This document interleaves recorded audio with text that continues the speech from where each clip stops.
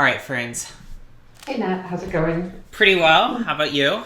Pretty good. I'm excited to see this draft. It looks like I think half the people in the pod haven't drafted at least Roto, if not the cube before.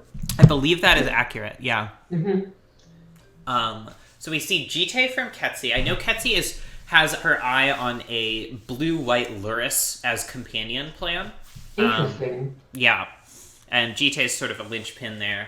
Wing takes Lightning Bolt, which is a really respectable first pick. Hmm.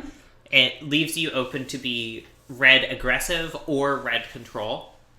Yeah, and it seems like especially being new to the cube, it just seems like a very good way to open of just giving yourself the most options possible. Yeah, exactly. So yeah, with Ketsy's plan then, I'm assuming it would just be like, very cheap low to the ground white one and two drops and then just kind of like blue disruption to tempo people. Sorry, I'm still finishing lunch a little bit. Yes, Oh, that is my understanding. I know she's also looking at multiple choice, the new card from Strixhaven, because it's mm. a kind of a 5-drop creature, which is something her deck will struggle with otherwise. Yeah, that makes sense.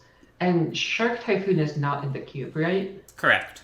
Okay. Oh, I guess that one actually doesn't work anyways because I forget that it is an enchantment. It's not just a card of cycling. Yep.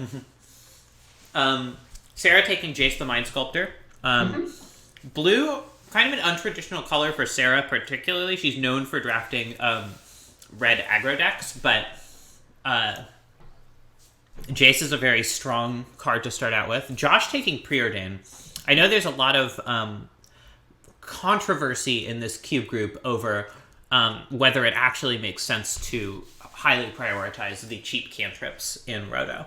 Hmm. It's also interesting. From what I remember, the last couple of rotos, blue was relatively uncontested, and it looks like we already have three people taking blue cards, and knowing that Ketsy is looking at getting into it as well. Seems like we might have a lot more of a fight over it than usual. Yeah. It's also possible that Ketsi seeing Jace, Preordain, and Oko taken will just decide that the blue half of her plan is not worth it and go a different direction. Yeah, definitely. I mean, it seems like the flip side of that is that the aggressive decks have been a lot more fought over recently, and there's really, as Ketsy and Wing share, but aside from that, like the rest of these picks aren't looking too aggressive. No. Teddy on Thoughtseize. Black has traditionally underperformed in these drafts, Hmm. but I still think that there's probably some pretty great black builds you could make. And some of the best black finishes have been with aggressive decks, so it's entirely possible Teddy will end up going in a more aggressive direction after that Thoughtseize pick, if that's what ends up being open. Yeah, definitely. I mean, it seems like that's a lane that's looking pretty clearly open here. Also, it looks like, well, I guess it's usually pretty common to see like quite a few drafters jump into green immediately, but it looks Yeah, like between Stephen, Marshall, and Val, that's probably going to be pretty contested here. yeah, and green also not a color that has put up great results very consistently in Roto. Hmm. I think partly because there are so many like tempting green first picks that it ends up being quite fought over. Yeah, that makes sense. It's also interesting looking at just the way that the Roto metagame and just the group understanding of Roto has evolved over the last year with these monthly drafts, where, I think like when quarantine started, people were looking at derogatory speaker versus Paradise Noble Hierarchy, like kind of the best one mana elves as like pretty reasonable first picks. And it seems like that's really fallen by the wayside. I mean, if I remember it, I think there might have even been one recent Roto where derogatory speaker just didn't even get picked. So it's kind of interesting seeing now like some new drafters in the cube, like cards like Birds of Paradise and Land of Realms getting really early in the draft again. Yeah, and it'll be interesting to see how they end up performing. Teddy, Hmm. not super surprising to me, following up that Thoughtseize with Bone Crusher Giant. At the point before Teddy took that Bone Crusher Giant, we had three people in blue, not counting Ketsi, three people in green, one black, one red, zero white. Um, Yeah, so Teddy deciding to go for one of the less drafted colors makes a lot of sense here.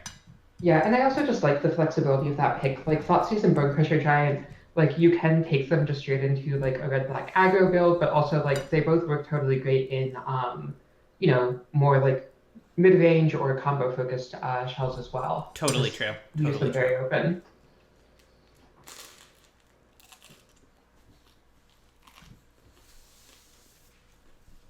And yeah, interesting seeing Marshall taking Brazen Borrower. Seems like that does leave him with potential to possibly go in like a bit more, especially with Oko, like a bit more of like a board focused aggressive tempo-y build. Yeah. Perhaps he's wondering if like Sarah and Josh are going to be like larger blue builds that he might be able to pick up some equity there. Of course, I you know. I personally expect one of Sarah or Josh at least to try to go twin here. Yeah, I yeah. In both fact, pretty unusual not seeing it picked in the first round, isn't it? not seeing twin picked. Mm-hmm. It's been losing popularity recently. I think there have been a couple unimpressive twin finishes in Roto, not super recently, but a number of Rotos ago that really diminished its equity. Vel taking Kitchen Finks really high for someone who hasn't been sort of deeply involved in this Roto metagame before, but that could signal studiousness of the past Rotos, because Kitchen Finks is a card that this group values very, very highly. Yeah, I'm really curious about that one. It seems like it also, could tend to go into like a pod direction where like Yeah. I'm curious if it is kind of just like, a pet deck type thing where like I feel like there are some people who just like really love pod because it's a pretty cool thing to be doing. Or if it is that like, she's spent some time studying up. Either is possible. Mhm. I really would not be surprised if it's pod one way or the other. Yeah, definitely. And especially with like Once Upon a Time, it seems a little awkward and like both Once Upon a Time and Pod both want you to be filling your deck with like as many creatures as possible and very few non-creatures, and they kind of clash with each other that way, but also they push you in the same direction, so they work together well that way. Mm-hmm. And yeah, again, it's interesting seeing Josh taking the Bloodstained Mire, like perhaps seeing that blue is pretty contested, looking immediately for ways to start pivoting out of it, or Yeah. at least branching out into, less of specifically a blue-focused build and perhaps more into like Grixis or blue-red. Wow, Wing taking Kiki Jiki Mirror Breaker. Not inherently committing her to blue. It is possible to do that with red and white cards only, but pretty clearly edging towards a blue deck as well. Wing has not done a lot of cube drafting in the past, Okay. as is my understanding. So I think we can expect her to sort of struggle a little bit to take in the whole back and forth of following what other people are doing and trying to execute your own plan. Roto's very hard. Yeah, especially it's, not having much experience with cube drafting is one thing, but at least then you're only looking at a set of 15 cards at a given time. Yeah. If you're, dealing with an entire cube at once, that gets much more complicated. And yeah, it looks like Katsuya just seeing that there's literally not a single person in white is happy to move in. I'm curious to see like if she's going to need to branch out at all, or if she could just be the white drafter at the table. I mean, I think it's pretty clear that she can be the white drafter at the table. Mm-hmm. Ketsi really likes doing cool off-the-wall things, and white, like just straight-up mono-white, is not that cool and off-the-wall. So I think it'll be interesting to see if she decides to just go for the really open deck that has put up a number of really strong finishes. Mm-hmm. Although, last time she did draft mono-white, she personally didn't finish that well. Or if she's going to continue to execute her plan A and try to splash blue. It's possible she might just go for a couple of the blue cards that people otherwise might not want that much, maybe like Mana War, multiple choice, and just the blue-white-gold cards, and mostly be mono-white, though. Yeah. Yeah, you can even play with the new Frost Trickster. Exactly. Yeah.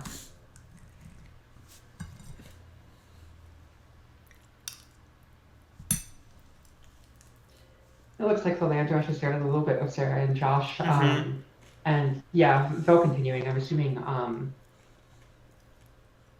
it definitely makes sense for like the blue drafters to start there initially just to try and like get themselves some escape patches, but it looks like everyone's just grabbing up the fetches that they need now. Yeah, yeah. It is a little bit of a shame for Teddy that the Bloodstained Mire got taken. First. Yeah. Yeah. But I'm assuming that that was probably a conscious decision for Josh of if he's looking at going in a Grixis direction. Well, Yeah. there's nobody in blue ready yet. Take the black red one first. And if Josh does want to just like slam Splinter Twin, the card Splinter Twin here, and continue to execute that plan, he's reasonably well set up for it. Yeah, he'll miss out on Kiki Jiki, but like it seems like that's kind of a bit of a mixed blessing where, yeah, you have all this combo piece, but also like Kiki Jiki is triple red. Like if you don't have to support that in your mana base, it does give you a little bit more flexibility in what you're doing color-wise. Yeah, that's totally true.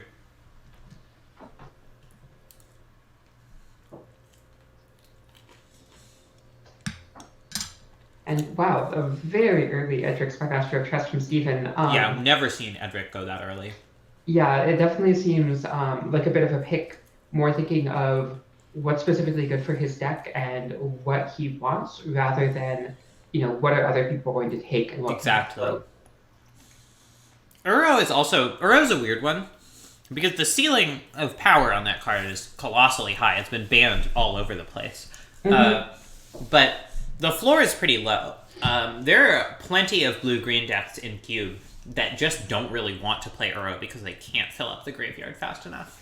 Yeah, I feel like so many blue-green decks in Cube, like when it was in Standard, it was powered by things like Growth Spirals and Opt and, all these cheap cantrips.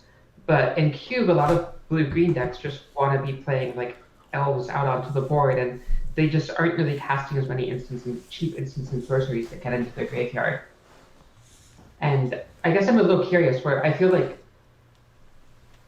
that's a one where a lot of people, I guess I'm not as sure about Steven's Cube experience. I feel like a lot of people who, like, don't know Cube as well as a format, like, see what Uro does in constructed formats and assumes that the card must be, like, one of the best cards in blue-green, but it just doesn't play out quite as well with the way that blue-green tends to play in Cube.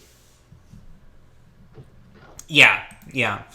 I think it's an interesting one as a Cube inclusion,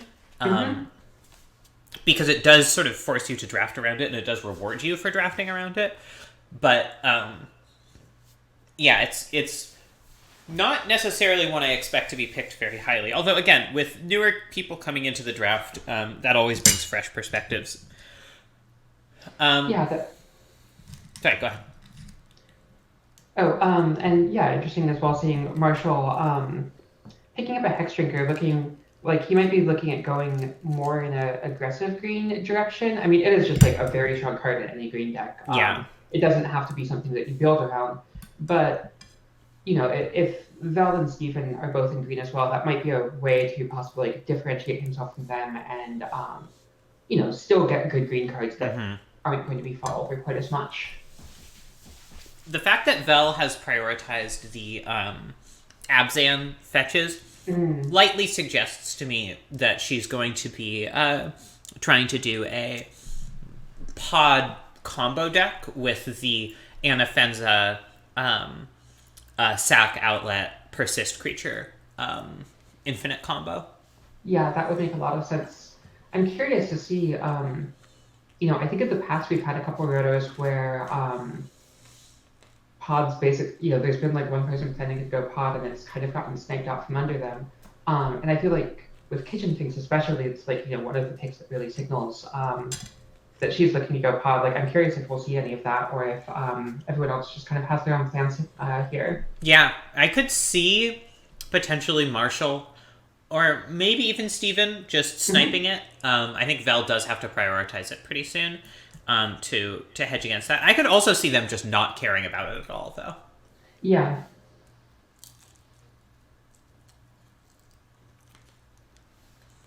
And there's that Howlin' Fountain from Ketsi, so she is staying on plan A. Wing taking Sedgemoor Witch. Going into black, despite being in the same color pair as Teddy and having a lot of the really good fixing for red-black taken. Teddy's got to be sweating a little bit to see if Wing is going to take a fixer out from under them, but nope, a braid instead. Yeah, it does seem like it. What is it? The black red shockland blood crypt has to be like pretty high priority for Teddy now. They've got a couple kind of disconnected fetch lands that don't actually get black. I think the black ones were all snapped up pretty quickly. So turning those fetches into lands that can get an untapped black source seems like a pretty high priority for them, probably. Yeah, and there are other black red fetchable lands, but that said, I think Blood Crypt is enough more powerful that it's worth prioritizing.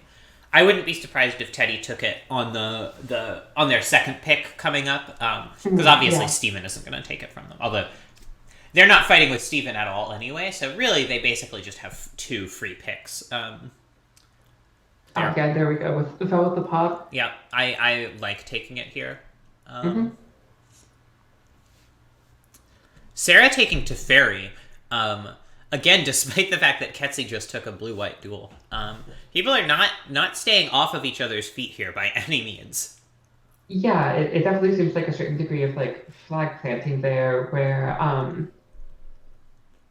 don't think it's especially likely that Ketsi was probably looking. I mean, obviously knowing about the Luris plan, definitely not. But like, it didn't seem especially likely that Ketsi was looking at taking Teferi in her Smuggler's Copter Selfless Spirit deck. But it definitely is a way for Sarah to signal to Ketsi that like she is intending to go blue-white. Yeah. Green Suns from Steven. Really, like, the fact that Steven got Green Sun and Marshall didn't, and Marshall got, Vel got Once Upon a Time, and Steven didn't with Ura. Just, like,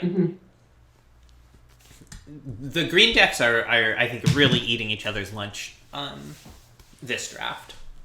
Yeah, definitely. And especially, like, for Vel, having Green Sun Zenith as, with Pod where you have all these, like, unique toolboxy effects, having like that second tutor can be really valuable. Yeah.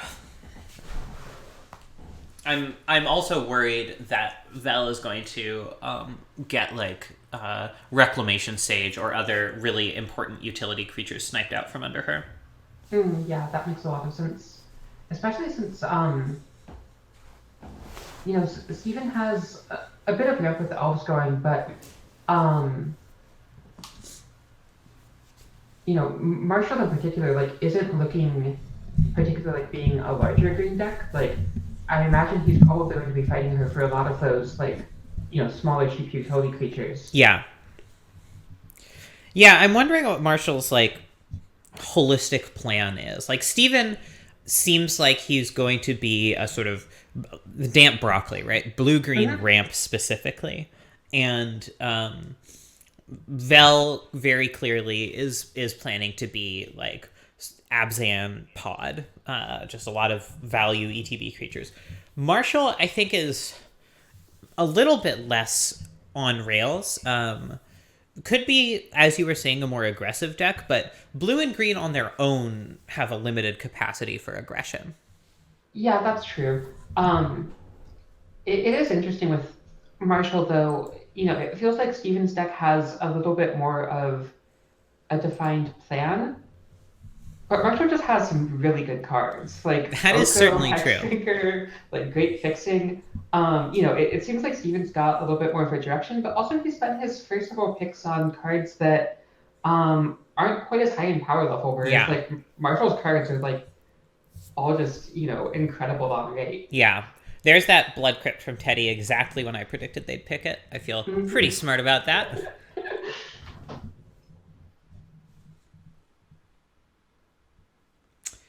Okay. Overgrown Tomb from Marshall. So hedging in a more Sultai direction. Pretty awkward for Vel to lose that Overgrown Tomb. Yeah, definitely. Although she does still have access to the Abzan Triome, which seems unlikely to be contested in this pod.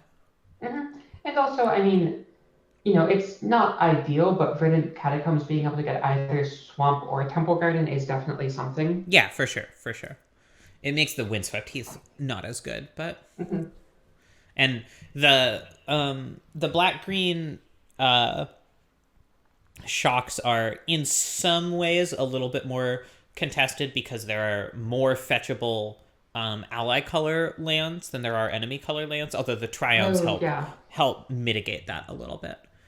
Mana Leak from Josh. I am a huge personal fan of the cheap counter magic in Cube, so I'm glad to see that going early. It looks like Josh is just going for a really clear, focused control deck. Yeah, I imagine like he's left himself a lot of openness with picking all these lands, and I imagine now he's probably going to spend like the next few picks just kind of evaluating like which exact lanes are open to him, and probably just starting to take like cheap, powerful interaction in whichever direction he goes. Yeah. Ketsi now fighting over the like you said, cheap, powerful blue interaction, Hmm. where she's going to actually need to contest that with other people, with no one else in white other than Vel, who's like a third white. Ketsi really just doesn't have to worry about those cards being taken. Also, can I say, White has one of the best records in Roto. The fact that people are just ignoring it is disappointing to me. Yeah, I mean, I imagine that there's a certain degree of just it's not the most exciting thing to draft. I feel like, especially in it kind of compounds itself where because like there's fewer people looking at moving into it, you're kind of just, off in your own lane doing your own thing. Um, which then makes it, you're not having to like navigate and pilot the draft quite as much, which makes it less interesting, which makes less people draft it. And um, yeah, I think people should like winning more. That's my hot take. Watery Grave from Sarah, signaling sort of an interesting. Esper bent to And her draft. they do have that polluted delta, and they're the black blue gold cards are very strong, They and are nobody's super in strong. black blue right now. Yeah, I like it. I think Hmm. identifying color pairs are open, especially when they have really good gold cards, and capitalizing on that is a key to success in Roto. There's that Triome from Val, and Marshall takes the Sultai Triome. Uh, Yeah, it's nice that they're able to just oh, split them that I way. keep thinking JJ is Josh. I think I have referred to him as Josh multiple times. Oh, That is not Josh Jellin. okay, interesting. I didn't. I just kind of started assuming it was after you started referring to him Yeah, as no, Josh. it's not. It's JJ. It's uh totally different person. Cube Okay. streamer.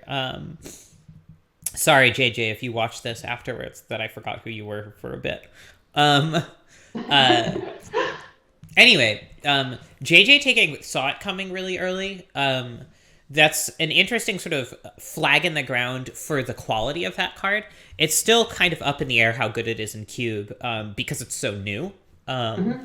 but JJ is taking it over like Condescend, over any other 3 mana counter, over Spell Pierce, and that does kind of signal a high estimation of that card's quality. Yeah, I'm curious, like how much experience he has with the card. If like it's something like he strongly believes is like one of the better cheap counters in the cube, or if it's like more something he's looking at trying out here. Yeah, Teddy taking Kolagon's command, doesn't want to fight Mhm. with Wing for the really good black red gold cards. It looks like. Makes a lot of sense, yeah. And also, Marshall, I love the Vivian's Yeah, Monsters Advocate pick again, just kind of on the theme of just taking very strong cards. yeah. It Seems just like seems like the premier 5 drop in green. yeah. It seems like Marshall could just quality out his opponents, despite not having a laser focus like some people here do. Hmm. Murderous Rider from Val is nice. That's a good way to sort of split the difference on playing a lot of creatures and also having interaction. Yeah, and like the fact that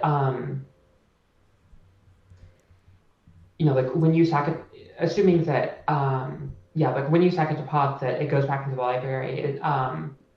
I guess like potting it up again isn't really the most relevant because you really care about the instant side of it, not the body. But Yeah. it is something.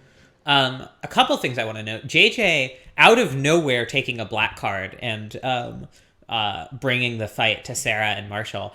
And then Sarah, very, very consistently, taking white-blue duels when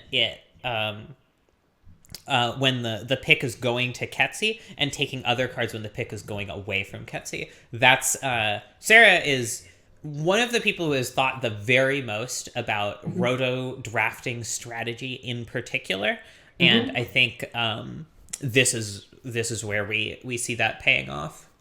Ketsi actually taking a white card here, Winds of Abandon, really just from I guess Sarah could take it and Vel could as well. Um, Yeah, and it wouldn't surprise me if that one was high on Sarah's list. yeah, It's just such a powerful card. it is. It is really really gross. Yeah. Hmm. Um, and then irrigated farmland just to help with her fixing. Yeah, which it does feel like it's slightly paid off. Sarah's Prairie Stream pick of they do similar things. They're both fetchable blue-white duels, but Prairie Stream with the possibility to come in untapped is just like a slightly higher quality one generally. Generally, yeah. Although interestingly, I think Ketsi's deck would uh generally like Prairie Stream is better in Ketsi's deck and irrigated farmland is better in Sarah's deck. Hmm. Than it is in Ketsi's deck. I think you're right that Prairie Stream is just slightly better overall, and that's why Sarah picked it first. Yeah, I'm curious if there was any degree of Sarah specifically picking the one that was better in Ketsy's deck to hope that like the farmland might come back to her. That is very possible.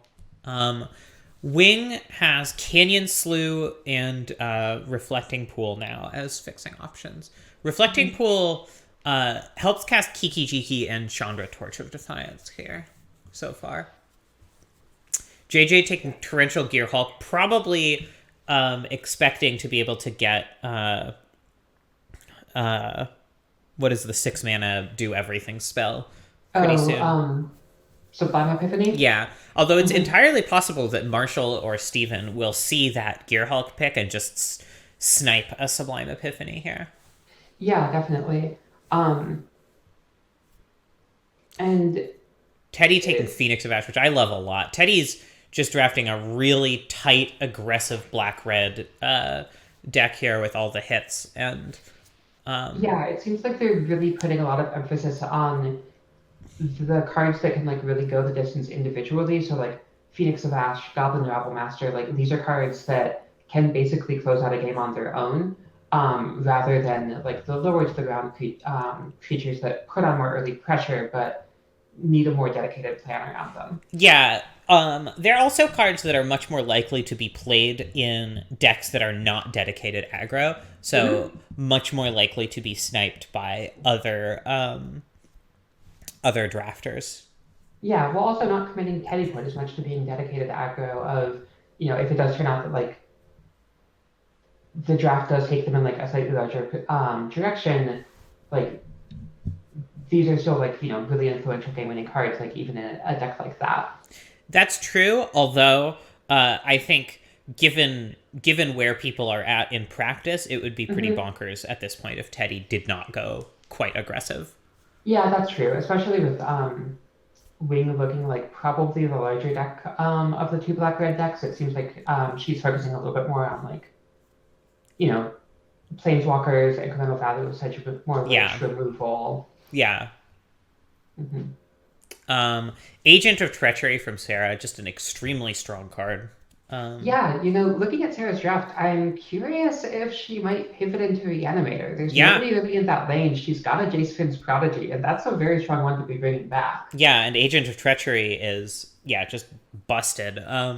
Could also be sort of a light reanimator deck that isn't trying Hmm. to 100% be on that strategy, but she's set up to have the Unburial Rights Gifts Ungiven plan happen. She's set up to play like Grave Titan and Wormcoil, other things that are very castable and reanimatable. Ketsi taking again the really efficient in for Path to Exile or just reliable for Council's Judgment removal before other white decks can get it. Mm-hmm. Which, yeah, makes a lot of sense of picking the two of those back to back before the pick gets back to Sarah. Wing's red cap pick has got to be a little bit annoying to Vel if she was in fact trying to do the Anafenza combo plan. Yeah, there are other outlets, but that's like one of the stronger ones because it just kills immediately as opposed to like making like an arbitrary large creature or like infinite life or whatever. Yeah, exactly. Mm-hmm. Sarah taking Liliana, the Last Hope, a card I know they really, really value highly, although one that is going to be difficult for them to cast with their lands as it stands right now. Yeah, definitely. I'm a little curious if seeing like Ketsi fighting really hard over, Path, Council's Judgment, just blue-white lands in general. I'm curious if Sarah's like looking at pivoting a little bit more blue-black. I mean, obviously you can still splash like a fairy, that's going to be great, but not going as much in that blue-white direction that they were initially looking at going from some of their earlier picks.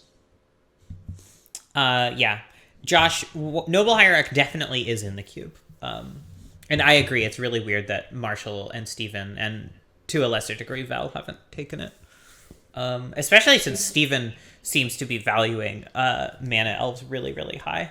Yeah, it's just the second... much better than Llanowar elves. Yeah, definitely. I don't want to say it's like... Liliana of the Veil from Teddy, signaling perhaps, like what you were saying, a more controlling deck, which I think is a little bit bananas in this seat with no one fighting for the red aggressive cards, but yeah, it does strike me as a little odd. It seemed like initially Wing without Lightning Bolt pick might have been looking to get into that seat, but there's just nobody picking aggressive red cards right now. Yeah, not at all. I mean, Teddy's picking some of like the more mid-range powerful ones, but like nobody's taking like your Goblin Guides. Yeah. But they could be on some sort of okay never mind. There you go. Yeah, I'm curious if that Lily pick was just like a bit of a hedge of like it is a powerful card. I'm a little confused by that pick. Yeah, I have not been super impressed with Liliana in decks that aren't kind of trying to drag out the game. That said, if you are playing out your hand pretty consistently, her +1 does get a lot better. So it's worth considering. Fallen Shinobi from Marshall, really strong card. Noble Hierarch is not underbanned. Noble Hierarch is a green card in the cube's categorization. Yeah, and speaking of those powerful blue-black cards, it definitely... Josh Jellin says in chat, I wouldn't be caught dead taking Preordained into Bloodstained Fire.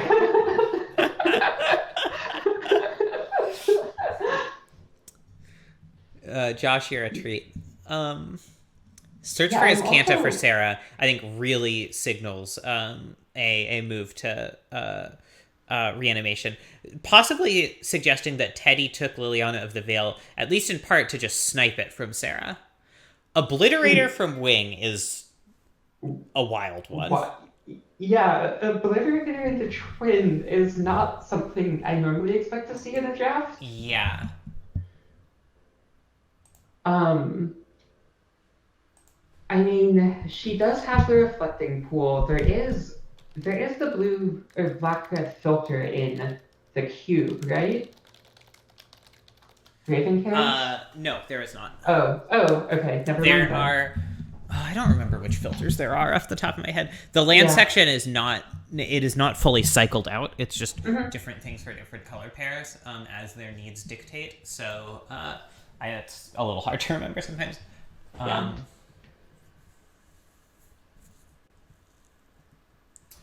And also, the remaining cards tab is, as people have pointed out to me, totally broken right now.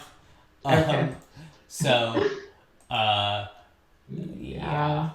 I will need to fix that at some point. Okay. Maybe I can do that during the 5-minute break. Or maybe I just do it after the draft. And Yeah, it's probably worth just actually taking your break. well, normally we just do commentary through the break, but... Oh, okay. Let's see.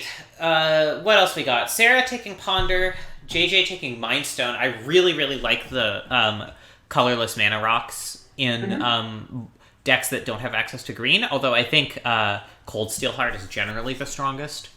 Yeah. Vel taking Devoted Druid. Sorry, go ahead. Oh, yeah. That could just be, perhaps being, like, a little bit less familiar with this cube. I think also, like, the pick 12th of Dress, when I'm sure Teddy was, like, very glad to see that go instead of Inquisition of Cold, which that they were able to pick up. Absolutely. Really rate Inquisition like quite a bit higher than Dress, but it's possible, like, if somebody has more experience with, like, Vintage Cube or something, they might rank those two a little bit closer to even. Yeah. Duress is also an interesting one, just looking at the decks here, where, like, of the cards people have picked here, what are you really, like, ideally hitting with a Duress? I guess, like, Vivian, maybe one of the 3-mana Lilianas if you get it early. Yeah, I mean, like, he's really the deck I want Duress against the most. Yeah. Sarah, it's probably going to be pretty good against too, but even then, like, she doesn't have many expensive spells or even really spells at all at this point, other than Teferi. Yeah. Grave Titan from Sarah. Yeah, so this is the sweet spot of castable and good to reanimate. Which, like, Agent of Treachery also definitely falls into nicely as well. And, going with the Rubber Birch out from Teddy, that's... Wow, that's gotta hurt. Yeah, I'm not sure how much I love it in her deck. It seems like she's just... seems a bit more mid-rangey and big than I would normally want for that deck. Like, normally you want to be emptying your hand pretty quickly so that you can, like, guarantee hits off of it. Starnheim Unleashed, by the way, is a really interesting one from Ketsi because it's a creature that costs more than 2 effectively, but still can be played under Luris. Oh, interesting. Yeah, I hadn't really thought about that angle of it, but, like, I imagine, we'll probably see her picking up things like Spectral Procession at some point. I mean, obviously, I don't think anyone at this table is fighting her for it. Like, she'll probably take it, like, 39th or something, but it does seem like something that, like, works nicely for her plan. Yeah. JJ on Golos. I wonder if we're going to see one of the green drafters, especially, like, the 3-color green drafters, just take the World Tree here. So JJ doesn't get it. It's awkward to be taking these sort of 1-2 punch cards in the middle of the table when there's so many picks for people to just take the other half away from you. Yeah, definitely. Especially since it seems like, he's got a Fable Passage, but it doesn't seem like he's very well set up to be activating Golos at all if he can't wield that. Yeah, exactly. I also wouldn't be shocked to see Teddy take a Zealous Conscript. Now that Wig has Splinter Twin and Kiki, because that just really, it just makes those cards dead for her. And in fact, I'm shocked she hasn't taken it, given that, again, Splinter Twin and Kiki are just not going to be cards if she doesn't pick up something to blink. Vel has Sphinx, Josh. Yeah, it seems like I'd much rather have Kiki and conscripts than, Kiki and Twin. And I mean, likewise for Teddy, even though they don't have either of those combo pieces with Zealous, it's still just like a really good card. Yeah, it's a fucked up card in aggressive decks. Teddy taking Conspiracy Theorist, new one in the cube. Very interested to see how that plays, especially in a more aggressive deck. I also am curious where, like, they've got Liliana of the Veil and Conspiracy Theorist. Like, I don't think they're really set up to do much with it, but, like, they do have some, like, self-discard enabling, and I'd be curious to see if they're planning on building anything around that. Yeah. And Um, yeah, the other thing I didn't notice, but from a little bit ago, Steven did indeed take that reclamation stage that you were worried was going to get snaked out from there you under go. Val. Um, It just, yeah, it just seems so difficult in yeah. the pod seat to get everything that you want. Yeah, I mean, Like, I I think over one of like the mana elves, like I don't think Devoted Druid is doing that much for Vel here. That's around when I probably would have taken it. Courser of Crewfix and Garrick Wildspeaker from Steven. Really just a damp broccoli deck. Mostly just green though. Not really. There's certainly blue cards in there, but it's not the focus of the deck. yeah, There's that Zelly C from Teddy. Yeah, I like that on. I really like that. Yeah, I'm kind of curious if Steven's like really even looking at being much blue at all. I mean, he hasn't taken any fixing, and it seems like these kind of like just bigger rampy green cards like really don't seem to be getting very contested. No. I don't think he really needs to go into. I think he can just be like a very, very lightly damped broccoli deck. Yeah. And I'm gonna be interested to see when and which high end payoffs he ends up going for. Mm-hmm. Specifically to make all of this ramp have something to do. It's really easy to get into a situation where you just take a bunch of ramp cards and that's it, and you just sort of peter at when you have access to 9 mana and nothing to do with it. Yeah, definitely. I wonder who's going to end up with the Harmonize. I feel like Steven wants it most, but that doesn't necessarily mean he's going to get it. Wing taking Cold Steel Heart here. Yeah, I mean, I think Vel absolutely does not want it, and Marshall seems like could take it, but in Sultai you just have so many other card advantage options that I'm not sure if it's going to be a particularly high priority for him. Yeah. I mean, it's also conceivable that Steven would just go for a blue card advantage card over it, like the Hold the Multiverse, something like that. Spell Pierce for Ketsi, I like that. Because she's going to be playing, the early game is so crucial for her that it's going to be active a lot of the time. Yeah, and especially it seems like it unlocks really strong turn threes of, play out a 2-drop and hold up Spell Pierce. Yeah.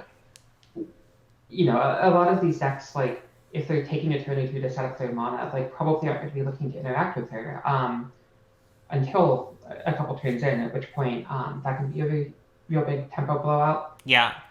Josh, I'm guessing Wing takes at least one sweeper at some point just because she seemed to like them in table draft yesterday or Thursday. Sarah probably wants a sweeper. I don't know if anyone else at this table wants one and has access to one. I guess JJ could take Damnation. Yeah, I'd expect to see that at some point. I am curious though with Sarah picking up this Massacre Girl. It does seem like she's starting to move in a more of a creature-y direction. If that's just going to be her sweeper, or if she is going to take up take a Damnation or something. Yeah. I mean, I love a Massacre Girl, especially when you're the Reanimator deck, because you just get so many shots at it. Yeah, exactly.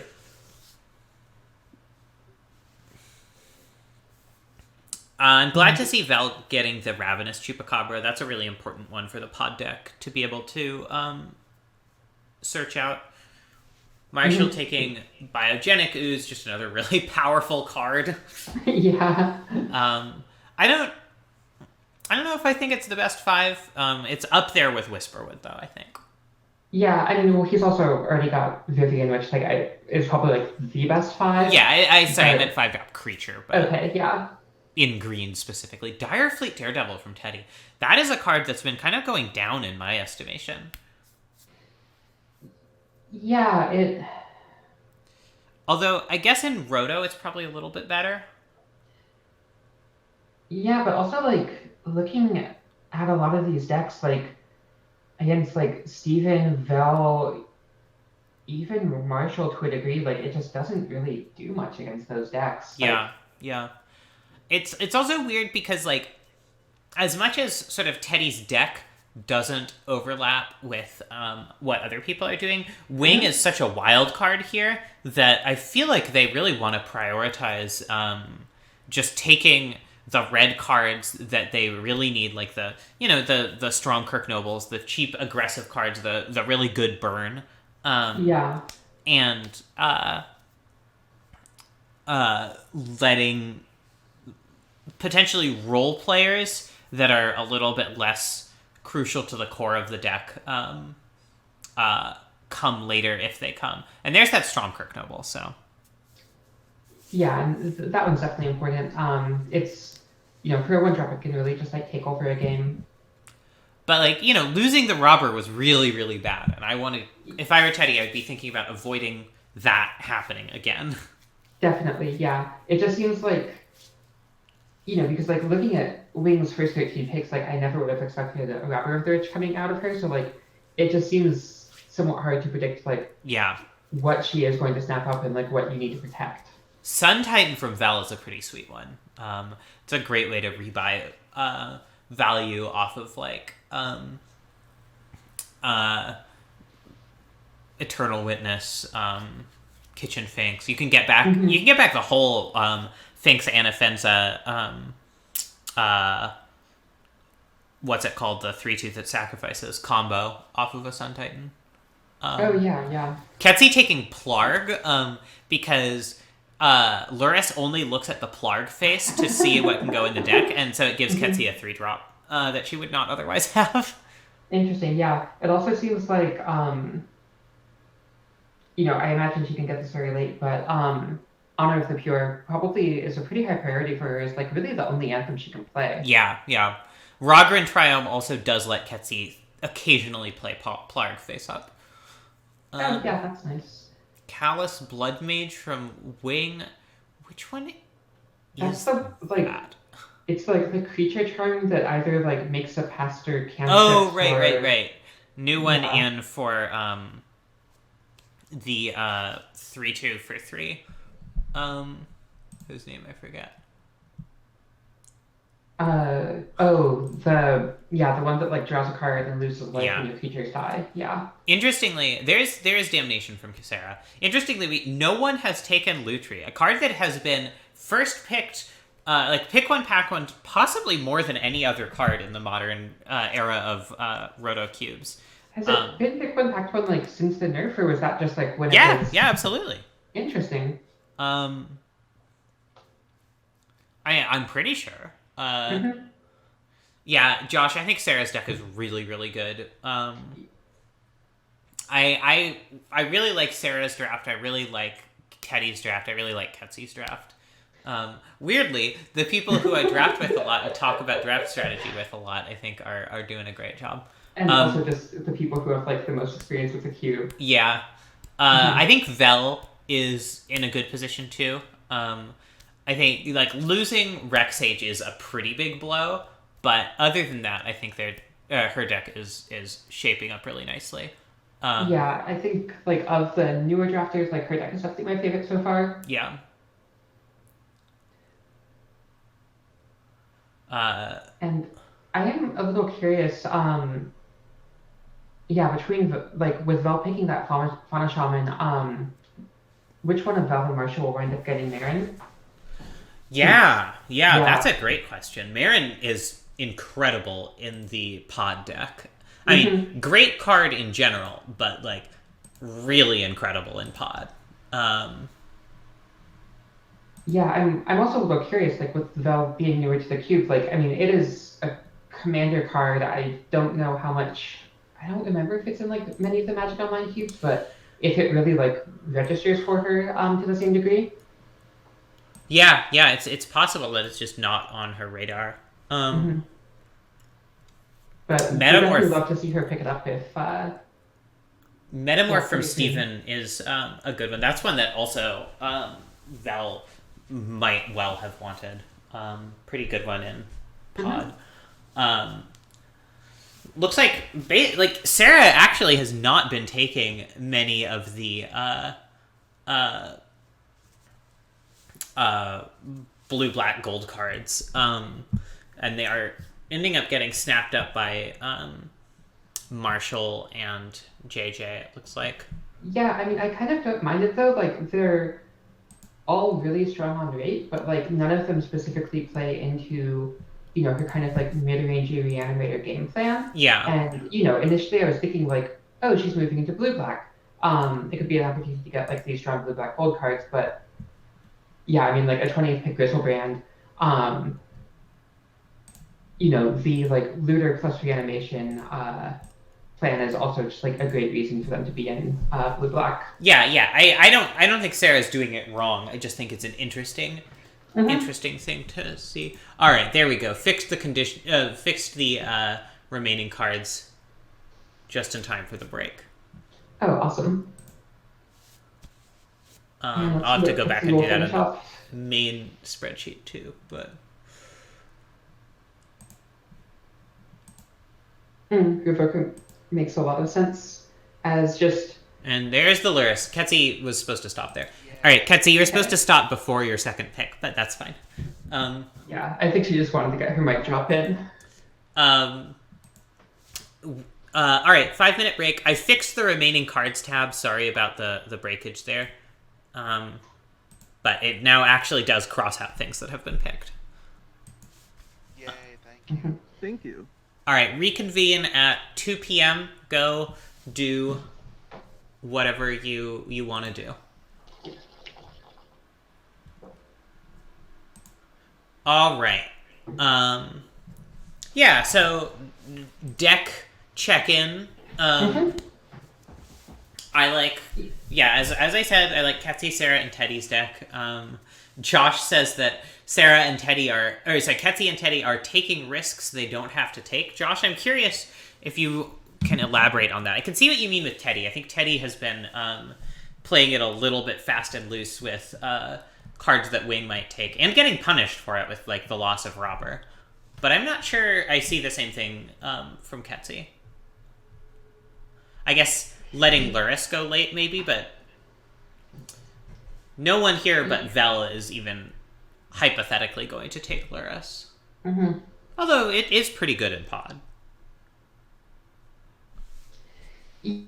Yeah, I'm not sure. Like the other thing you could maybe say for Ketsi is like perhaps she had a chance to take like a couple of the like cheap interactive blue cards a little earlier, but like 17's pick spot Pierce does seem like a little bit late to be floating that one, but also overall, like I feel like all of the key white cards for her strategy, like she can just fill her deck out with those for free. Yeah, no one's going to be taking a Donto Vanguard or whatever. Yeah. I mean, Sarah might, just because Sarah has a hard time resisting how is this still here-itis. But it's just not going to be very good in Sarah's deck. Yeah, I feel like also Sarah sometimes has a bit of temptation to like dagger Ketsi in particular. That's fair.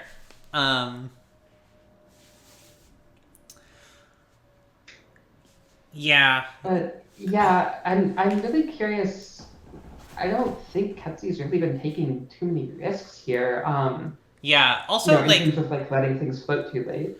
Like, Ketsi really can't afford to play that many spells. Like, probably some of the spells she's already taken are going to end up in her sideboard, just because, like, in order for Luris to be worth the restriction, you gotta, like, really consistently have good stuff to get back with it. And that means permanence.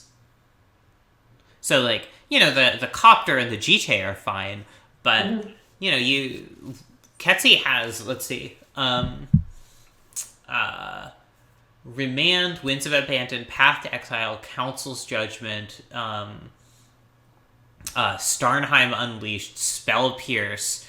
That's 6 cards that are not retrievable with Luris. But at the same time, I kind of feel like it can be a way of like kind of stretching out a lower creature count, both like, it is a creature you always have access to, but also like because it buys back your creatures, it like one of the bad places these like blue-white creature plus interaction decks can find themselves in is like, they draw a hand with two creatures. Those both get answered like before they kind of have their shields up, and now they've just got like blue interactive cards and no clock. But Luris like helps get you out of that situation by buying your creatures back. I guess that's true. I don't know. I feel like you do want to be able to put on the initial clock pretty effectively, though, because it does take 2 turns to get Luris going. So it's not nearly as free as it used to be. Let's say that. Yeah, I mean, I don't think Ketsi wants to be keeping opening hands without like any creature pressure, but I think she's also fine playing out like 2 creatures as opposed to like 3 or 4. Sure. Let's see. Looking at other decks, I feel like we haven't been talking about Marshall's deck quite as much. It kind of just looks like a pile of good cards. Soul stuff. Yeah. It's 2. I gotta tell people it's time to start again. Oh, okay. Is everyone back? JJ's Marshall here. is back. Wing is Bill's back. here. Teddy's here. Sarah, Ketsi, I'm here. Steven's here. Val. Yep, I'm here. All right. So it's just Ketsi, I think, that we're waiting on. And since Ketsi already made her second pick, I think y'all can get started again. Okay. Yeah, I guess the one thing I noticed looking at Marshall's deck, he does seem currently a little short on ways to be enabling that Fallen Shinobi. Would kind of like to see a few more cheap creatures, especially evasive ones. Like I think the Thief of Sanity was definitely a nice pickup there. Yeah. But just a couple ways to turn that on by turn 4. Yeah. That's also a place where not having the 1-drop mana elves is kind of punishing. It's you don't love just attacking mana elves but especially if there are blockers. But sometimes if you have 2 mana elves and they have 1 blocker, you just attack them both in and Fallen Shinobi the one that's not blocked, and that's just worth it. Yeah, especially like if you're just at a stage in the game where like the mana elves aren't really doing much for you anymore. It can just be a fine way of cashing them in. Yeah. Ashiok from Sarah. Not exactly a plan A card, but just incredibly powerful.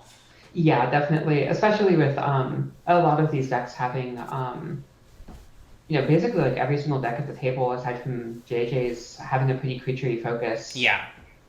And JJ has some nice pickups off of it too. Yeah, and also like really struggles with ways to pressure it. Interestingly, by the way, no one, including JJ, has taken the World Tree to either snipe or go with this Golos, which is wild to me. Yeah, I'm curious. I know there was a thing a couple Rotos ago where someone came in and like I think at C8 like picked Golos World Tree right away. And I feel like that kind of established it within this group as a thing. I'm not sure like how broadly across like the general player base how conscious people are of it, like especially like as a combo. Yeah, especially with like Marshall and Steven, who don't quite cube as often with this group. Like if they would be familiar with it, because like they're really the ones I think who would be fighting JJ for it. Yeah. I mean, I think it would be pretty good in Vel's deck too, but yeah, which is also a 3-color green deck. Any 3-color green deck, I think the World Tree is a good card. Mm-hmm. It's not that hard to hit 6 lands.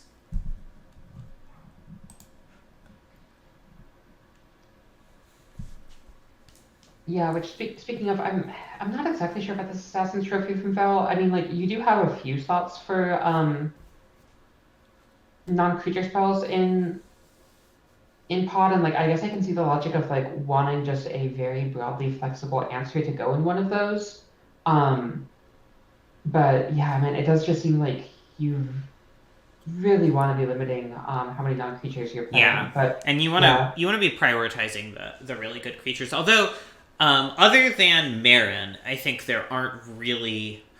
We're running low on creatures that are, like, crucial. Although I guess there's also the combo pieces, but who's going to be sniping the combo pieces, right?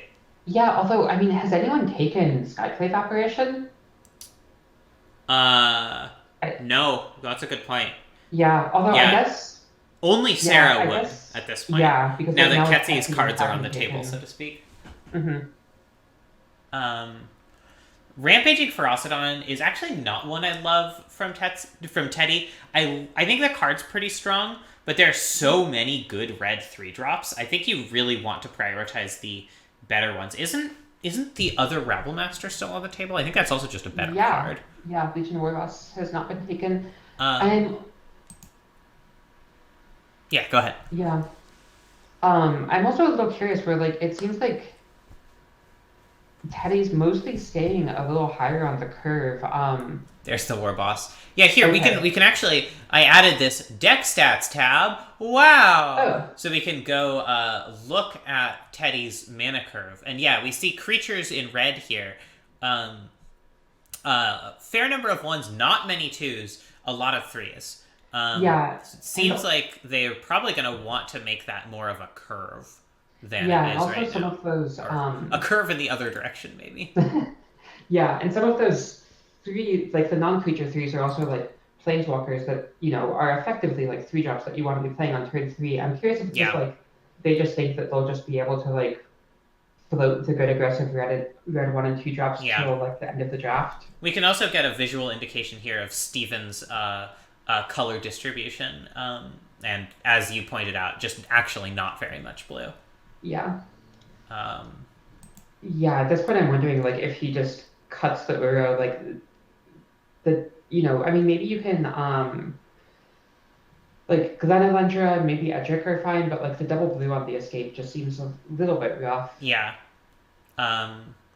Although, you know, there's like Birds of Paradise, Noble Hierarch, Sakura Tribe Elder to help with that. Yeah, you know what would really help with that? The World Tree. Yeah, and he did just pick up a Botanical Sanctum. I was mostly feeling that because like previous to this, like that's I think the first duel he's taken. I think that's true, yeah. Mm-hmm. We've got a Siege Rhino from Vel. That's a nice pickup in the creature department. Collective Brutality is really great for Sarah. Sarah, interestingly, has taken only one actual reanimation spell so far. That being Liliana Death's Majesty. Yeah, I'm assuming they're probably just figuring that like nobody's really going to be taking on burial rites. Yeah, I mean, I think you're right. I think there's enough reanimation in the cube that like Sarah doesn't really need to fight over it. I think this is the right decision. It's just kind of funny. Josh, Uro is very strong, but like not even great in Steven's deck. It looks like Steven has how many actual spells that just go straight to the graveyard? 0 of them, and 0 fetch lands. So the amount of time Steven's going to be able to reliably get to 5 cards in graveyard plus Uro is not going to be that high. Oh, nice. Well, picking up Whispered Out. Yeah, I like one that of the a lot. other premium. Yeah. Lightning Mauler from Teddy. I wonder if this does mean that they're going to go for a little bit of a reanimation sub-theme here. Yeah, I mean, they could also go in like a Through the Breach direction, possibly. Yeah. Like, they could also... Actually, wait, no, they haven't picked a single creature. They're taking a ton of 3-drop creatures. Oh, they're Lurasing. Or Luca. Lucaing. Fucking still so mad at those 3 cards. Okay, yeah, this looks like pretty sick from Teddy. Yeah, I like this a lot. Good call, Ferns. That's why we call you Good Call, Ferns. Oh, they have taken Zealous Conscripts, actually. Oh, okay, but I mean, like, that's still just 1 miss. Yeah.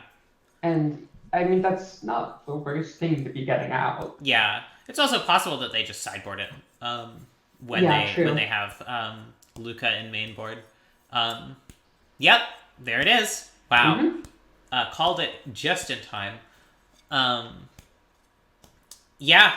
The weird thing is, if they are really going for the full Emrakul, it doesn't, like, they have this Liliana of the Veil conspiracy theorist setup to actually do reanimation as well, and this just doesn't play with that at all with the Emrakul, but... Yeah, it is a little unfortunate. Especially like Sarah having already taken the Gristle brand, which is kind of like the premier reanimation target. That like is also great with like Through the Breach. Yeah. I mean, there's like, there's Apex Altasaur and stuff like that, which are also great. There's also the possibility of just taking Emrakul and Makeshift Mannequin. Yeah, that's true. Which does work with Liliana of the Veil and Conspiracy Theorist. Yeah, which I'm curious to see if that'll push Sarah to fighting over that one. Yeah, Coalition Relic from Sarah. That's interesting. I think that card's great. It helps cast an Agent of Treachery. It does help cast an Agent of Treachery and a Teferi, which Sarah is still presumably planning to splash. Pack Rat from Marshall is interesting.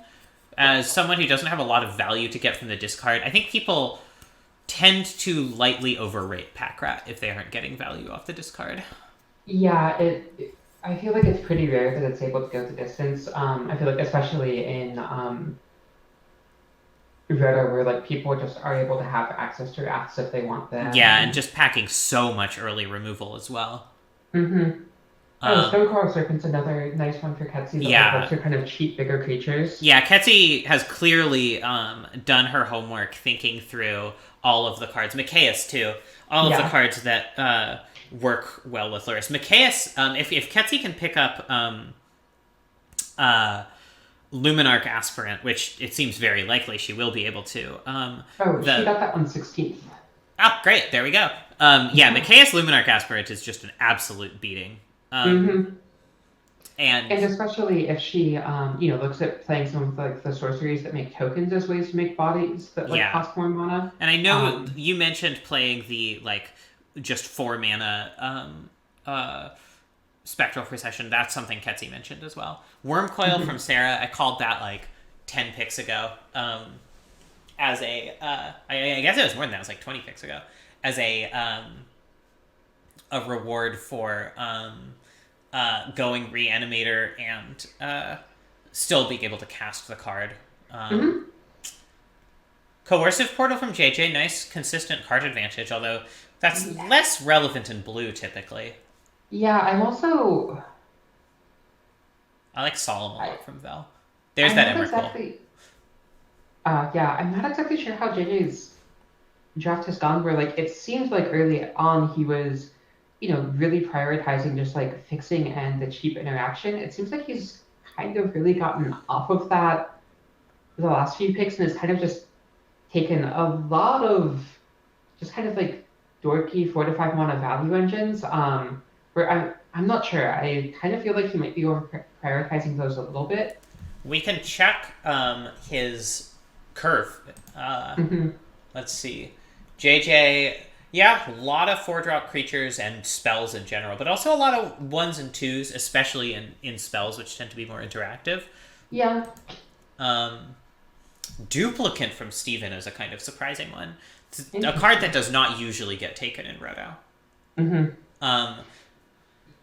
Yeah, it just seems like it's just not that good on rate these days. Yeah. Jinx Choker from Teddy, love it. Although another 3-drop.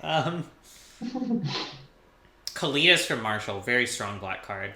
I'm wondering if Teddy has just abandoned black at this point. Or if they're just planning to splash Thoughtseize, not the best splash. Kolagon's Command. Liliana, also not the best splash. Yeah, it seems like, we have been talking about how Emrakul doesn't really work great with the Conspiracy Theorist Liliana if they'll discard plan. But, they could just cut Liliana and, Conspiracy Theorist is, so close to just, half the time that you pitch things to it, you can just play them. Yeah, it's just a good card. Yeah. Hagra Mauling from Sarah, that's the land that is also a removal spell. Just a very strong card. And it's a card that is going to make your main deck when, you have 40 picks in Roto. Plenty of the cards you take are just never going to make your main deck. So I really like Sarah picking that up. think Yeah, it's I really feel like smart. again, that's just kind of one of the like Sarah's really experienced at cube drafting picks. Yeah. There's Or Ketsi Rhoda drafting taking specifically. a Danto Vanguard, which is signaling that she is now fully in just the take the cards that are good in my deck and fuck the rest. Sarah, not quite there yet. Sarah's still taking cards that are likely to be contested. I suspect we'll see in like the last 10 picks Sarah taking 2 or 3 reanimation spells, as well as a Gifts Ungiven. Yeah. Consecrated Sphinx from JJ, another just powerful high drop card. Mm-hmm. Although you can't say he hasn't been prioritizing ramp. He's got Mind Stone, he's got Palladium Mirror, he's got Boros Signet. Yeah, and I suppose The like double even off-color Boros Signet. you know, even within like the 4s and 5s, like Urza and Golos do, bridge you toward like Sphinx and Battlesphere. That's true. I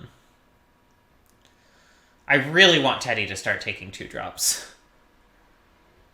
Yeah, I mean, maybe they just see those as like their last 10 picks that are uncontested. Sure, I mean, sure. I will say that like aside from that one Rubber of the Rich Dagger, like Wing hasn't stolen out like any other cheap creatures from them. Yeah. Shieldbreaker kind of counts. Yeah. Toski's a good one. Toski's been pretty impressive in Battle Mammoth. Mm-hmm. Yeah, it's possible Steven will just be able to like mid-range people out here. Yeah, I mean, I think they're also going to like pick up a lot of nice consistency just from like basically being monocolor if like they just don't really have to worry about mulliganing due to like color issues. Yeah, that's true. But it also does like, other people are going to be able to get value by picking lands, which like so Teddy not really getting. Clearly still in black after taking Brain Maggot. Not a super aggressive card, I will say. Yeah, I mean, it does seem like they aren't all going like all out aggro. It does seem like they're looking a bit more toward powerful creatures that put on pressure and can close out games by themselves while also having this combo plan rather than just be. But there's also a Goblin Guide and Stromkirk Noble in there. Yeah, I guess that one's a little strange. Like Goblin Guide in particular plays against that. Like Stromkirk Noble, I feel like the way it grows, it can put on a lot of pressure for a one, but yeah. Sure. I don't know. When I try to draft the sort of black-red aggro combo, and I think when Sarah did it successfully, now a number of rotos ago,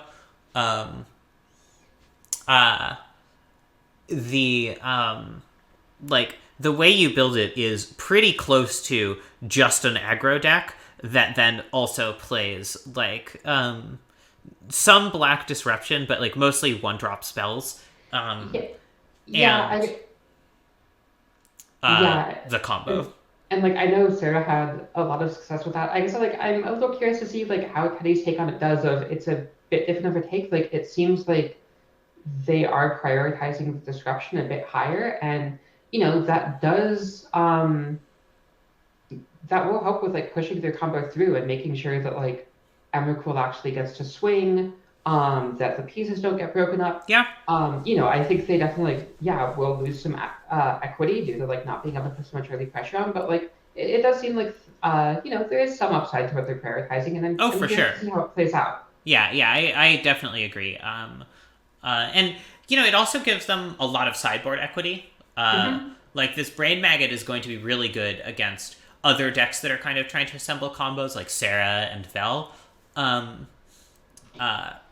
And being able to side into it or out of it as the sort of circumstances dictate is very strong.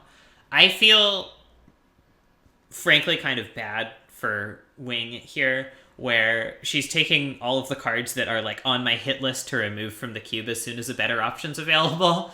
Like Palmite, Italy. Yeah. I feel like I've led her astray a little bit with the cards that are in the cube, but that's the roto, I guess.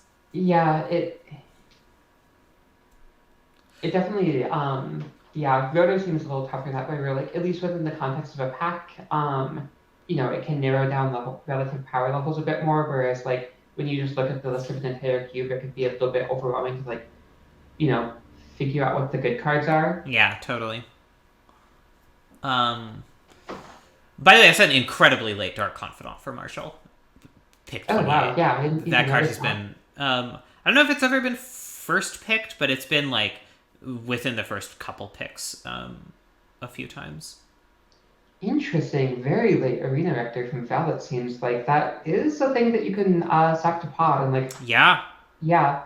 And okay, Yeah. they also picked a Liliana Dreadhorde General to go with it. I'm curious if like they might also pick up like a Karn or an Ugin or something, or Maybe. I don't think you need to do that much better than Liliana Dreadhorde General for Arena Rector to still be stellar. yeah. Although- And I guess Liliana actually plays really nicely with the pod plan in general. If like you're sacking your creatures and like she buys you back more gas. Yeah, I Yeah. really like this from Val. Yeah. Sulphurous Springs from Teddy is great. That card exists to make black-red aggro possible, so hooray. Epic Downfall from Marshall, just sort of picking up value. Blade Splicer from Vel. I'm, like, it's getting to the point where Vel is really... If Vel is planning to do the Anafenza combo, it's getting to the point where she is risking the Anafenza just being taken by Ketsi, which makes me think maybe that's just not on her mind, despite being perfectly set up for it here. Interesting, yeah. Yeah, I hadn't really thought about the possibility of Petsy sniping that, but yeah, that is real. I mean, it's double white, so it's a little bit awkward, but it's not that awkward, and Anafenza is a pretty good beatdown card. Kiora bests the Sea God from JJ, a really strong one. There's Discovery Dispersal. No, that's not even the one. That's not Connive Concoct. So Sarah is still resisting taking actual reanimation cards. Spectral from Ketsi, as we predicted, as you specifically predicted.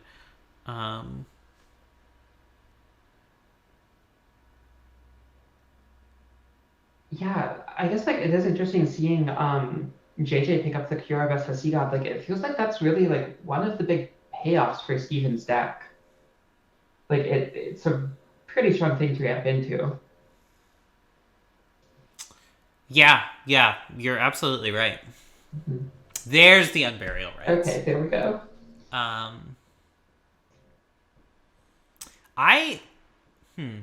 I might have done it the other way. I might have waited on the Unburial Rites, and until it was going in a direction where no one is likely to just like randomly snipe Gifts Ungiven. Yeah. It is not impossible that one of the blue players would just take it. I think it would be wrong for them to do so, but stranger things have happened. I think just there's also like 10 picks between that Unburial Rites and when Sarah gets the gifts. Whereas if she took it going the other way, it would only be 4 for people to just say like, fuck it, I'm gonna be an asshole. Yeah, that's true. But like also if you're then like advocating for picking that later, I mean like I feel like most people at the table can see that like Sarah wants Unburial Rites gifts, so like It's if they want to be an asshole, they can want to be It's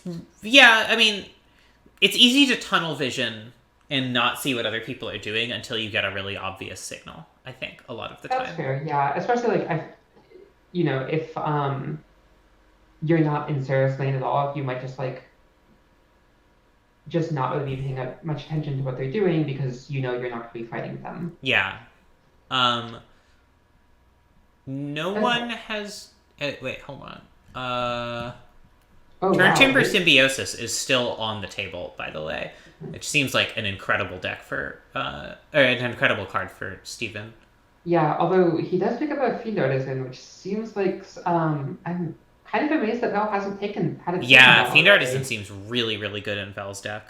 And yeah, now it seems like Teddy's doing that curve filling of picking up all the cheap 1 and 2 drops. That's good. It's important to do that. ECD from Vel. Huh. Another non-creature spell in the pod deck, which is always a little bit scary.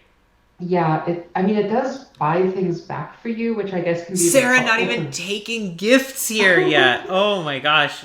She's going to give me a heart attack. Like, it is possible that she just doesn't take it. I think it's crazy, but yeah, it's technically possible. I mean, we did get that one draft of Val not taking Agent of Treachery, but I like, know. Oh my god.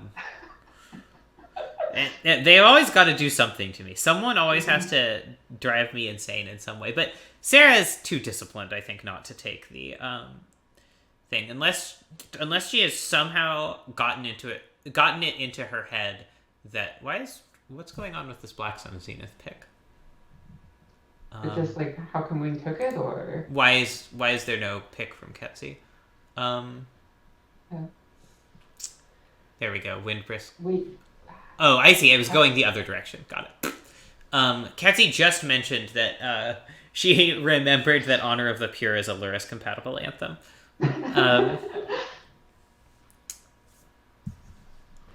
yeah, that one seems important. I also like, it was a while ago, but Ketsi taking Usher of the Fallen as like, it's a one drop that works with Lewis, but like also gives you kind of like some flood protection, like stuff to do later in the game to make up for the fact that all your creatures are cheap. And like, I'm also wondering if we'll see Student of Warfare out from her for the same reason. Yeah, Student seems pretty good in that deck, even without being mono white. It is interesting seeing Sarah, after really having not been in white at all, just suddenly pick up 2 double pip white wraths. Also, I'm a little curious, neither... I don't think Doomscar's been taken. Yeah. So Sarah's prioritizing what I think are clearly worst wraths over Doomscar. Although, I guess, arguably Doomscar does get worse with open deck lists. And Sarah is unlikely to take another Foretell card. Although, you could also take Doomscar and Behold the Multiverse and not even necessarily play Doomscar main and just, like, foretell a Behold and scare the bejesus out of people. Yeah, that's true. Or like poison the cup as well. Yeah. Like also would be totally fine. But also, Sarah already had Damnation. Does she need 3 Wraths? And Massacre Girl. Yeah, and Massacre Girl. Yeah, I'm a little skeptical of this Wrath pick and really skeptical of the Day of Judgment. Yeah, I mean, I'm curious if it's just like for the sideboard of like, against some of these like really heavy creature decks, just like being able to go up to like 3 to 4 sweepers against them does seem powerful.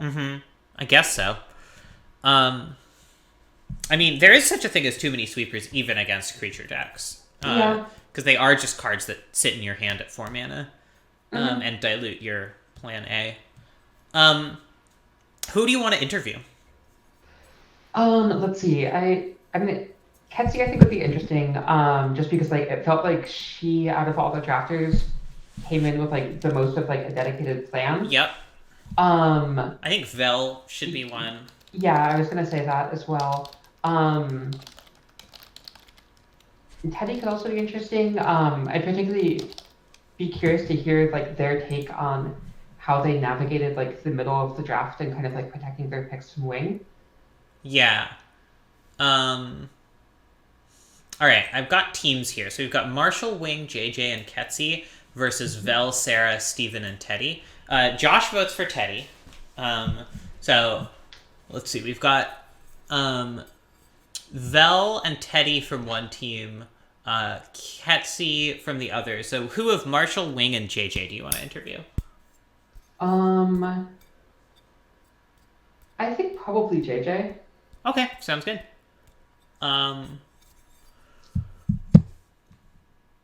Sorry, I didn't quite catch that. Did we basically just like, with our initial round of interview nominations, just nominate like everyone on a single team? No, we nominated 2 on one team, 1 on another. Oh, okay. I'm gonna take just a minute after the draft to like go refill my water and. Sure, I will run people down the team structure and stuff like that.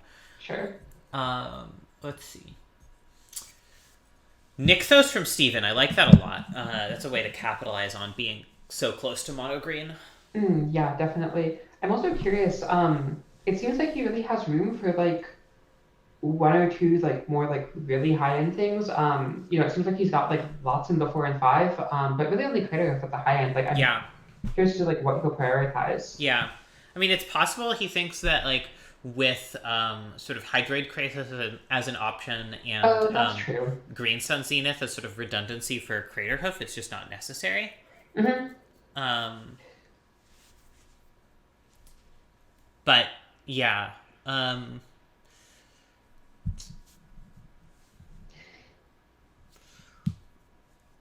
Yeah, I do feel like even so, like I wouldn't hate something like a Hornet Queen just to get like kind of a completely different angle than Crater Hoof. Yeah, I Especially agree. when you have a Green Sun Zenith. I would take another card, but I sort of, that's my suspicion about where his head is at. The card I really want Steven to take is the land spell that Trade searches. for Symbiosis. Yeah. Yeah, it seems like so close to free for him. I like Body Double from Sarah, although it's still tilting me that she hasn't taken gifts yet. Maybe she's like getting her natural equity. Yeah, that's fair. Hey, J-Brow. Yeah. We're just finishing up the Roto, and then the single most important card for any individual person. I think, like, well, it's tough.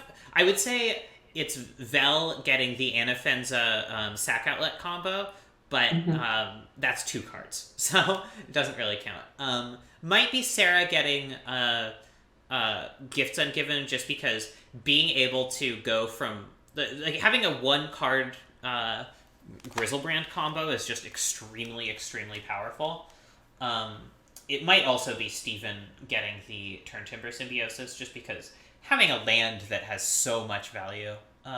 Yeah, I don't know, Tublave. I think it's... I know Ketsi has not forgotten about it, but it's not good in her deck. She might last pick it just as to make a point. I think it's crazy that none of the blue players have taken it yet, especially JJ. My God.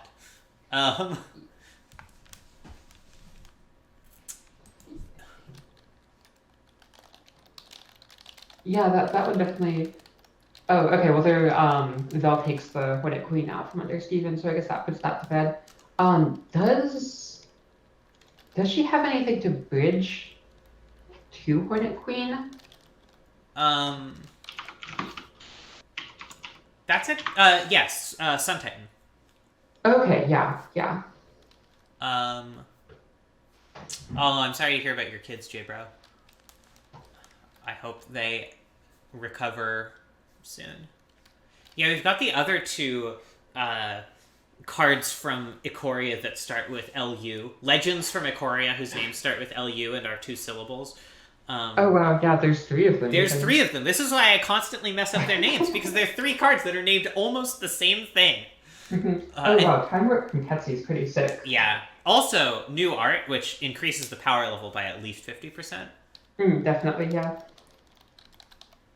Okay, there we go with the Twin Symbiosis. So now I guess just all eyes are on Sarah. Yeah. And the Bears of Litiara, a card that has not proven itself yet. Yeah, it doesn't seem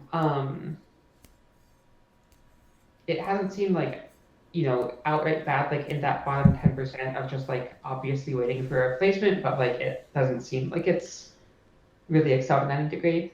Okay, Teddy winds up being the one grabbing the Lutri there. Yeah, that makes sense.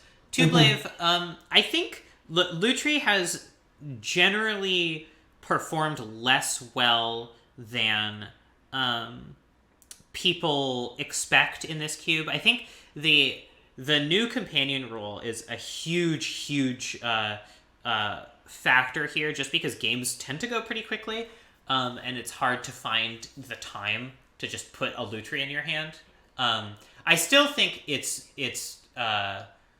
very good, but it ends up, like, the fact that it's always in your hand is sort of balanced out by the fact that only like 1 in 6 games or something do you ever actually have time to put it into your hand.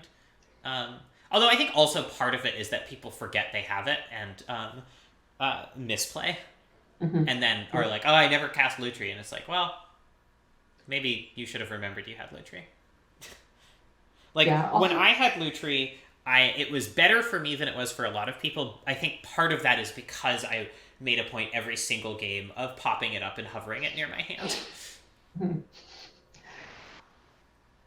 Also, that seems like a pretty surprisingly late Essence Scatter from Marshall. That definitely seems like something like, JJ or Sarah might have been interested in early in the draft. Perhaps not Sarah quite as much. They do seem like a little bit more tap-outy, but JJ does seem to have been prioritizing like the instant speed interaction, and I'm curious if that one just kind of like, slipped through, just kind of slipped people's minds, or if it was like a conscious like not prioritizing it. Yeah, I wonder as well. It seems like something that would be really good in JJ's deck. Mm-hmm.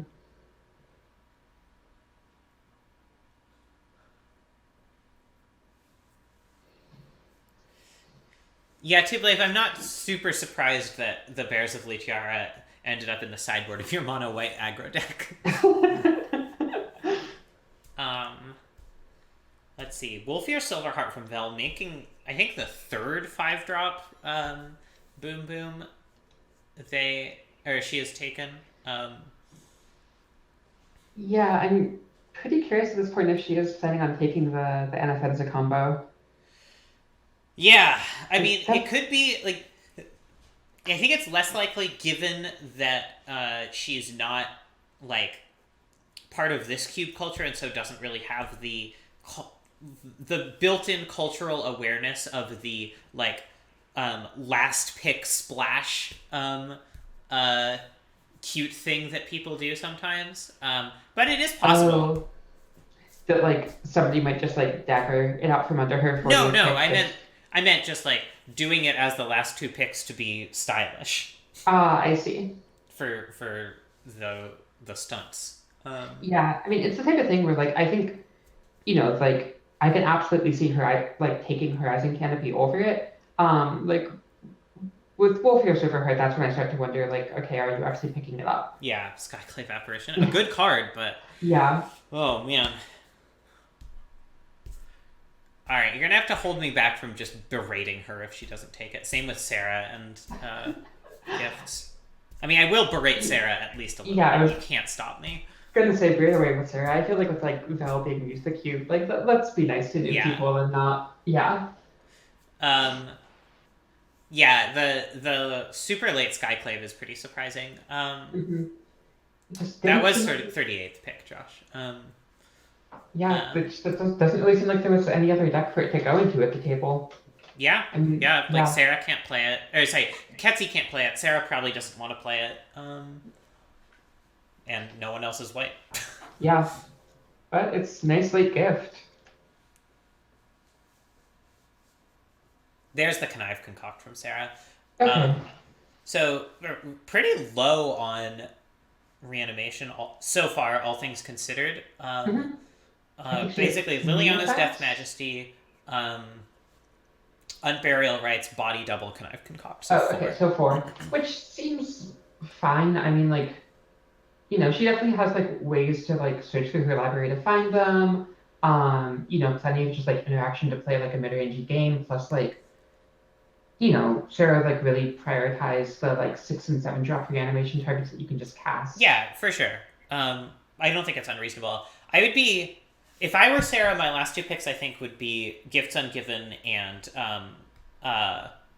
not that. Gifts Ungiven and...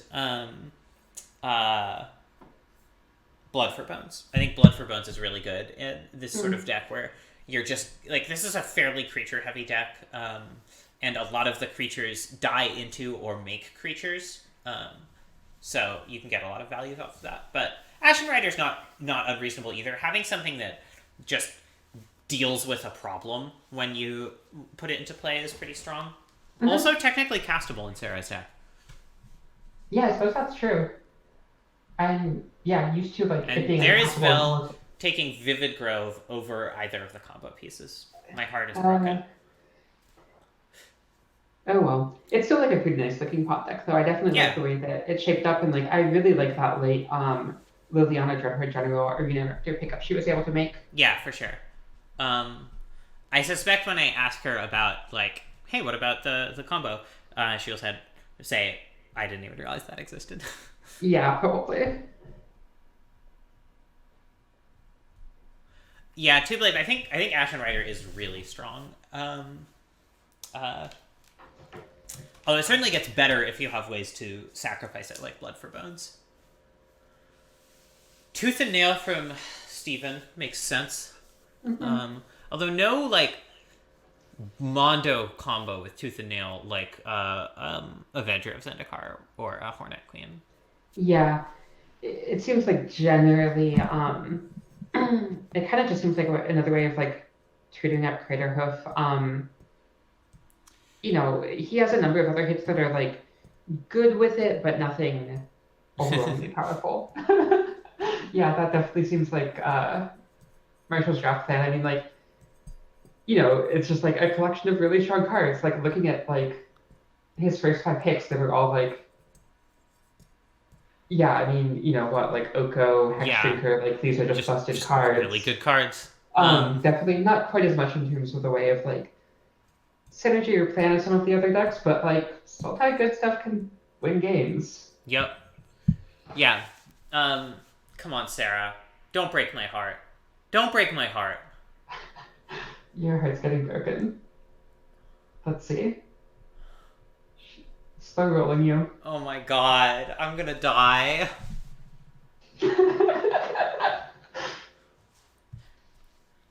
Sarah, we're friends. Remember the good times. Remember jamming Modern Horizons at GP Vegas. It's always this like blue-black mid-range reanimator deck that daggers you. I know! Now it's Always Sarah. a different thing. But it's always that deck. Oh, my fucking god. I mean, I'm curious if she's just like looking over the list to like see if there's like anything she's forgotten. Oh, fuck me. Okay. Alright, I'm gonna go jump into a river. You have commentary for the rest of the draft. Okay, sure. Sounds great. Sploosh. Off mic sploosh. And yeah, let's pick multiple choice. From Yeah, Ketsi. multiple choice I know Ketsi was really looking for. Alright, I have teams. Who has table, by the way? Ketsi does, apparently. Cool. Alright, teams are Marshall, Wing, JJ, and Ketsi versus Vel, Sarah, Steven, and Teddy. I will add those to the tab so one of teams will be highlighted and the other will not.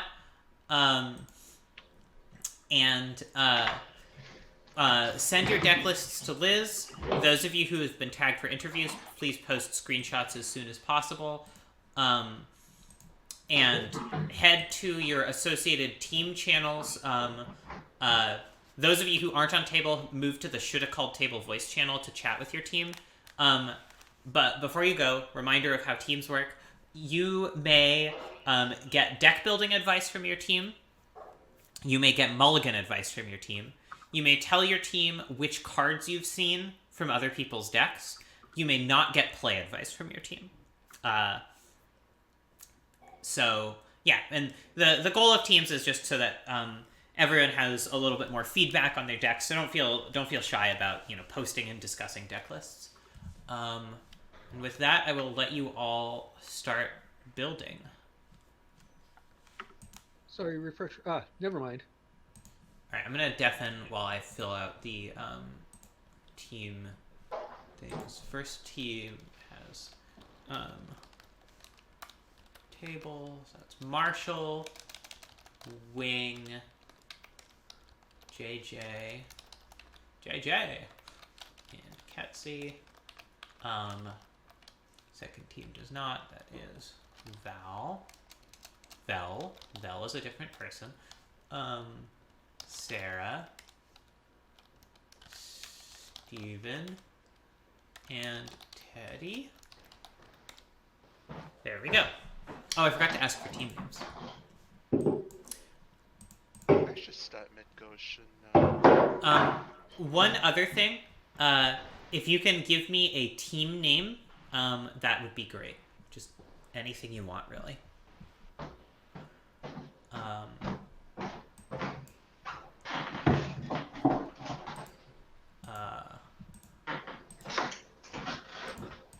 Let me see if I can mute Ferns.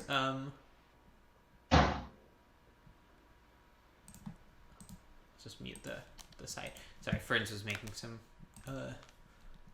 noise.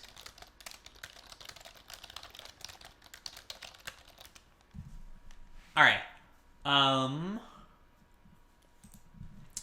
So what are we looking at? Here is Ketsy's deck. I can bring her in for an interview.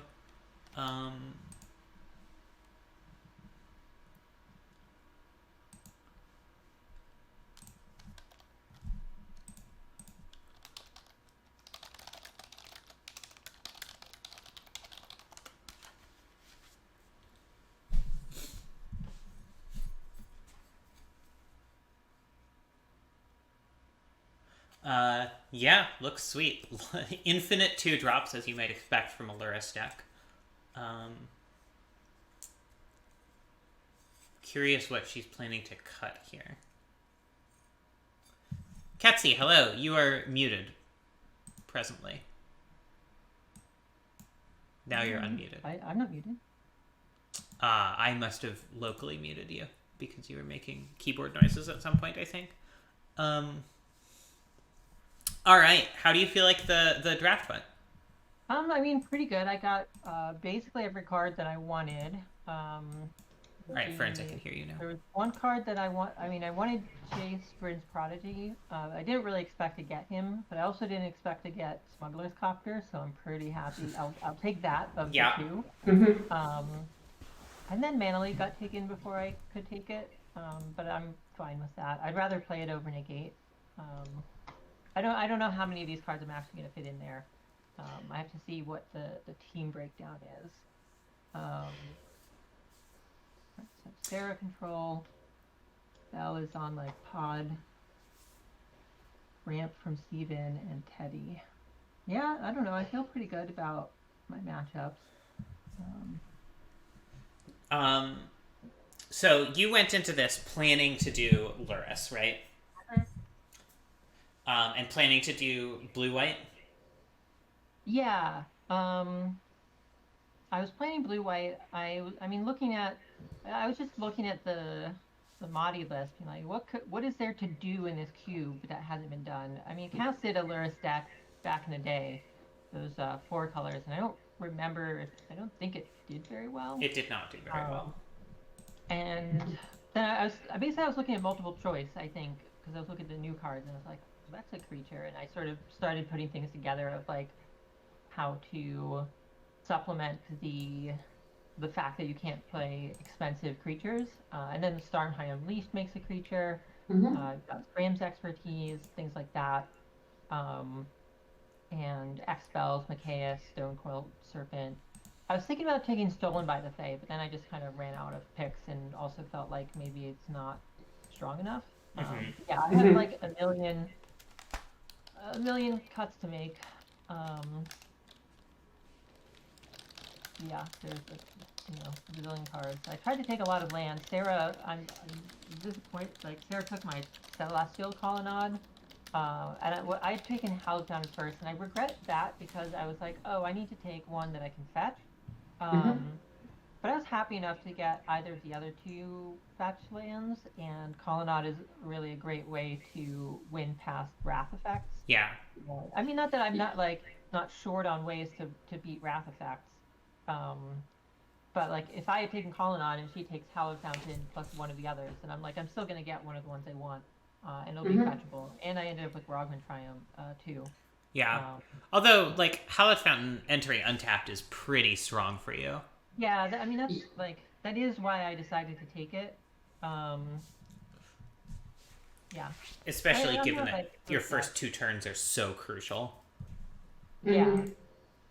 Yeah, in retrospect, I wish I'd taken more 1-drops over 2-drops now that I look at the list of things here. Skydive goes to the sideboard. How do you respond to allegations from chat that, quote, your deck would have looked better as pure white? I mean, it's like it's not wrong. Josh was talking to me. He was like, "Oh yes, look, only what did he say? I have it. One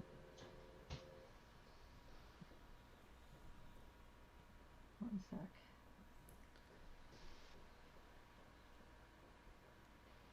Says, you mad woman. Mono white is wide open. Guess I have to take Marsh Flats, Hallowed Fountain, Snapcaster, Remand. And the thing was that I've drafted the full mono white deck before, and I drafted a Espery aggro deck last time. I didn't do so great with the pure mono white deck. I don't know that I'll do better this time, but I mean I did 2-2. Yeah, I don't know. I'm here to do cool things, not just like win. Yeah, I was a little curious when you were, fighting Sarah for lands there, like if you might like look at pivoting out at all, but did that like pretty much never cross your mind? No, not really. I mean, like I don't like Sarah needs to fight for lands more than I do in 3 colors, and she was already basically 3 colors at that point. I mean, I took the Hallowed Fountains because she took Flooded Strand for me, right? This is how it goes when people are like kind of set on doing things. And like her taking Flooded Strand doesn't really set me off my plan because like there was still 1 fetch land for me left. Yeah. And I didn't want to be like getting like 3 fetch land, like spending those early picks fighting for those cards. Though in retrospect, maybe I could have. I felt like Snapcaster and Remand went later than I expected.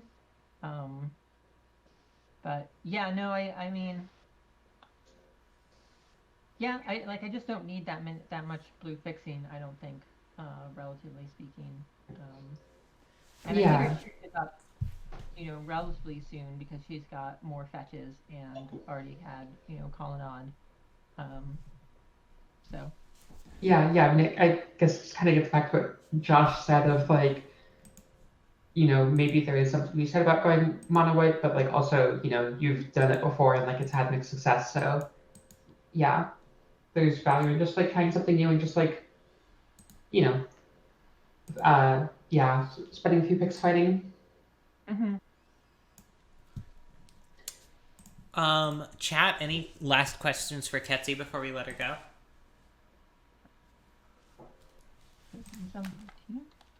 That's it for me. All right. I'm not watching the chat, so I don't know if there were no questions. No, there were no questions. All right, thank you, Ketsi. All right. We will let you get back to deck building. I will summon Val.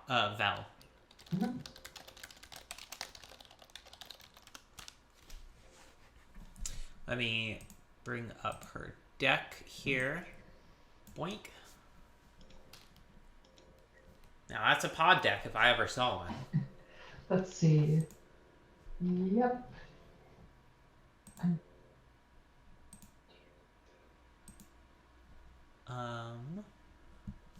Interesting. I'm a little surprised to see the Nature's Champ main deck.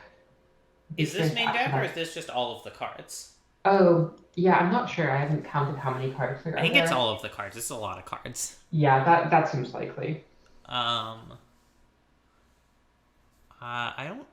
don't know where. Okay, so they are apparently finalizing the last cut from Vel's deck.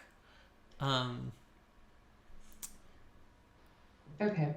Oh, I guess one thing we mentioned during the draft was the possibility of picking Marin, which it looks like she didn't. I'm assuming that that's just like it's not the most famous card. And it just... Yeah, maybe. All right, we're just waiting for them to that team to finish cuts. Okay. Hello.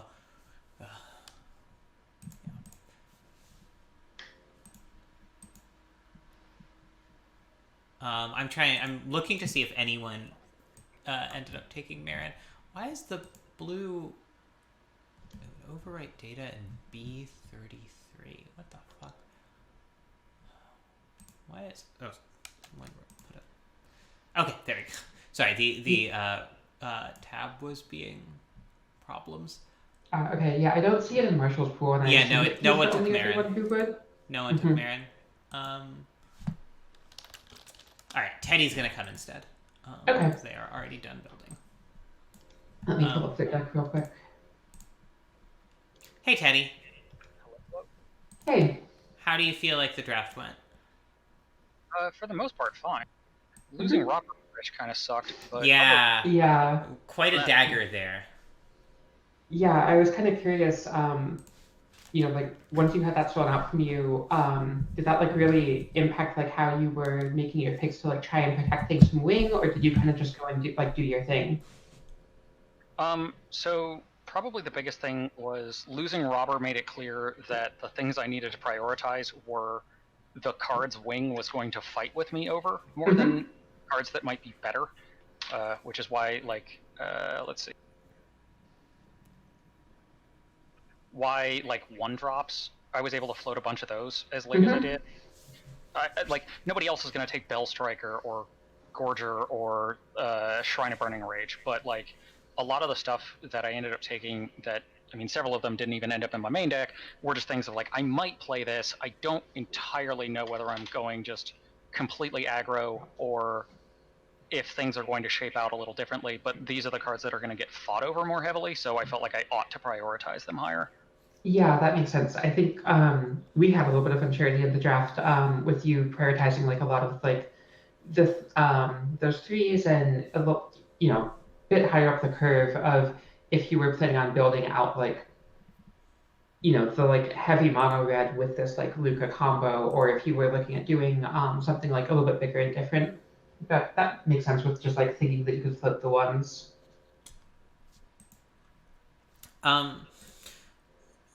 How early did you decide to go for the Luca Emrakul thing? Let's see. I took it over the halfway mark.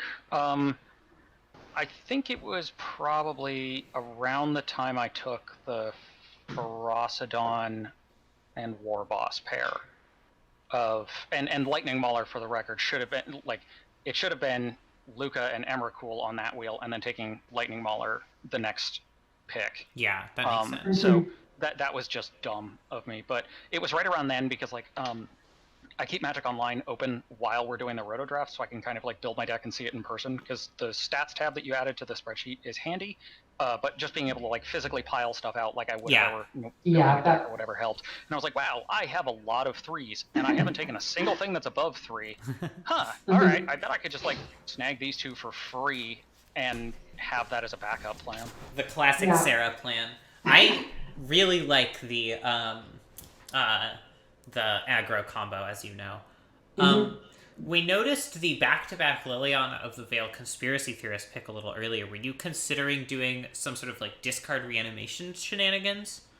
No, it was mostly a Conspiracy Theorist seemed like the next best 2-drop when Robber had been taken. And when, because Conspiracy Theorist, you can exile stuff regardless of whether it was the thing that made you discard. I was like, well, maybe there's something here with Liliana the Veil where I can just like +1, like get a card of theirs, and even if I have to discard a real card, I can exile it to Conspiracy Theorist. So it seemed like a little bit of free value there. That's a lot of free value. Yeah, that's interesting. I hadn't thought of that synergy before. Oh, I thought that was clear. Sorry, I would have pointed that out. Yeah, no. So mostly it was just that like, and after talking it over with my team, like obviously I cut Liliana from the main because my mana just works out infinitely better that way. But at the time I was thinking, oh, well, like this is kind of a cute little combo. I think Conspiracy Theorist is probably the second best 2-drop after losing Robber, which I was still reeling from for like 4 rounds after that, so that sucked. But it just seemed like kind of the next best option, and the fact that those two worked so well together was basically it. But that was not part of some grander strategy. Yeah, it seems like they both kind of play a similar role, just Robert has haste. Yep. Yeah, you were definitely in an awkward position with Wing being so much of a wild card, new to the draft, and new to cubing in general. Thought you handled yourself pretty gracefully, considering. Yeah, I think that's just a factor of me having drafted this cube as much as I have, because I was able to just, well, all right, fuck it, I guess we're just going to play off of instinct for a while. And the fact that nobody else was in red aggro at all. Yeah. And to be honest, once I took Zealous Conscripts, I kind of wasn't afraid of Wings deck anymore, and it was a little bit of, well, I hope she doesn't end up on my team. Because, like, I'm not playing Zealous Conscripts, but this keeps any twin deck from having it, and it's the only one I might even play. We were talking during the draft portion about how, like, taking Splinter Twin, Kiki Jiki, and Black Red and not taking Zealous Conscripts immediately after is just setting yourself up for disaster, and you were disaster. It also admittedly was a little bit of payback for taking Robber. Like, I'm probably going to be bitter about that one throughout the entire draft. Yeah. Losing Bloodstained Mire also really, really sucked. Like, that actually pushed me into JJ taking Bloodstained Mire second probably did more to push me into this very heavy red, only lightly splashing black than anything else. That makes sense. Because, like, I would either have to take way worse fetch lands in order to be able to have a second target that also gives black but can come into play untapped, which, like, that's why I didn't take Smoldering Marsh, is I don't want any land that comes into play tapped if I can help it. That makes a lot of sense. Yeah. I was a little surprised to see JJ take like the Mire above Tarn. I think it was actually pretty smart to take it there because, well, I guess maybe Tarn. Maybe those two picks should have been swapped just because Sarah had taken Jace. But, like, at that point, we know that he knew that there were two people in red between Wing and me, and I don't know. I get it, I guess. Yeah, and I guess, like, even if he had flipped those, that doesn't really impact you at all because they both still happen before it gets back to you. So. Yep. Yeah, so I still got two fetch lands that are able to fetch black, fix my mana, and, like, keep thinning myself as much as possible, which is why I was totally fine getting Prismatic Vista as well. And that way I've got hopefully plenty of escape fuel for Phoenix. Are you worried about playing 2 1-drop black spells, one of which is a little bit rough in the late game, Inquisition, or at least the mid game? I think they're both kind of rough in the late game. Off of only 6 black sources? No, because it's, and actually it's 5. I don't have a swamp for Prismatic Vista to fetch. Oh wow! So it's the 2 fetch lands, Sulphurous Springs, Blood Crypt, and the reason I don't have a single swamp to fetch is because I'm only playing cards that require a single black, and I have as much other fetching and fixing as I do. I might change that as the day goes on. We'll see. I've got swamps in my sideboard, so who knows? But I'm not really worried about it because their purpose is to just be a little bit of interaction to kind of keep things off balance as much as possible, and let the value creatures kind of just do what they do. Sure. Yeah, it definitely seems like a lot of times in the black red aggro decks, like, you casting Thoughtseize on, like, turn 3 or 4, not turn 1. That's certainly true.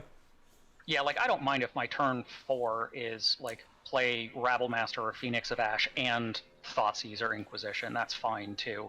And, yeah, drawing them late game sucks, but, I mean, if things go late, this deck is not very good anyways, so, like, unless I already have an active Shrine or can land a Jinx Choker, you know, yeah, they're not good to draw, but there aren't many great options to top deck. I actually kind of wish I had gotten Faithless Looting of all things, because if I end up with Emrakul in my hand, it just sucks. At that point, I'm looking to Thoughtseize myself. Well, you've got conspiracy theorist to yeah, that's fair. Yeah, Conspiracy Theorist does help with that, that's true. But, I don't know, overall, I'm actually pretty happy with how this draft ended up. Yeah, it looks pretty solid. Well, good luck. Thank you. We will let you get back to helping your team deck build. All right, cool. Thanks. Later. Good luck. All right, I've summoned JJ. Okay. JJ, welcome. Hello. Hey. How do you feel like your deck or your draft went? This is your first Moddy Roto. Yeah, first time with the cube, and one of the maybe the second actual like synchronous rotisserie draft I've done. So lots of new things going on. I felt pretty okay. So I was fortunate enough that Dan Schneider shared some of his sort of collections of data from his previous drafts, so I got a tiny bit of a leg up there. And I did co-opt one of his lists as like a starting point. But as someone who's recently begun to discover the depths of his ADHD, I definitely went off his rails pretty quickly.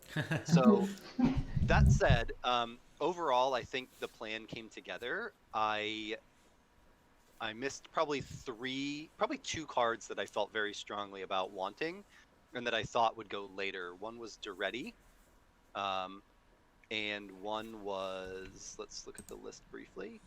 Duretti and the Phyrexian Metamorph both went.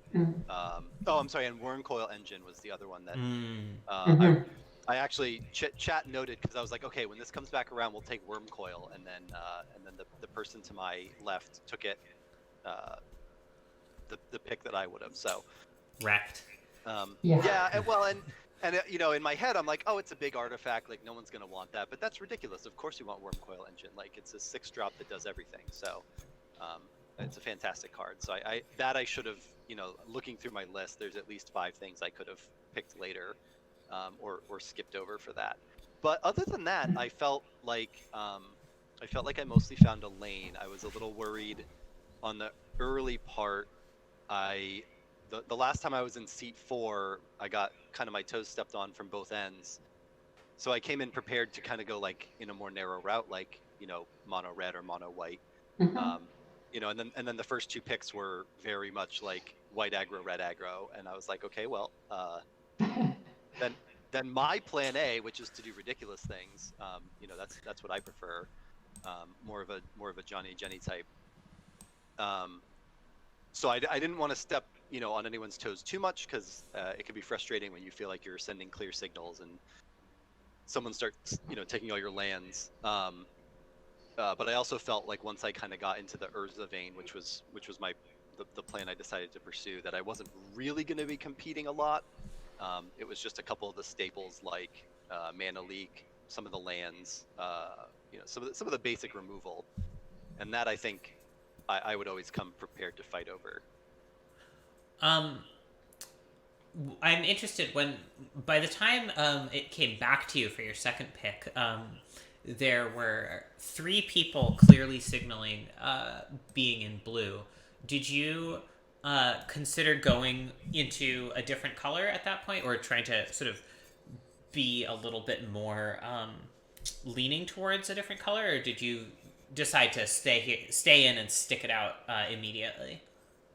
I decided to stay in mostly because the Jace the Mind Sculptor pick I read as going blue-white, or at least 2-color, if not 3-color blue control. And I knew that my focus was going to eventually be artifacts, and I really just needed a handful of blue staples.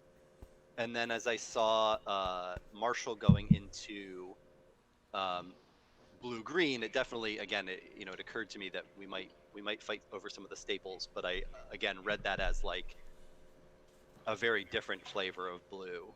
And honestly, in a modern cube, I would expect a minimum of 2, if not 3, blue drafters, just because, like, when you have fetches, what deck doesn't do well with Preordain in it? Which is kind of why I opened on that. Was I thought, well, yeah, I saw 1 blue pick. I took Preordain. I figured if I see a lot of people pushing blue, I can move away and not have as much of a focus. Yeah. Because like, oh, sorry. Go ahead. I was just gonna say, my deck is blue heavy, but on the other hand, you know, when I sort it by color, I only have 10 blue cards out of the 40, because there's so many artifacts. So I think that's why I wasn't as worried about trying to stick it out. And I was more concerned with like not cutting off people just for the sake of, you know, being a jerk. But I just wanted to get those few staples and then focus on the artifact side. That's very polite of you. Yeah, so that was kind of your... Sorry, go ahead, Ferns. Oh, yes, that was kind of like your plan going in, of like you specifically wanted to be like in an artifact deck, like almost kind of over any particular color.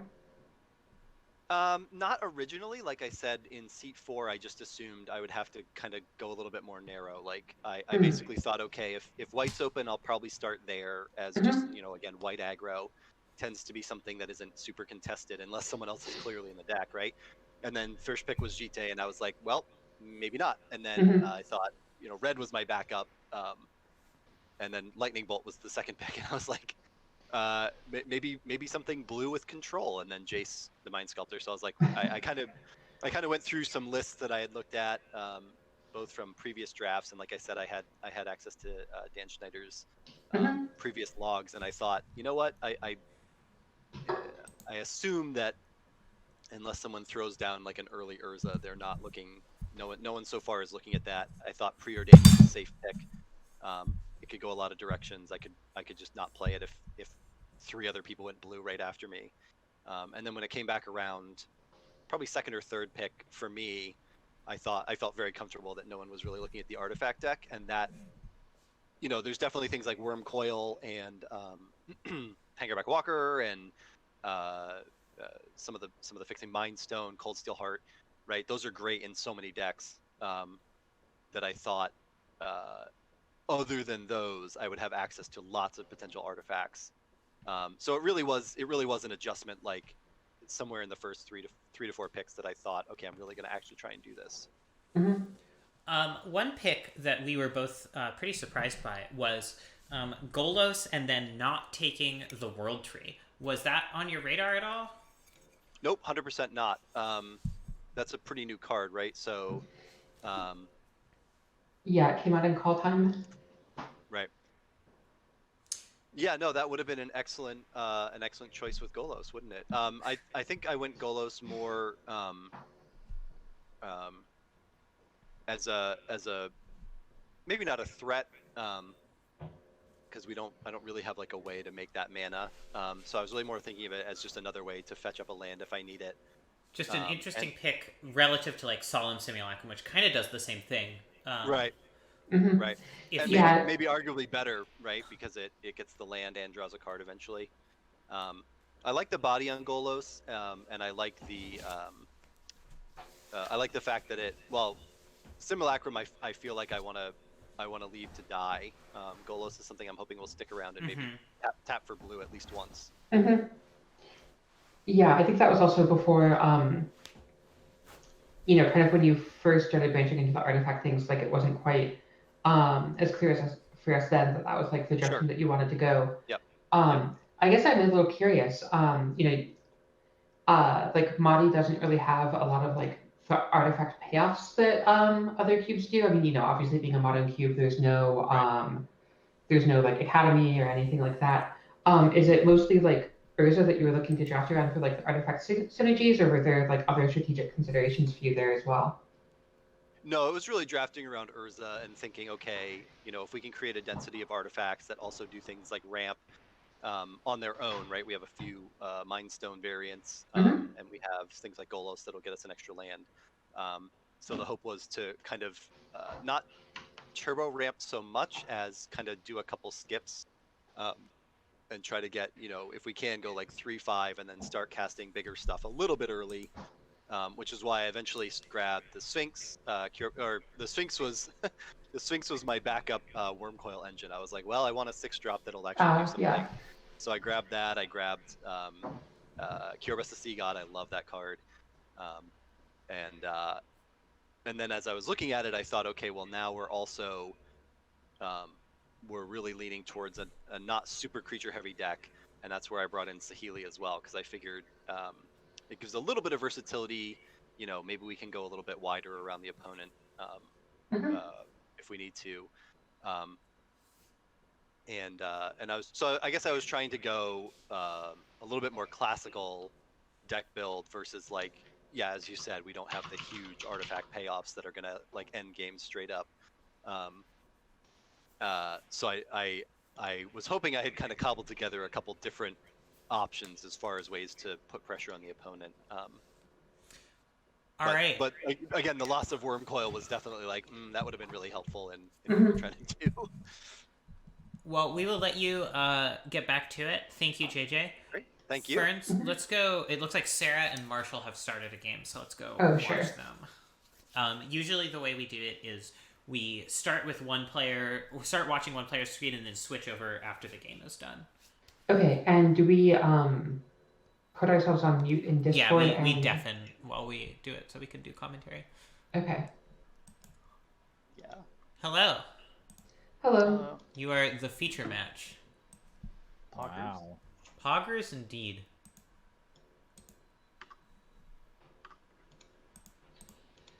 Alright, so this is game 1.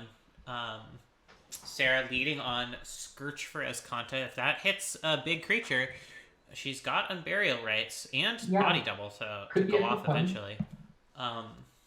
And Bloodchief's Thirst to stay alive. Mm-hmm. And that's a nice hit. That is a nice hit. Wow, Coalition Relic Wow. was a really good one Yeah, here. it'll just get her straight to her 5-drop. Yeah. And yeah, wow, you can kill this. Yeah, as she well. doesn't even need to charge the Relic here. Mm-hmm.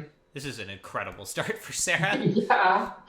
I feel like it's the type of thing where, like, you know, if she's like deck building and just like looking at the goldfishes that this deck can do, like this has to be like one of the premier ones. Yeah. I mean, like, sure, maybe you'd rather have like a Ghost Oak Brand and a Worm Coil, but whatever. Ooh. Oh, Okay. I'm curious to see. Okay, I was a little curious to see if If the the Worm Coalition Coil Relic would get elked. Yeah. Or say if the Relic. Yeah.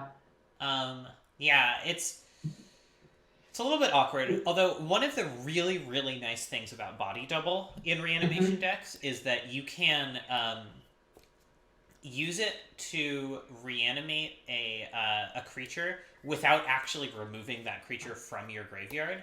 Mm-hmm. And that means that, you know, Sarah's going to reanimate Wormcoil, quote-unquote reanimate. It's going to get elked, but then she can start attacking down Oko if Marshall doesn't put up a lot of blockers, and she can reanimate Wormcoil again, despite the first reanimate Wormcoil still, quote-unquote, being on the battlefield. Yeah, and you know, if she puts up like a second Worm Coil next turn, that will, assuming Marshall doesn't have anything major to play, like take down the Oko. It is a bit of a shame to like lose that Worm Coil out of here. Yeah. Graveyard and like spend 2 reanimation spells, basically making Elks, but like Oko is just gonna do that to you. Yeah, Oko's just that good. Josh, I actually, of all of the Mystical Archive arts I put in the cube, Compulsive Research is my least favorite, largely because it's just so not blue. It's really hard for me to tell at a glance that that is a blue card. Yeah, I also just kind of really like the old Compulsive Research art. Yeah, I'm considering swapping that out for the old one again. Sarah not milling a swamp here. I see. think, yeah. That makes sense. Yeah, this is pretty great. I forgot forgot the chump to. Forgot how Celestial Colonnade works. It's very good against Oko in particular. If like it not only like it can't get elk, but also like it flies over elk that your opponent puts up. Yeah. It's like one of the few things that like actually nicely deals with it. Which I feel like is just like such a demonstration of just how messed up that card is. Oko? Yeah. Yeah. It's a dumb one. Okay, this is going to open things up nicely for Sarah. Now with Oko gone, like she can get like an actual Worm Coil out. Yeah. Interesting that Marshall does not block with Nissa there. I wonder. It might just be because, you know, he's thinking Oko's going to die next turn anyway. Although Vivian actually does make blockers for the Colonnade. I wonder if that'll come back to bite Marshall in the future. Yeah. I'd be curious to like know what's in his hand and like what he was thinking, but like it did seem like if he untapped with Oko in play this turn and played a Vivian down, it seems like that would be just so hard for Sarah to ever break through. Yeah. It's possible that the Vivian was off the top. Oh yeah, that's true as well. Alright, Sarah presumably just going for Wormby B. Probably. Gotta be into the graveyard, right? It's just generally so good to put things into the graveyard, because then you Yeah. flip your search. I mean, Guess not. they're really not that close to it because they're going to be, they aren't going for the worm coil. Interesting. Well, I was Well, going they to could say, discard Unburial Rites here and still go for it. There's also a Makeshift That's Mannequin true. that kind of does the same thing now. But Yeah. it's possible that the discard Unburial was sort of a backup plan. It's also possible that the Watery Grave into hand was to guarantee a land discard off of this compulsive. mm-hmm. Yeah, also, like, if they were looking at reanimating the worm coil this turn, like, they really wouldn't be flipping search anytime soon because, like, they're kind of just swapping cards in the graveyards. Like, like the Pharaoh Race goes in, but the worm coil goes out. I see what you're saying. Mm-hmm. I also kind of think that, like, swapping cards while you're also filling it up with search is going to flip it eventually, right? Yeah. Again, being able to just Makeshift Mannequin body double instead of Worm Coil Engine here is really strong. Mm-hmm. I think I have been underrating body double in these Reanimator decks, actually. Me personally. Yeah, definitely. Since, like, there's just so many spots where, like, you get a thing in, you reanimate it, it gets answered, and now you're kind of just out of things. And, like, especially, like, even worse, like, it gets answered and, like, you have a second reanimation spell rotting in your hand with, like, nothing to reanimate. And body double just gets you out of those spots so nicely. Especially if the answer is, like, exile, or even if it's just, like, board parity, right? Mm-hmm. It's a little bit less relevant with Worm Coil, because it's really hard to have board parity with Worm Coil Engine. Yeah.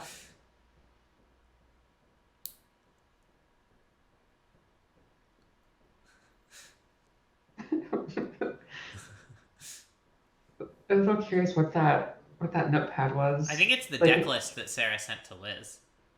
Oh, okay, that makes sense. Yeah, it was just like such gigantic text. I wasn't sure if it was like notes or something. Yeah, I don't know. I don't know why it was so huge.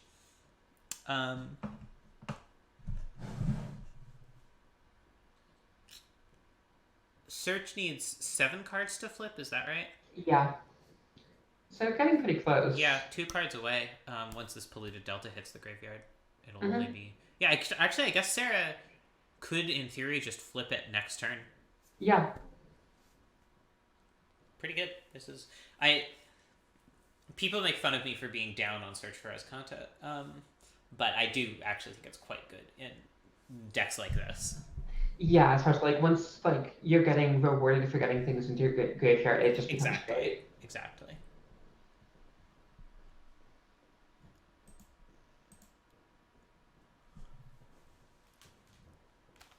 All right. So the Ketsi JJ Wing team is Team Roto Gives You Wings. Okay. Cute. I like it. And the other team has no name yet. All right. When's their deadline for having one before they get an embarrassing not assigned name? I mean, it's not a hard deadline so much as like a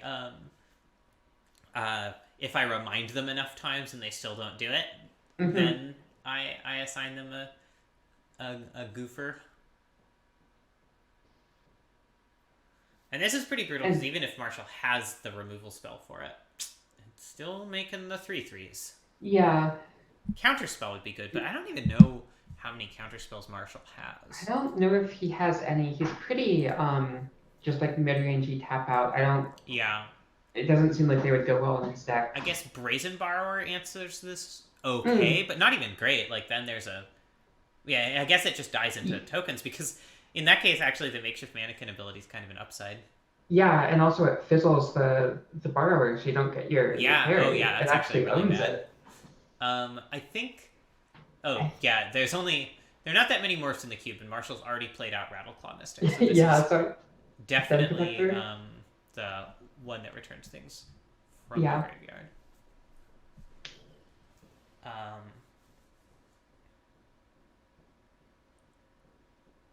Ooh. I guess if you want to get things into your yard, you could not I flip guess. I it, mean, but Sarah that has a seems so Liliana right wild. there. I know.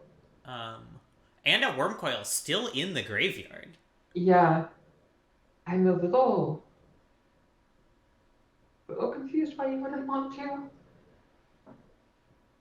Maybe she's And, like, looking at how many hits she has. yeah, but also she has so many castable creatures. Like, Yeah, and like it's she's just a land. right. If she transforms it here, she has the 8 mana to cast everything in her deck. Yeah.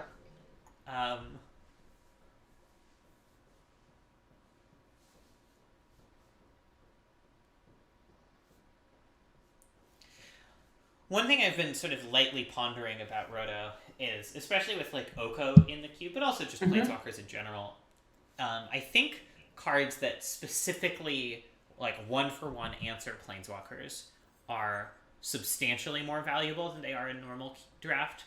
Yeah. Because someone's always going to have an Oko, someone's always going to have like Mind Sculptor.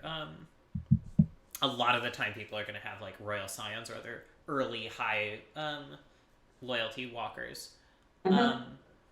So like I think no one drafted Oblivion Rings or whatever in this draft. I think that might have been a mistake, even though Oblivion Ring I think is not a great card in the abstract.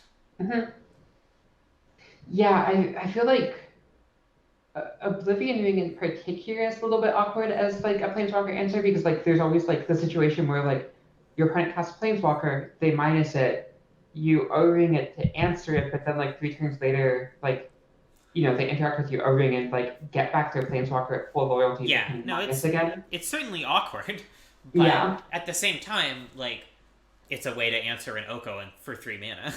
Yeah, That's sure. splashable too.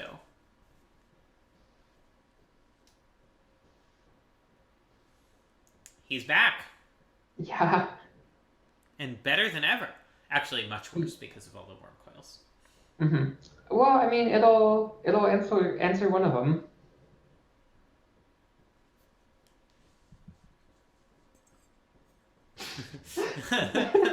Sarah just sharing Critter Cam with the world. Yeah, thanks, Sarah.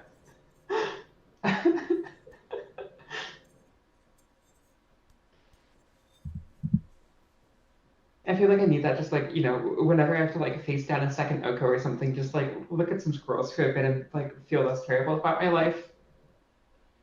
Yeah.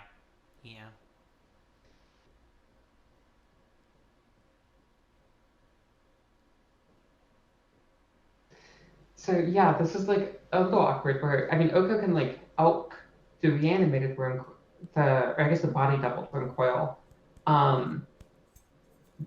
But if Marshall tries to elk the makeshift mannequin one, it just pops into 2/3/3s. Yeah.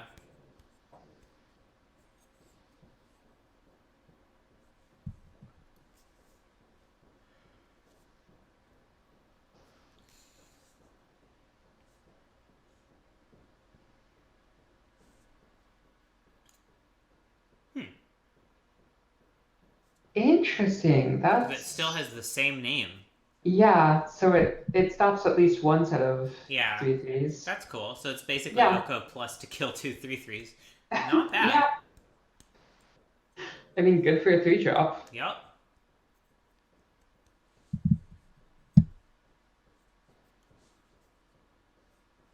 Oko Broko. Yes. As they say. Sarah's in a bit of a rough spot here. Like, the Escanta will probably help a lot, but like she definitely does need gas because like she's falling pretty behind on this board now. Yeah. The double Planeswalker, pretty rough. Yeah. Alright, Connive Concoct isn't bad. Yeah.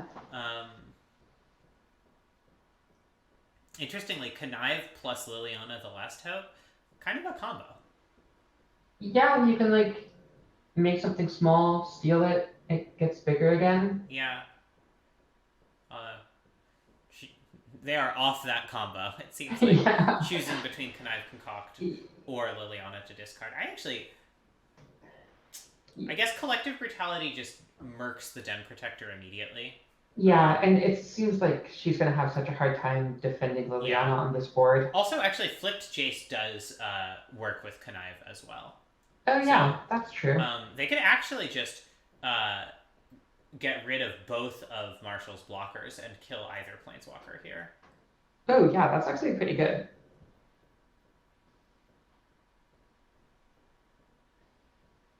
Whether they see the connive line, I think, is a little bit up in the air.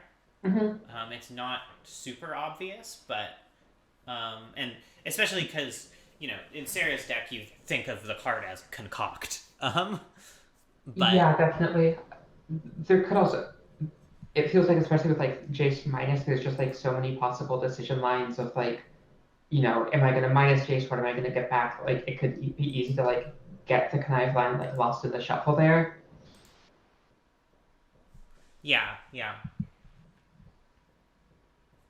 Yeah.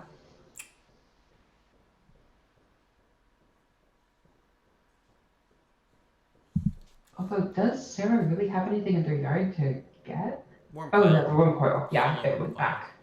Although again, Yeah. it's just an elk at this point, so Yeah. the relative value of that's not super high. Yeah, I mean, I think it's kind of just like what you need to grind through. I mean, like, obviously, Other than the concoct play. yeah, Or the but connive like, play.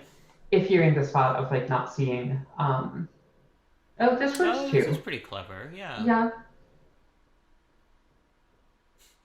Interestingly, another line would have just been Jace minus on Bloodchief's Thirst to kill Vivian or Oko. But I guess this basically does the same thing, but leaves Marshall with fewer blockers or with fewer creatures. It seems like that pushes more face damage, which I don't think is really what this is about. Yeah. Yeah, I like I attacking the Oko. I agree. I think just the fact that it blanks so much of Sarah's action. Yeah, and like when you've got the Worm Coil in play. Yeah.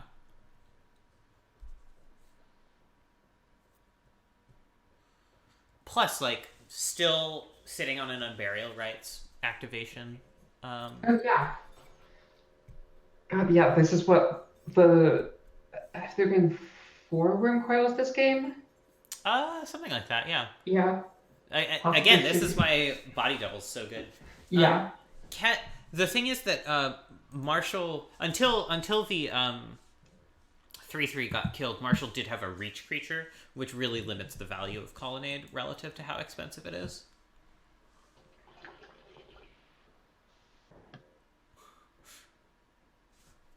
Yeah, it felt like those 2 Planeswalkers were just like threatening so much turn over turn value that like Sarah really just needed to be making like the highest impact plays they could for their mana. Yeah. Which like isn't really attacking with a man land. Yeah, like the relative card advantage is just not a huge thing because Planeswalkers just grind advantage more efficiently. Anyway. Alright, now Marshall's in the back, but this has really been a game of back and forths. Yeah, it's been good to watch.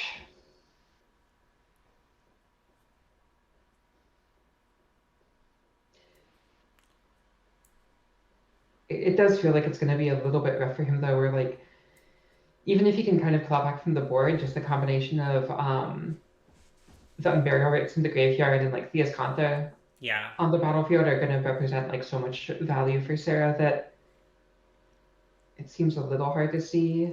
Yeah, it's going to be hard to like each Worm Coil, especially now that Oko's gone, on its own represents several cards of value, so. Yeah, Kat, I guess that's true.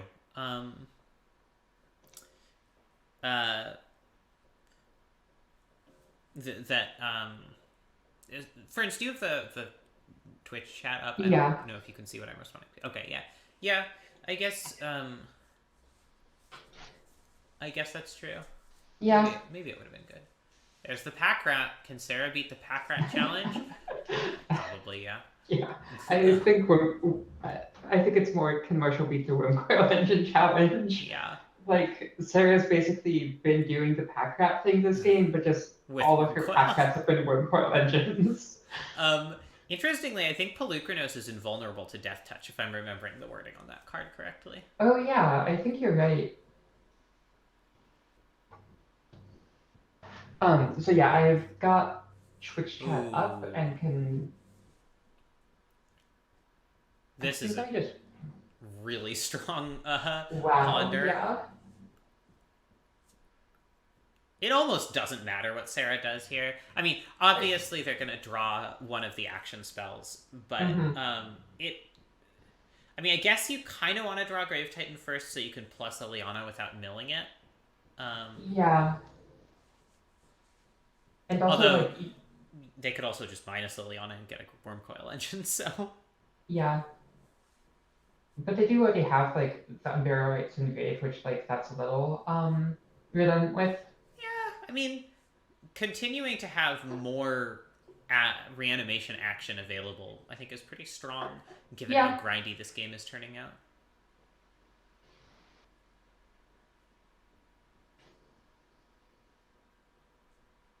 Whoa. Now that's thinking with portals, too, Blave. Oh yeah. Also, yeah, not at all surprising that Teddy is the first one to leave their match channel. Nope. Here, I can check in the spreadsheet who won. Ah, Teddy. I was surprised. Oh, it was Teddy Yeah. versus Wing. Oh, I feel a little bit bad about that one. The robber of the rich has been avenged. Yeah, I guess so.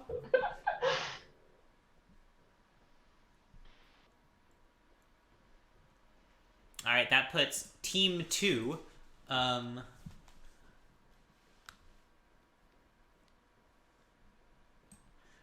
sorry, Team Full Hearts, Empty Heads can't lose. Up one match. Is that the highlighted team or the not highlighted team? That is the not highlighted team. Okay. Yes, that makes sense for that collection of individuals.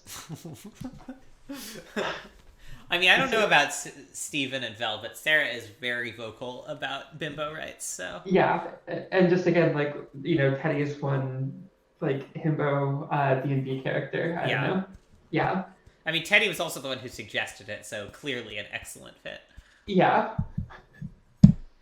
Also, worth noting, Sarah's at 32 life and rising. Yeah.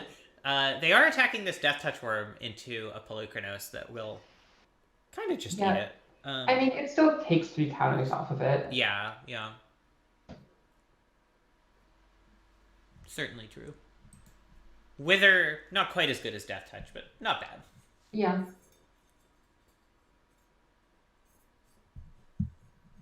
Wither thou wilt. Alright. Marshall chumps just enough to keep Vivian alive. Possibly also doesn't see the Pelucranos Death Touch interaction here. Mm-hmm. Which, have we actually confirmed that? I would hate if we were just, like, wrong this whole time. Oh, great question. Yeah, Let's see. Thank you. Yep, prevent that damage. So it should live. So far we've seen an elk worm coil, an illusion worm coil, a body double worm coil, and now we have a black worm coil. Just like worm coil royal flush right here. Alright, let's switch to Marshall's stream. Okay. Hey Marshall, can you stream your screen so we can watch you this Sure. game? Thank you. Yeah. Sarah, I don't think you cast enough worm coils that game. That was, I think, 5. I think that's right, Well, yeah. I don't think Sarah cast any worm coils that game. Wow. That's true. I did not cast a single one. Technically accurate, the best kind of accurate. Mm-hmm.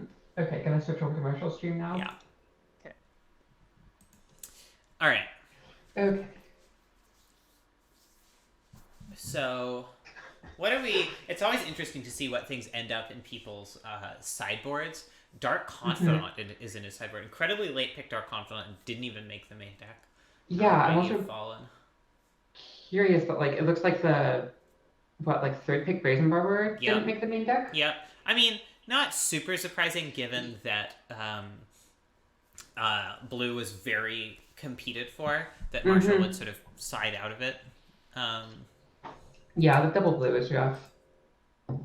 And also, like, I feel like it's also not that the most surprising in the sense that, like, Brazen Barber is, like, very flexible and general purpose, but it's not, like, the most powerful card. Yeah. Especially if you don't have the double blue to recast it. Yeah. But then again, I guess, like, Marshall's deck is mostly, like, just that kind of, like, general purpose flexibility anyways. Like, he's not doing, like, a big synergy or combo thing or anything, so. Yeah, it probably is just the double blue. Oh, but bringing it in here. I mean, the bounce is traditionally very good against Reanimator, although Sarah certainly built their deck to be less weak to bounce with all of the castable reanimation targets. Yeah. I wish I had paid a little closer attention. It looked like Marshall did rejigger his mana base a little, which makes sense, bringing in 2 double blue spells, but, like, that definitely does seem like a bit of a cost that, like, yeah, part of his sideboard plan in some matchups does just, like, make his mana a bit worse. Yep. That's what you get for competing for colors. Yep. For the record, stream viewers, I disagree with JJ's assumption that there always should be 3 people in blue in a draft of a cube like this, or of this cube specifically. Yeah, I mean, I think that was just, like, some degree of, like, him being new to this cube, where, like, I feel like that is true for, like, a lot of Magic Online cubes. Absolutely. Yeah. But this cube is intentionally designed not to just be, like, blue grind fests for days. Yeah, in fact, there was kind of, like, an entire phase of, like, Red Revolution where, like, blue was just being very obviously overdrafted, and, like, aggro was just kind of absurdly open, and, like, people had to correct away from that, right? Yeah. And as I recall, that was the phase, at least in the, like, modern Roto, the monthly Roto era. That was the phase where Sarah was just, like, absolutely cleaning up. Yeah, where they had, like, I think, like, a couple of back-to-back 4-0s, right? Yeah. Marshall's just giving no fucks about his life total here. You gotta do what you gotta do. You do have to do that specific thing.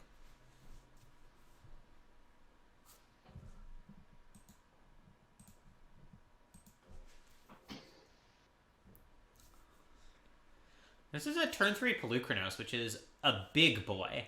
Yeah. Oh boy. Never mind. Alright, this could be a very short game. Sick against Sarah. Yeah. Like, just get, like, a Crystal Brand or something.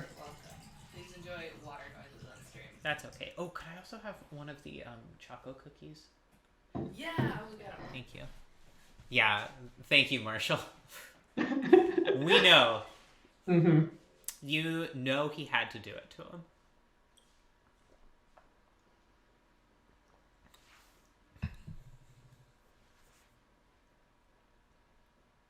Yeah, this isn't gonna work. You have to do... I fucking hate this. I know I've complained to you, Ferns, about this before, but I don't think I've complained to stream about it. The time I lost a cube draft on Magic Online, because I had exactly 5 mana to pay for Pact of Negation. Yeah, that was not surprising. Let's go back to Sarah, I guess. I had exactly 5 mana to pay for Pact of Negation, and I clicked OK, yes, I want to pay it, but one of the mana was an Arbor Elf. Horrible. I'm scarred for life. You did want to pay it. I did, and I thought I could. Yeah, so cutting the makeshift medic makes a lot of sense here. Yeah. I mean, it's obviously great with Wormcoil specifically. It's not terrible with, like, Agent of Treachery because that's 80% the ETB effect, and sometimes just getting it back into your graveyard is going to be net value. But yeah, honestly, like, I can see cutting it, but, like, none of her reanimation targets are just dead if they get killed. I mean, like, Grave Titan's probably the worst, but, like, it still makes a couple 2/2s. Yeah. And it's not like Marshall actually has that many things that pop a mannequin, right? I guess Oko is the worst one. Yeah. Or took from Thief. ours.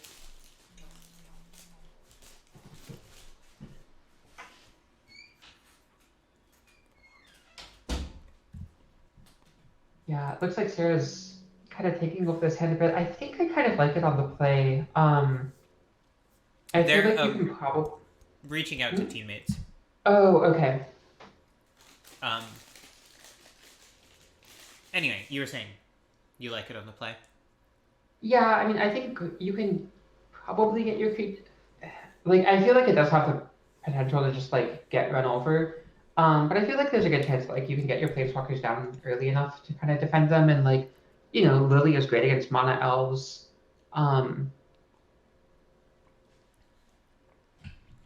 Okay, looks like they do keep. Yeah.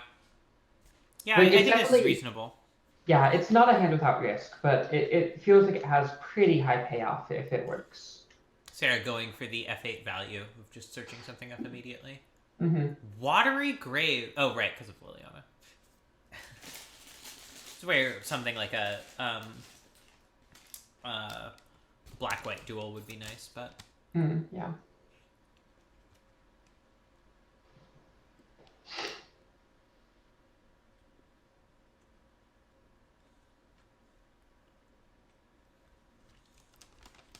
Mana Dork that does not die, but... Yeah, a little unfortunate, but...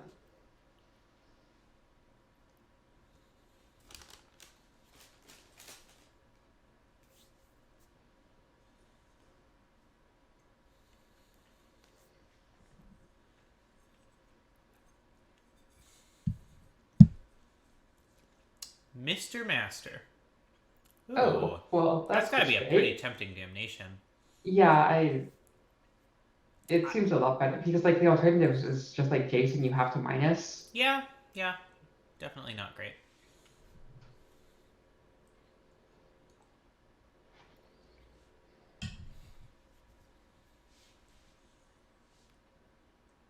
I mean, they could have Jace plussed.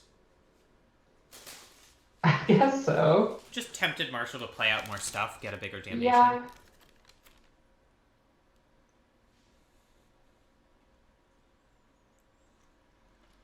Marshall doesn't know it yet, but he's pretty much lost this game. Yeah. This is a pretty backbreaking curve here.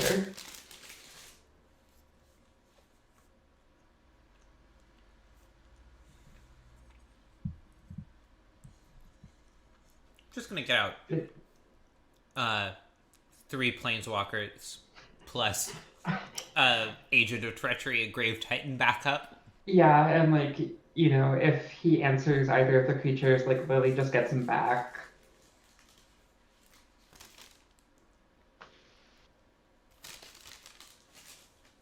Okay, I mean, that's not a bad one. Yeah, it'll be really great when Sarah has it. Yeah.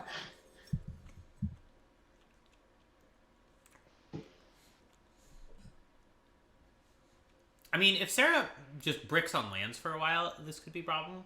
Mm-hmm. But I mean, Jace also does help with that a lot.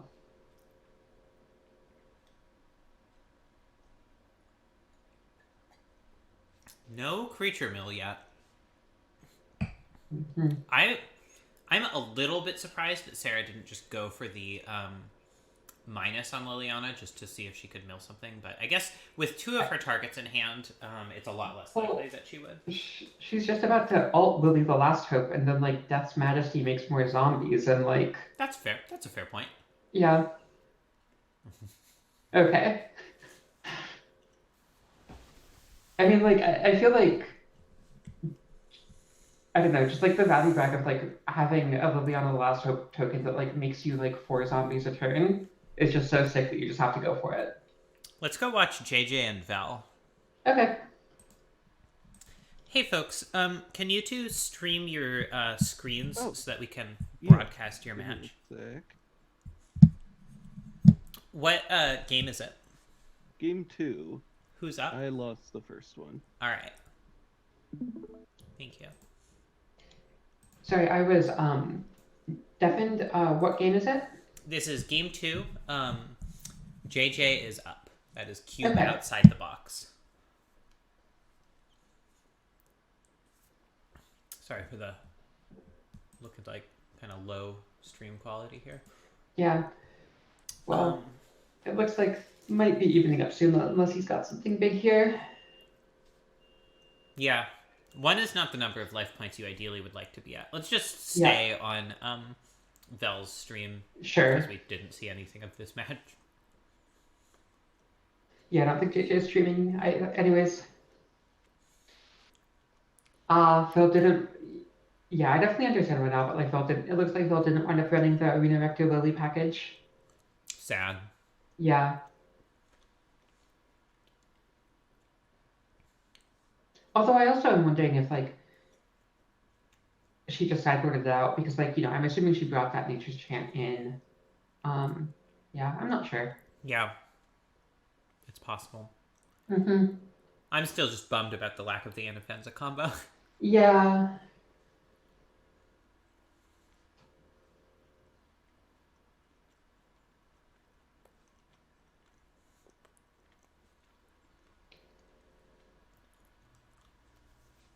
At the same time, though, like, I don't think this was her thought process, but like, I can understand not drafting it just for the reason of like not having to click through it on Magic Online. Sure. I mean, usually the other, like, this is a friendly queue. People are going to be polite and concede most of the time. Yeah, I mean, I think there like are cases where like it's legit to play it out, where like sometimes the pod deck does just deck itself. Sure. I mean, But- what happened with Sarah and Josh last time Sarah had it in table draft was Josh just said like, okay, I'm not going to try to kill you through damage. Like, yeah. I just assume you have infinite life, and we will see if I can win a different way. Right, yeah, that was the previous Mox controversy before this the 73% Blade Slicer thing, where someone did that and then like started attacking anyways. I don't know. It was something. I missed that completely. Yeah. Holy shit! Wow. Oh, online only events. I hope they go back to paper events at some point. Yeah. This is just looking like a good, just a good Abzan deck. Yeah. Yeah. I feel like those words don't always go together in Q, but like this is looking pretty solid. I think there's real room for like an Abzan aggro deck if you get really good mana. Yeah, and like Roto is definitely one of the places where you can get that mana. Yeah. I wonder if this just gets skyclaved here. Yeah, it is a pretty nice brick wall. Yeah.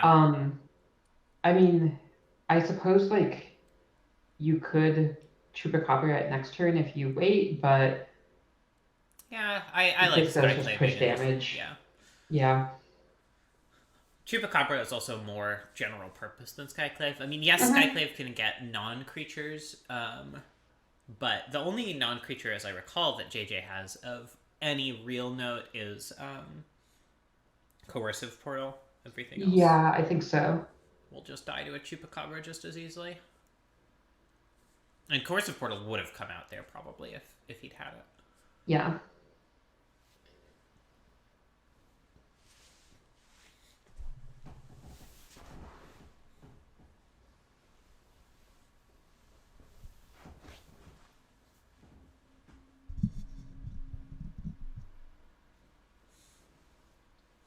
The thing about the Blade Splicer controversy is, like, it's the Blade Splicer pick was fine. Like, that was Yeah. a totally reasonable pick. It's the Elspeth over Mana Crypt pick that is absolutely insane. Mm-hmm. And I feel like those two got sort of swept together by Yeah, it people was. who just don't understand that white is good. Yeah, it was definitely it felt like there was like a weird, horseshoe theory-ish thing going on of like people pointing at the Blade Splicer side of it, the hate on the Blade Splicer side, which was unjustified, to also delegitimize the questioning the Elspeth pick. Yeah. I'm gonna be sore about that for a long time. I can tell. This is quite a bit of pressure on the board, and I don't remember. I don't think JJ has any like sweepers. Someone took Black Sun. I'll see if I can figure out who. Well, oh yeah, it might have been him. It was either him or Wing, I think, because I don't think it was Sarah. It definitely was not Teddy. I don't think it was Marshall. Cool. My Control F isn't working, so that's neat. Is my oh there we go. Wing took Black Sun. Okay. So yeah, it's unclear if he has a good answer for this. I mean, Yeah. a coercive portal's technically a wrath. If you if Vel is willing to cooperate. Yeah. Or just like if her mouse is willing to not cooperate. Yeah. Just wildly misclick. There you go.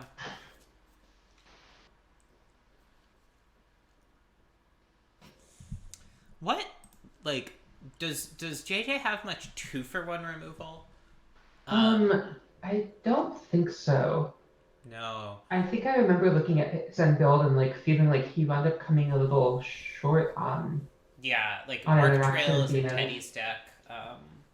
It was Yeah, Sphinx is like a nice one, but it's just gonna get chupacabra and the beatdown's gonna continue. Yeah. One thing that could stabilize JJ, maybe if it comes down exactly next turn, is Kiora Bests of Sea God. Yeah, or Battlesphere. Battlesphere's pretty good too, yeah. Yeah. Although, Vel could just Charming Prince Choops to make Battlesphere just a bunch of 1/1s, which is still like a pretty decent roadblock, but not as good. Yeah. Wow, that's bold. Huh. Feel like that was. I think JJ probably forgot about the voice. Yeah. Yeah. I will be right back. Okay. Yeah, it's a yeah, I'm not really sure. I'm back. Okay. I just had to take off my headphones for a sec to put on my sweatshirt. Okay. I don't know about you, but it is chilly here. Yeah, it hasn't been too. I mean, it's definitely like feeling very chilly compared to how it was like a week ago. Yeah, but God, this past week was so gorgeous. yeah, it's like I think like 60-ish today. Oh, Teddy, Luca, and Marshall. Oh man. Oh, nice. Too bad we missed it. Yeah. Yeah, I definitely want to. We should try and catch Teddy on camera next when we can, because I feel like a lot of their matches are going to go by pretty fast. Yeah. I didn't want to do it this time because we'd already seen a Marshall match. Makes sense. Sarah didn't record. Sarah won in 3, right? Yep. Sarah B in 3. Like the Pokemon. Okay, that. Alright, Hosty Takesy is pretty good. Yeah, because now It's like a you can kill the 3 for elemental 1. and yeah. Yeah, I mean maybe he is stabilized. Yeah.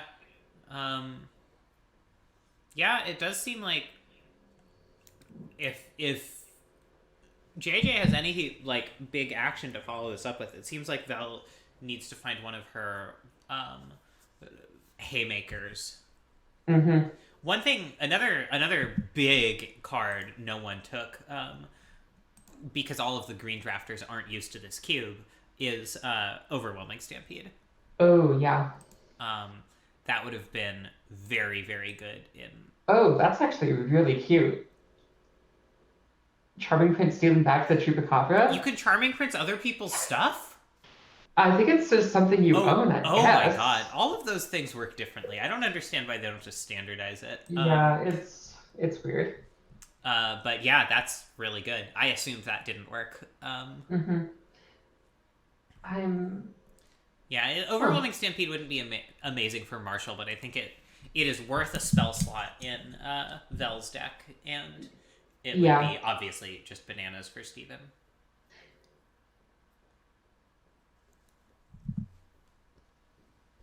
Okay, well, Vel's back in a pretty good spot here.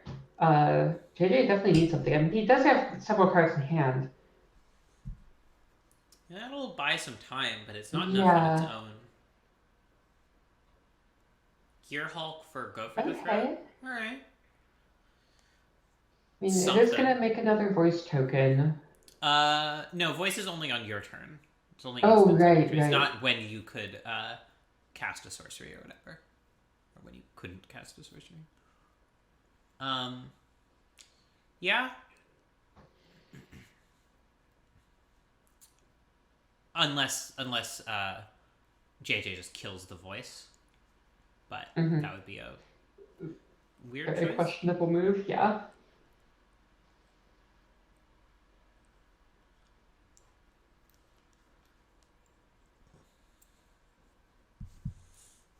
I wonder what Vel hopes most to find off of this Once Upon a Time. Yeah, I'm not sure. Let's take a look at her list.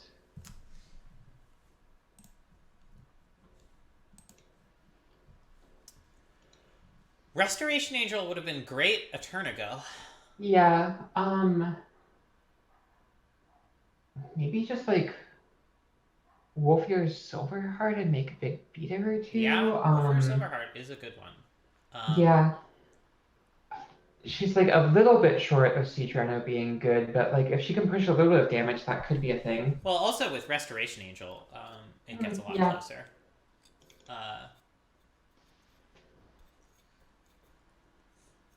She's gonna have an active Fauna Shaman also next turn, so she really has the full toolkit here. Yeah. But also, Saheeli copying Gear Hulks can potentially close out the game pretty quickly. That's true. Although there's a limited number of times that can happen. Yeah, true. It's definitely like something you ideally want to be like getting some value off of the minus and not just like, you know, lava axing your opponent. Yeah. Especially with chumps available. Yeah. I love the idea of Restoration Angeling this Eternal Witness. I suspect that it's just not going to be high enough value to be worth the effort, but I love the idea. There's that portal. Yeah. Coercive Portal Second Age. Is that anything? What? Guess not. Yeah.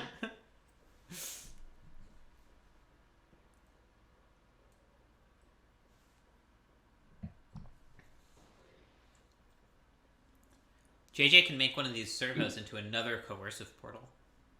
It doesn't do anything. It's just a technical until the turn. It's a legal play. Oh man. Okay. Thrags too, huh? But yeah, I like just going for the just third. I guess the fourth time Chupacabra has entered the battlefield this game.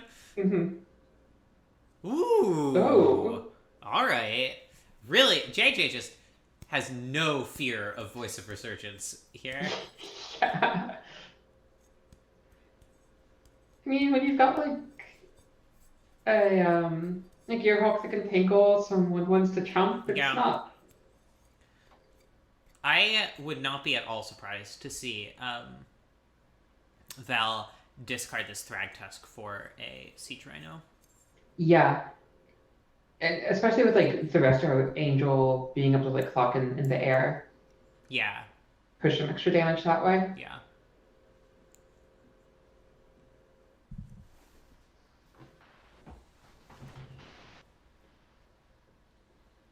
It doesn't look like JJ really has pain lands of any sort. There's the Steam Fence, but it's already entered. Yeah, I think he might have took a fairy islet. Although it's hard to imagine not just sacrificing that for a card Yeah, immediately. true. But what is this? Is this a battle ball? Oh, the sea god. Vel is now the sea god, and we will see if she gets bested. Resto helps here too, because it can reset the tapped outedness. Yeah. But JJ can start crashing in with 8/8s, which is bigger than 5/6.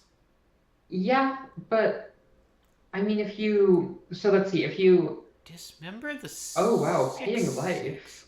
Paying life to dismember the 6/6 to just be a 1/1? I don't understand the logic there. Yeah, that must have been a misplay. I'm not sure.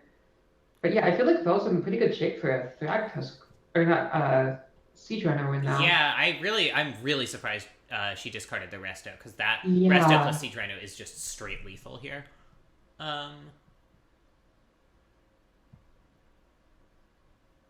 Yeah, I'm curious if she's taking a while to look. She might not have had the line planned out ahead of time. Yeah. This is why I know a number of people, when they play pod decks, just keep screenshots of their deck. Yeah, I feel like you have to.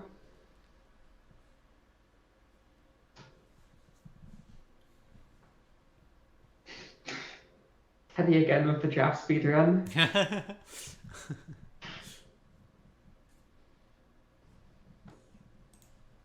Revolog, interesting.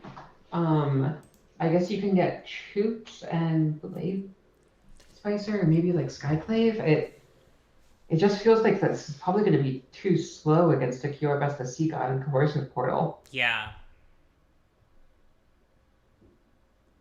Yeah, and then especially getting rid of the like isn't she just dead this turn? Oh yeah, with Saheeli copying the 8/8, yeah. I mean, I don't think that's even necessary. Yeah, it's just 18 damage right there on the face of it. I guess Ravi Choops makes it not just 18 damage right there on the face of it. Yeah, but I think she's still... Actually, yeah, okay. Ravi Choops and Skyclave help, because Skyclave can kill Saheeli, and Choops kills the 5/6. Yeah. Alright.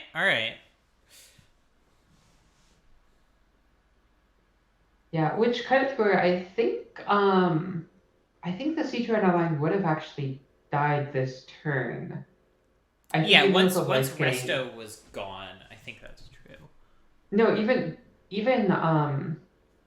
with Resto, because she wouldn't have time to cast Siege Rhino and cast Resto this turn. I guess that's true. I guess you'd have had to Resto this turn instead of Siege Rhino, and Siege Rhino next turn, which means Resto wouldn't be lethal.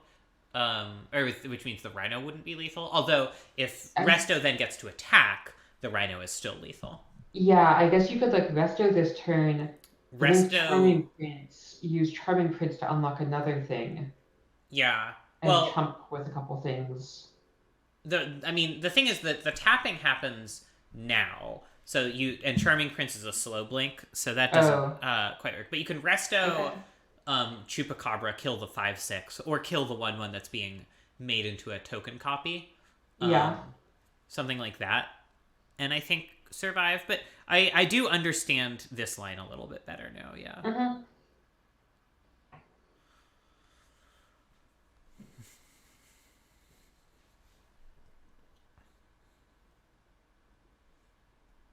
And now,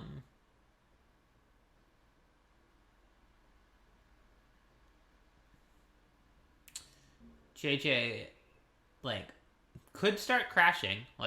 In theory, Vel is dead in 2 turns. I guess there's not much downside to just attacking at least this turn, because the Vel's deck isn't going to have anything with haste. Yeah.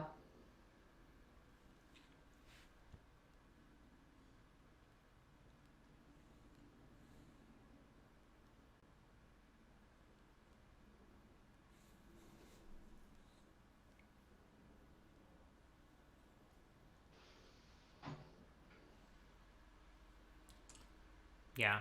I still think I like the resto line better, but I haven't run through the full mathematics of it to figure out if it for sure survives.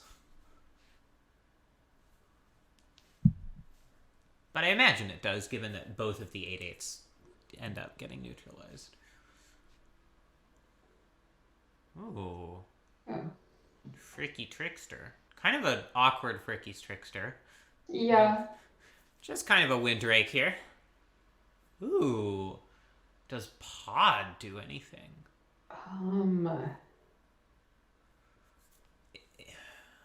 There's no 5-drop in play, so it can't summon up a Sun Titan. It can summon up a Wolfear or a Whisperwood, which blocks a lot, but that's probably just not as good as a Thrags here. I don't think they block enough though, because they just get stolen. Oh, right. Like, I think Vel's just dead. Yeah, I think you're right. I forgot about the Steel Claws. Yeah. Oh, man. Card's real messed up. That fucking Sea God didn't stand a chance. Wow. Team Full Hearts Empty Heads Can't Lose is 4-0 now. Wow. Ketsi lost to Steven. Although, Vel is down a game, so it's looking like that will be 4-1 shortly. And then we can watch Teddy and... Didn't we already see Ketsi? No, we saw Sarah. Nope. Alright, yeah, Teddy and Ketsi will be a great Yeah, one. that'll be a good one to watch. See the aggro battle? Apparently Ketsi just got hoofed 2 of the times. Brutal. Wow. Okay, Alright, just yeah. for the rub-ins. Alright, let's switch over to Teddy and Ketsi so we can catch it before they aggro each other to death. Okay. Friends, you are on feature match. Can you stream, please? I assume you just started game 1, right? We did just start game 1. It's the companion face-off. Getting destroyed by Grim Lava. Okay, I'm watching Ketsi. Yeah, watching Ketsi. Yeah. Because Teddy hasn't streamed yet. Okay, we can switch over next game. Yeah. Let's This see. is a strong hand from Ketsi, but also a fast start from Teddy. Yeah, and Ketsi seems a little mana constrained here. Yeah. I mean, it looks like she is hitting her land drops, so that's something. Hallowed Fountain, not the one you're excited to play untapped against a mono red deck. I'll say that.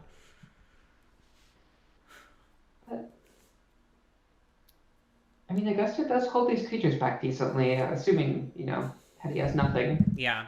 I'm guessing Ketsi is going to be siding out this Phantasmal Image after this game. Yeah. Oh, okay, yeah, this makes a lot of sense as well. Yeah. I'm also guessing neither of them is going to be putting companions in their hand a lot. Yeah. Oh. I mean, it is possible, the game gets grindy, but yeah, for sure. I don't think so. But...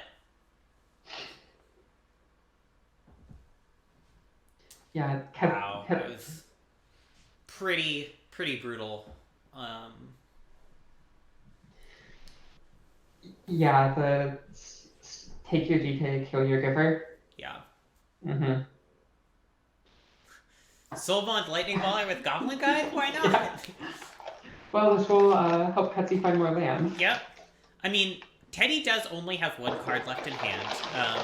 Ketsi has ways of activating this copter, so it's not game over by any means. Yeah, and Season Hollow Blade is definitely a good way of getting herself kind of unchoked on mana, where she can effectively trade cards for things on the board without spending mana. Yeah, and Skull Clamp does provide a pretty good opportunity eventually for getting that card advantage back, as of course does Loris.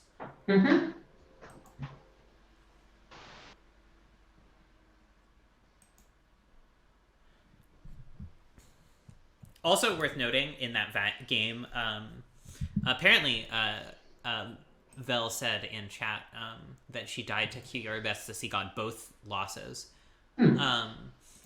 And apparently, and that is a thing that could have been prevented by taking Reclamation Sage higher. Yeah. Multiple tutor opportunities there. And even though the 8/8 still exists, preventing the tapping and the stealing is really, really good. Yeah, and like it does seem like her deck is like pretty well set up to just like chump an 8/8 into Oblivion. Yeah. I mean, it does like stall your attacks a bit, but like you can probably get around that. Yeah.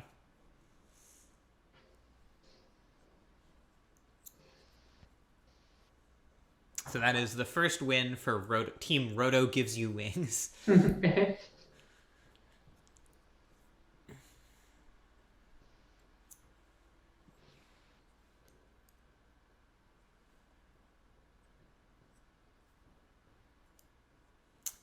I'm a little curious about this stack into the smuggler's copter. I wonder what Teddy has.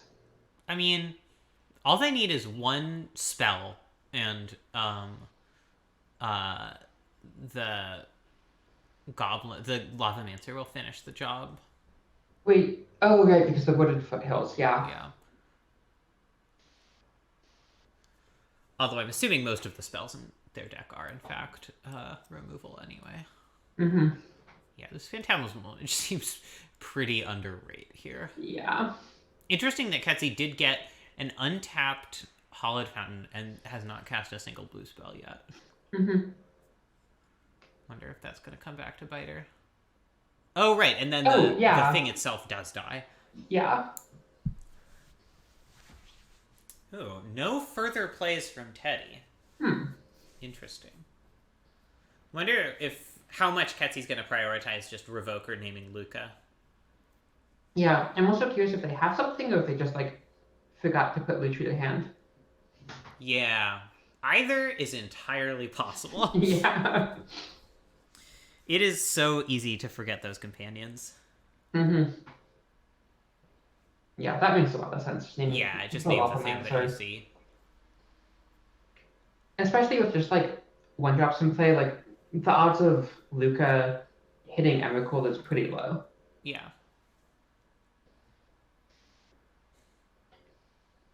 Yeah, I think you're right to believe that, like, by odds, it is most likely that Teddy just forgot to put Lutri in hand.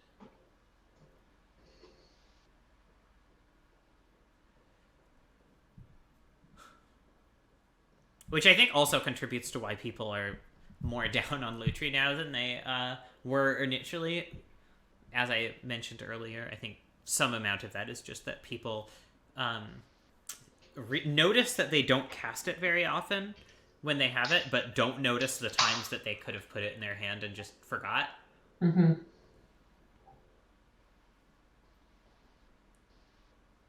God, I guess it was just like such a nightmare to like attack with online.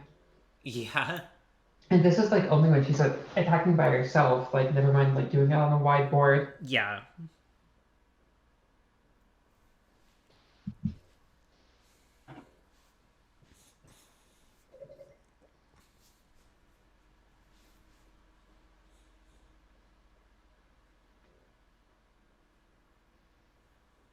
Six lands is definitely not something Teddy wants to see. Yeah, okay, there. They did remember the Luca, or the Lutri. Yeah, the Luris?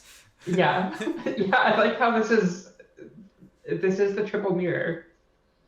Wow, they're all here, yeah. Yeah. They've all come to play. Just the Lu battle. So Windbrisk Heights is also very good. Ketsi really is just raking in the card advantage here.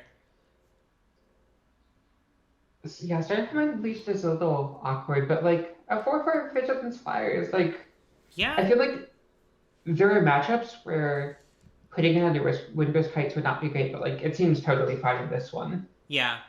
Although I respect the council's judgment just as an out to Emrakul. Yeah, absolutely.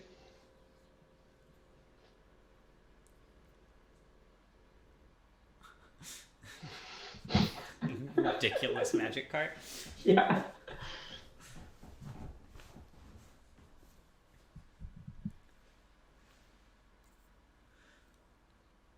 Yeah, it does sort of seem like Ketsi's favored.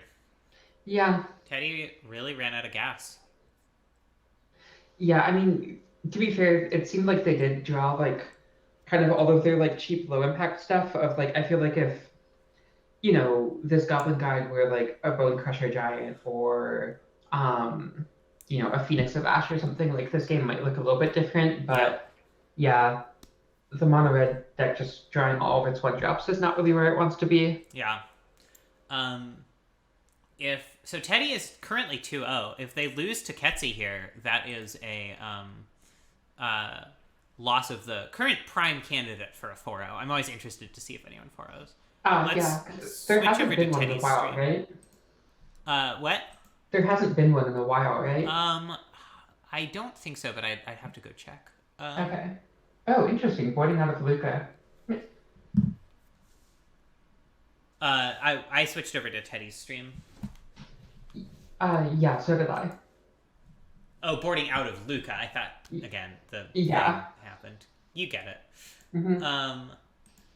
I'm curious to see if they'll bring in Duretti. It seems like it would be pretty solid in this matchup, especially with, like, Duretti's... Hetzi having so many high-impact artifacts, like GK, Copter... I think they should. Whether they will, we will find out. I brought up the Roto homework to answer your question. None last week, or none last month, none the month before, none the month before that. There was a 4-1. Okay. Still not undefeated. Not exactly undefeated, but still very impressive. Yeah. I don't remember... It's very different if the one loss was in the mega finals or not. Yeah. Because then, like, they still for like the main draft portion. And the last clean 4-0 was October. Marshall with white aggro. Been a few 0-4s.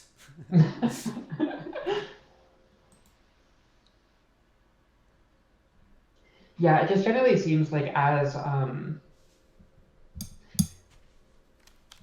get the feeling that, as things have evolved and like as people have gotten the better understanding of the cube, it just gets harder to 4-0 because like there's less, room to just kind of like do something unexpected and like when you look back when like Sarah drafted like this deck that Hetty's on for the first time, like that deck just easily 4-0'd because like people just weren't expecting it, like it was way more open than it should have been, and like it seems like that just like doesn't really happen as much nowadays. I think there are definitely decks that are way more open than they should be. I think a lot of people either get really fancy about it, like Ketsi intentionally gets really fancy about it, right? Yeah. Ketsi will avoid drafting the highest win percentage deck in exchange for doing something different than has been done before. I think other people sort of lean in that direction a little bit less intentionally. Although, I mean, like, it did seem like there was another side of it. Like, in the interview, I imagine, like, to some degree she did draft this blue-white Luris deck because, like, she thinks it's interesting and neat. But, like, she did say that, like, she had drafted mono-white in the past and only went 2-2 with it and was kind of disappointed. So wanted to try something new. Yeah. I do think, when we did the commentary for that draft, I think Ketsi... it was very clear that she was not familiar with drafting mono white or playing mono white. I think, I mean, that's not to say that, like, that doesn't affect win percentage. It super does. But I think there's room to improve there in ways that aren't just avoiding mono white. Yeah. This is pretty nice from Teddy, just getting to immediately neutralize, all of Ketsi's powerful artifacts. Which, granted, we're doing a ton anyways without creatures, but, like, I'm assuming Ketsi would have top decked those at some point. Yeah. Ketsi is going to get to do the turn 3 Spectral here. Which makes I didn't notice the Spectral Procession in her hand. That... It's 3 lands, Spectral Path, and an Unknown. And, like, does line up pretty well against what Teddy has. Like, Fire Prophecy, not great against it. Like, it blocks the 2-1 great. And it races Jinx Choker pretty effectively. Although, with Ketsi starting down 5 life, and Teddy presumably having just more burn, I might still go for the Jinx Choker here. What is this? Oh, just putting Luris in hand. Interesting. Well, in that case, I really like just going for choker. Yeah. Yeah, I mean, I guess that will let her rebuy Skull Clamp next turn if she wants. Yeah, but it won't let her rebuy Skull Clamp and put it on Luris. Yeah. I don't like this as much. I mean, I get it. I get holding up Fire Prophecy, etc., etc., but, like, the, wow, paying for Blood Crypt. What, wow. Yeah, it's a little strange if we're playing the mountain. With Jinx Choker in hand, yeah. Yeah. And this is into Spectral? No, Spectral has No, CMC. yeah. Or mana value 6. Would be pretty nice, though. The problem with mana value is that, like, CMC is an extremely, like when you say CMC, it is unambiguous. You are talking about converted mana cost. Mana value, like, MV is short enough that it could be something else. I don't know what, so maybe this is just me not being as used to it, but... Yeah, I feel like give it 6 months, then it'll feel natural. Yeah, you're probably right. Willing to trade a 2-1 for one of these 1-1s. Yeah, clearly setting up the Fire Prophecy here. But this does mean that Teddy won't have an answer for Luris. Yep. And that Luris does have Life to Link. Yeah, actually, I don't know how I feel about this, because, like, Ketsy can just play a land and replay the Smuggler's Copter. Yeah, you're right. Yeah, I think getting the Choker online earlier and just making sure Ketsy doesn't gain life is how I would have played this. Yeah, like, I feel like, you know, she's gonna have a Copter. You just need to kill the Luris to get rid of the lifelink to win the race. Yeah. Especially when she's starting so much lower on life to begin with. Mm-hmm.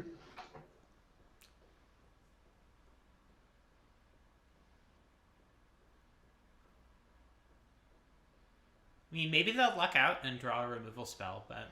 Yeah.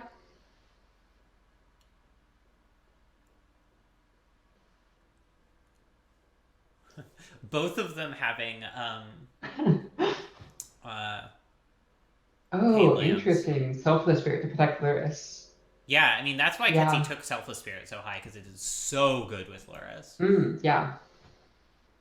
I hadn't thought about that, but yeah, like, I had Luris and Dauntless Bodyguard in the draft the other a couple weeks ago, and, like, that was really nice, but, like, Selfless Spirit is nice because, like, it doesn't have to come down after the Luris. You can play it before. Yeah.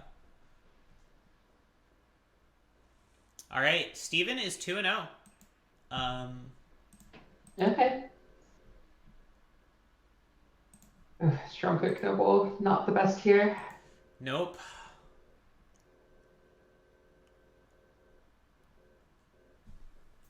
Sarah is also 2-0, so although it looks like Teddy is probably losing their shot at 4-0, there are still 2 people who might. On Teddy's team as well. Yeah.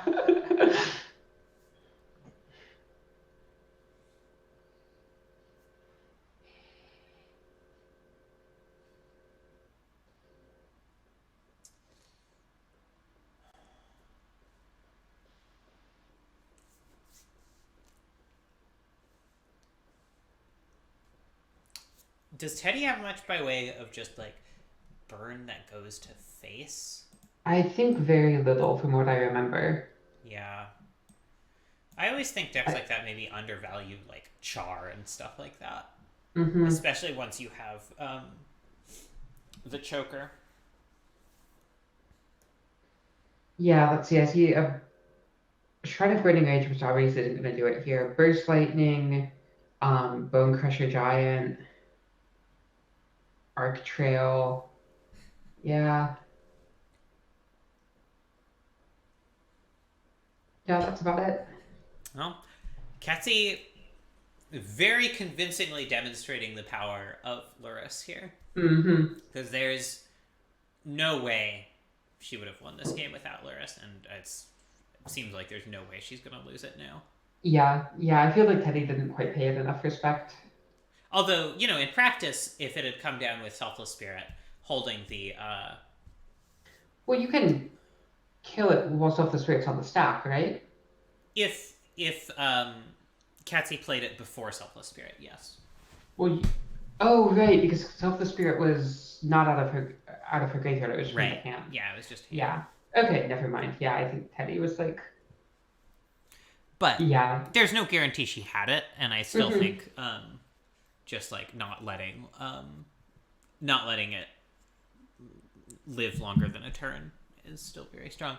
The fact that you just you always get to cast one spell off of it if you cast it on time is also really strong. Although if there weren't a Selfless Spirit, you would always get to cast one spell off of it. Yeah.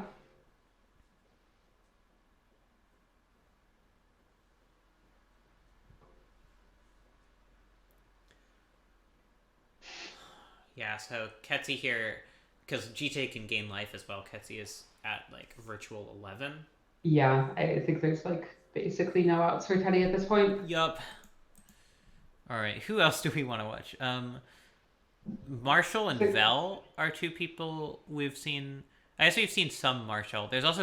let's watch Steven and Wing. Yeah. Hey folks, would you stream your screens for us so we can put you on as a feature match? Give me a sec.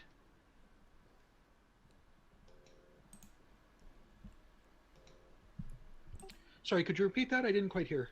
Could you stream your screen on Discord so we can put you on as a feature match? I cannot readily, sadly. I am actually playing on a different machine than I am Discording on. Okay. Then we will just watch Wing's stream.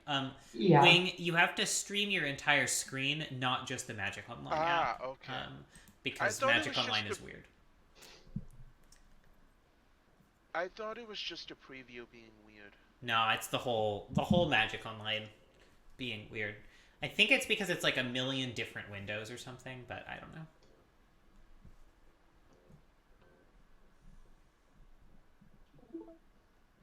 Is that working? That's working great. Thank you. All right, Ferns, I have to use the restroom, so I will let you vamp on your own for a bit. Okay.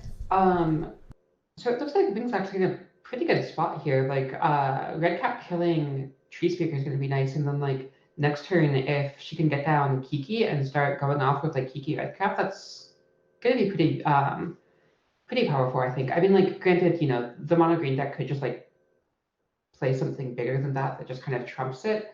Obviously, like, that's mostly efficient, like machine gunning down small creatures, but it's possible that, like, if Steven kept a hand where like he was kind of relying on this Tree Speaker's mana to like vamp him into something larger, like that was just 2 mana that he got taken off of. Kind of curious to see how this goes. Aside from that, like, it looks like Wing is flooding a little bit, which is going to be rough for her in a long game. Actually, the hangerback walker out of Steve is curious. I guess I wouldn't have really expected to see him running that one. I feel like there's just like more powerful things you can play. Like, it's just not very efficient. I guess like in a green deck, like you can cast it for larger values, but like I don't know, just like spending 6 mana on a 3/3 hangerback walker doesn't seem the highest impact. And okay, well, with what I was saying, Kiki Redcap's going to be pretty nice at cleaning up these little monodorks. I guess she could also Wretched Confluence to swoop them up, and yeah, it looks like that might be what she goes for. Well, she's hesitating. I feel like you can probably just like hold on to Wretched Confluence where like this is like a good outlet to use Kiki for, and like maybe you can get some other value off of Confluence later in the game. Yeah.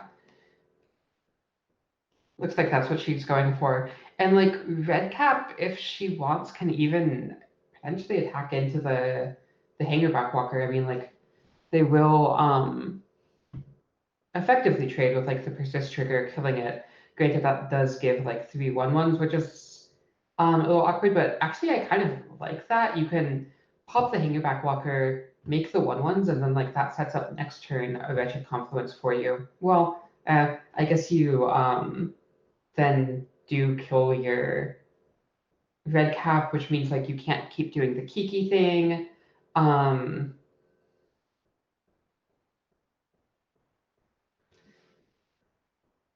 So yeah, I guess that does make it a little less good.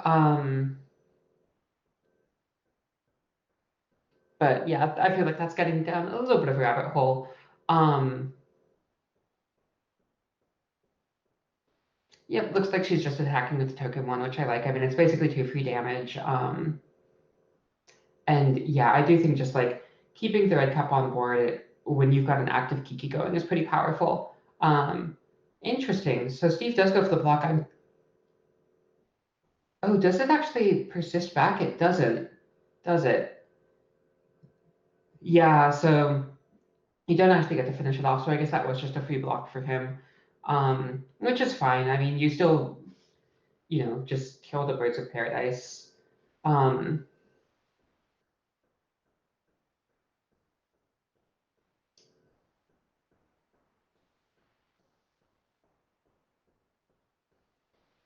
but yeah, when drawing the Cold Steel Heart, there was a little awkward. She's getting pretty overloaded on mana, like, does need to draw gas, but I mean, Steve's down to 1 card in hand. Like, he's in top decking mode too. I feel like Steve definitely has like higher impact top decks. Like, there's just like more powerful 5s and 6s in his deck, but also like he's playing a lot more mono sources and mono dorks, and I feel like Wing is probably like more likely to just draw like relevant things, even if they're not as like haymakery as what Steve draws. But another land is a little unfortunate. But Wretched Confluence will be nice to refill. I'm assuming that. Oh, I guess -2/-2 would let you, I think, kill the Hangerback Walker without it. Huh. I'm not sure about -2/-2ing the, oh god. When I was talking about, cleaning things up with, Wretched Confluence, I was getting that wrong. I was thinking for some reason that, like, the mode is basically, like, -1/-1 to everything, not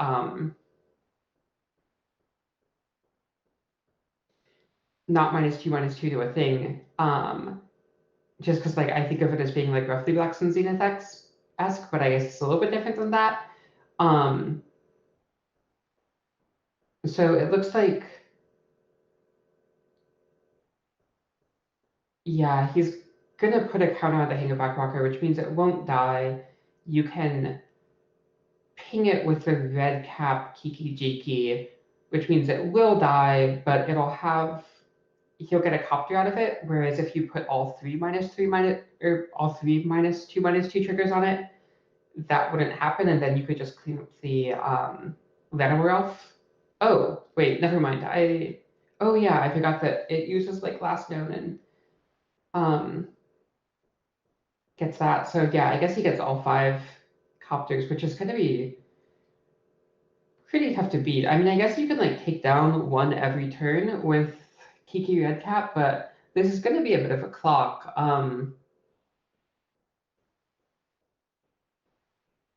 Like he's gonna get in for 5, then 4 and 3, and like that's not gonna leave Wing a ton to work with.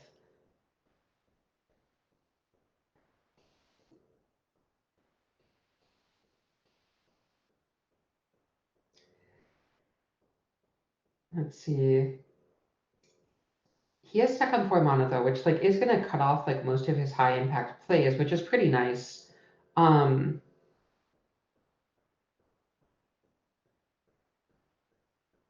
I think this is really kind of just gonna come down to can Wing draw something like impactful to get out of this? And I feel like if she can, she's probably in a pretty good spot.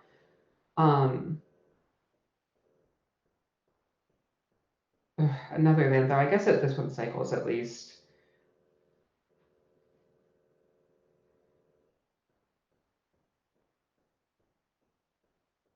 Let's see what she gets.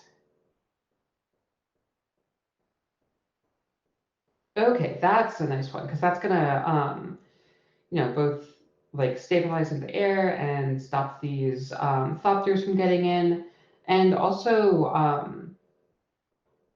present a reasonable clock in its own right as well. Once like some of these thopters get taken down, I feel like there's not very much likely to interact with this favorably in a in a blue-green deck that's mostly green. So I guess now it just comes down to can Steve both like draw something impactful and the mana to cast it in time. I think he has been sitting on this one card in hand, so like that could be something potentially strong. Um, but he had 5 mana last turn and couldn't cast it, I don't think. So it's probably gonna um, be dead in hand for a while. It's not a land though. It does seem like gas because he went a couple of turns without playing a land. I'm back. Hey, welcome back. Wing's got this kind of nice Kiki Jiki red cap thing going on. She killed picked off successively like 3 mana dorks from Steve, which has left him kind of like both a little low on mana as well as like low on cards, which is like not really where you want to be as a green deck. Yeah. Kiki Jiki red cap, huh? Yeah. So yeah, she's got some decent pressure going, and I think it's just going to come down to like, can he draw out of this and draw something impactful in time? And like, there's only so many things he can draw because like, Rekindling Phoenix can get chunked a bit by these softwares, but like also the red cap's going to kill them, and like, there's not much out of blue green decks that really answers a Rekindling Phoenix. Yeah, is this going to be a? I guess this is probably red cap killing Kiki Jiki, huh?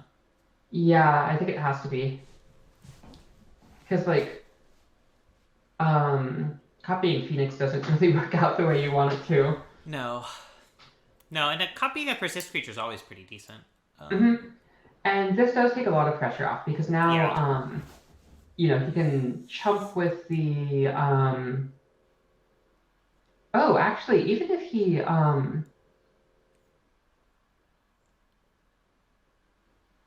No, I guess if red. Yeah. Okay. Never mind. Actually. Upgrading that I'm not seems. Sure. Yeah, I'm not sure if that's what Wig has you wanna thought this do. one through. Yeah. Because that'll just come back and copy something else, probably a Rekindling Phoenix. And then it's just another blocker. Whereas it's not really doing anything on the ground right now. But yeah, that buys him a lot more time to chump with these Thopters because now he's only losing 1 a turn instead of 2 a turn. Yeah.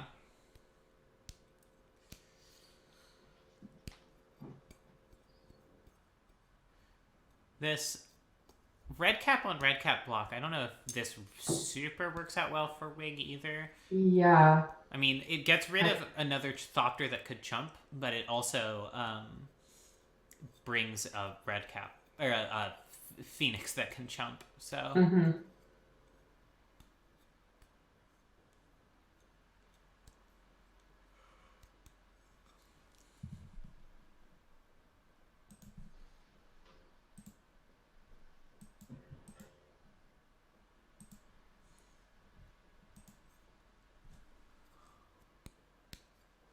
Okay, I mean, I guess it's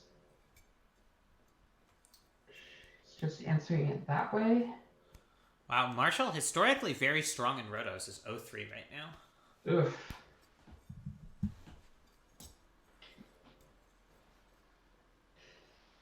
Yeah, it definitely seems like that is kind of one of the flaws of kind of just like drafting a pile of cards of like you really live or die by the strength of your pile of cards, and like I feel like if you're trying to like do something like strongly synergistic and like you get 80% of the way there, your deck can still steal wins, whereas like if you're a Sultai mid-range deck that's a bit underpowered, like a lot of times you kind of just get ground out. Yeah. And you can just lose to decks that have less raw power and are still more synergistic than you. That Garrick is interesting. It does mean that Steven is potentially threatening a ultimate at some point. as well as just racing Wing on rate at this point with the Yeah. copy Phoenix.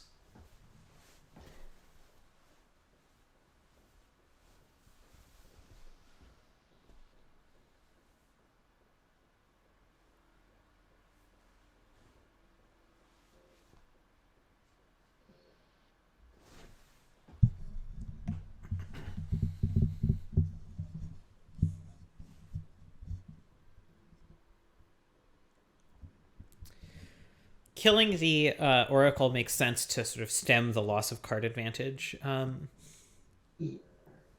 Yeah, I am a little unsure that we're like. I worry that it means you're just going to lose on board to the combo of like the Garrick, Thopters, and Phoenix. it's possible. Where, yeah.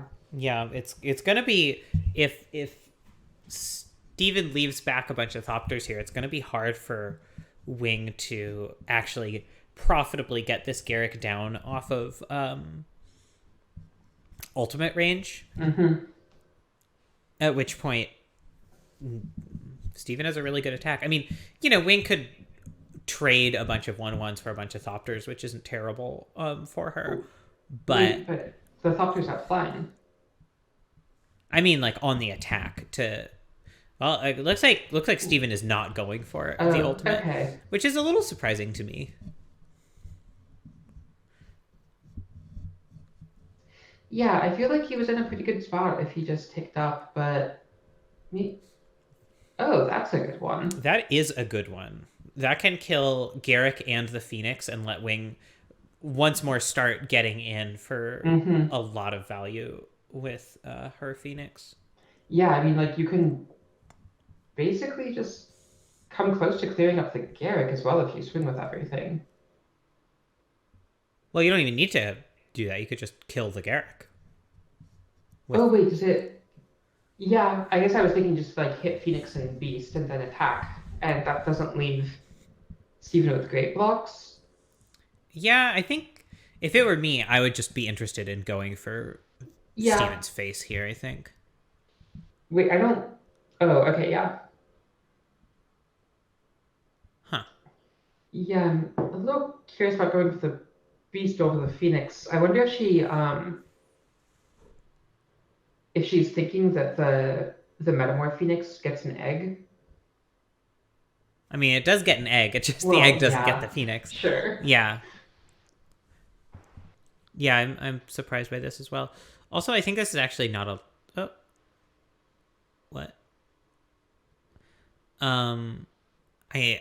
I think that was not a legal assignment, because once you get over 6 damage dealt, I think you have to do even amounts of damage to everything. Oh, yeah, possibly. It gets doubled.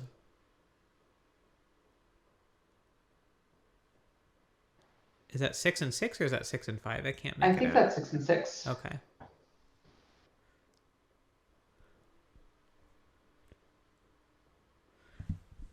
Does Steven have any counter magic? I don't think so. I think he drafted a Glen, but I think that's it. I see. Because, like, you know, it's definitely not a deck that wants to be holding mana up. For sure, for sure.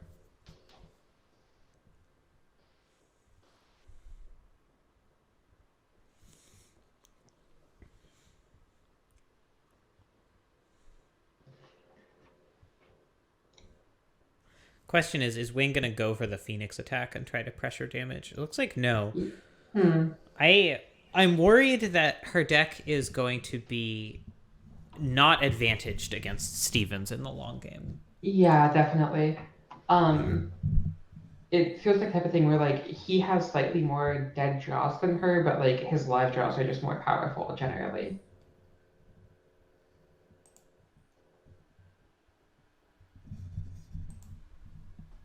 Ketsy texts me and says she thinks Wing doesn't understand that she can kill the Metamorph.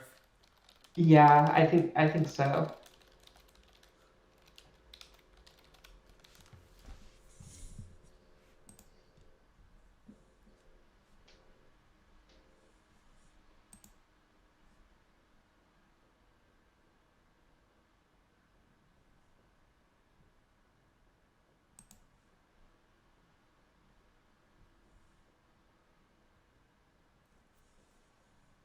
All right, Vel got it against Marshall, so Marshall went 0-4. Oh, Tragic. yikes.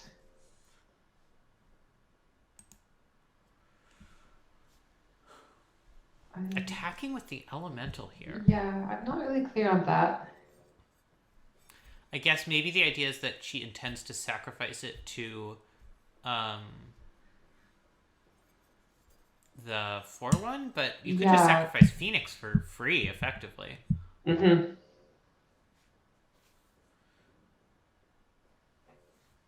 And like, yeah, I mean, it's just always going to get blocked, so I'm not really sure what the point in attacking with it is. Yeah.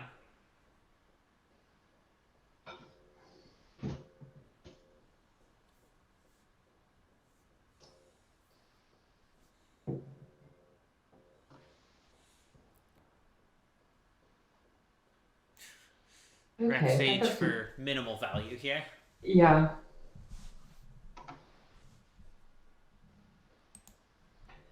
Don't think that Cold Steel Heart was doing much.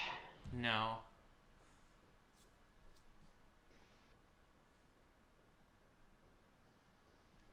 Yeah, Wing definitely has been like a little bit flooded this game. Thankfully she had like a couple mana sources that she was able to like convert into other things. Like she had a cycling land and then like the Shadow Skull smashing. But yeah.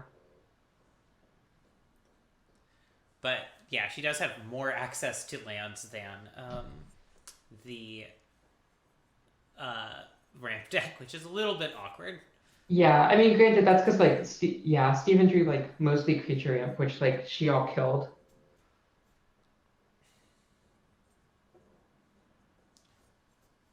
Heartless Act, not great against this Phoenix right here. Yeah. But it'll be good against something, probably eventually.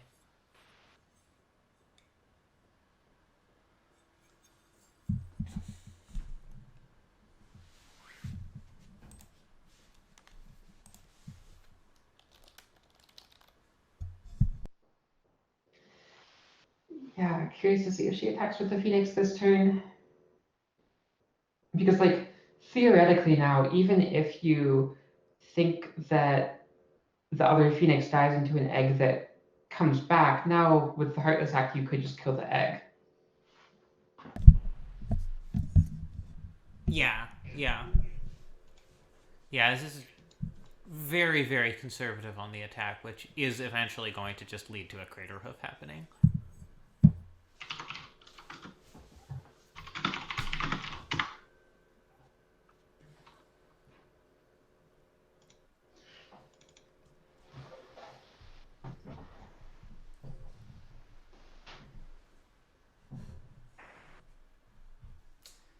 Interesting. Green sub for 6 here. I guess probably for Primeval Titan. Yeah. Which will kind of crack this game open. Yeah. Well, I mean, it would if there weren't a Heartless Act. Hopefully it just gets Heartless Act in. Yeah, I think Steven's basically had a card in his hand this whole time, if I'm not mistaken. So, like, it's very possible that there is just a Crater Hoof strand in his hand. Yeah. At which point the game is effectively over. Yeah. It's so funny to me that Heartless Act doesn't even remove all counters. Like, Yeah. It's such a narrow ability anyway.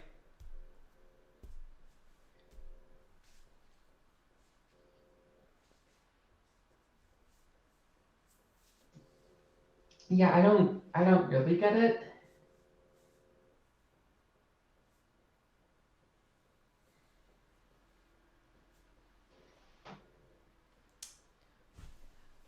Also worth noting, if Steven had Keswick Wolf Run and one red source in his deck, this game would that already one be undrafted, over. didn't it? Nope. No love for my wolfy friend. It's one of those cards that I sort of feel like you're just supposed to take if you take Primeval Titan. Yeah. Along with, like Golos in the World Tree.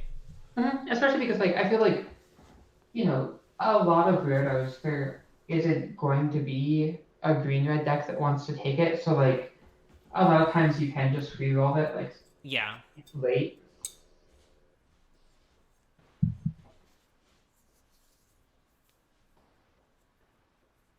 Yeah, especially like with prime time, especially because like you just get it and your red source. Yeah, exactly. Yep. Yeah, There's looks the like prime it. time. There's the hoof that's been stuck in his hand. All right. Well, I feel like this game didn't have to end this way, but it definitely did end this way. Yeah, I definitely think she has some more opportunities to like apply pressure there.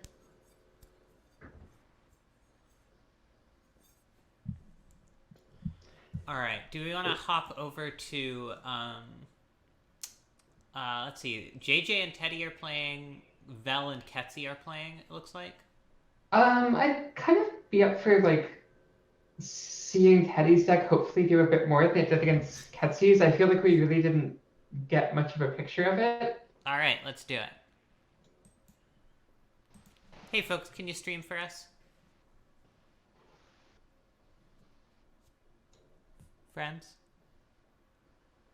Thank you, Teddy. What's the, This is game 1. Okay, cool. Alright. Okay, nice. We should get like most of a match with this then. Yeah.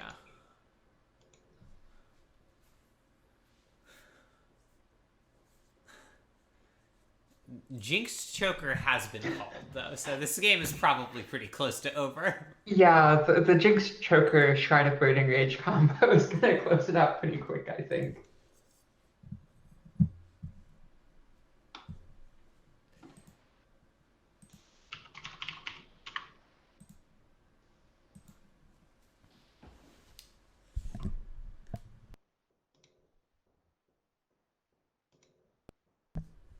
Even if the person who plays Jinx Choker doesn't win, the game is still usually over pretty quickly after Jinx Choker hits the battlefield.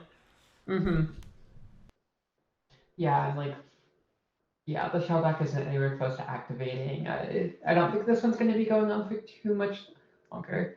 Just killing the Golos to push damage, that makes sense.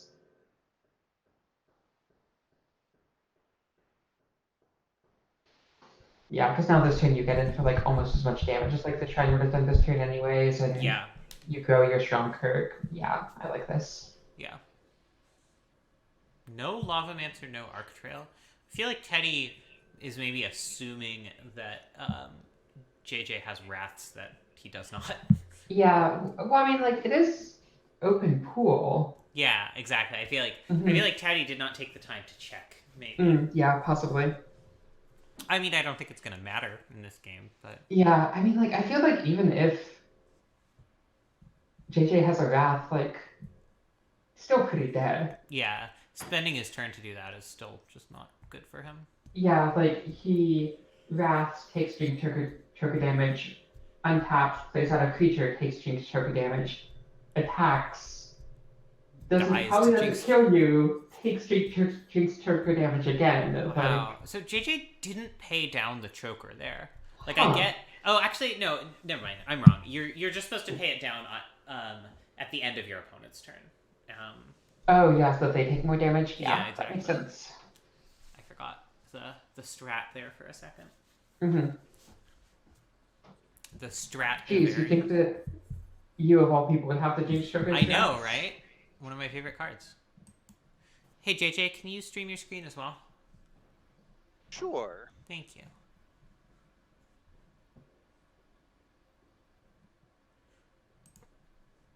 I still want a tattoo of that card. Yeah, that would be a cool one.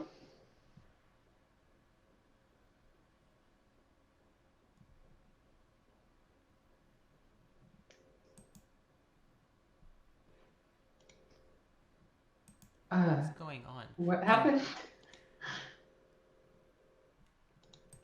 Oh, is that match? I thought Teddy said it was... Yeah, I thought Teddy said this was game 1. Yeah, I don't know. Sorry, yes, it was game 1. He said he was gonna consult on a get pick. sideboarding. We still can't see your hand, JJ. Yeah, you've got your video going, but not your screen share. Oh, I'm muted. Oh well.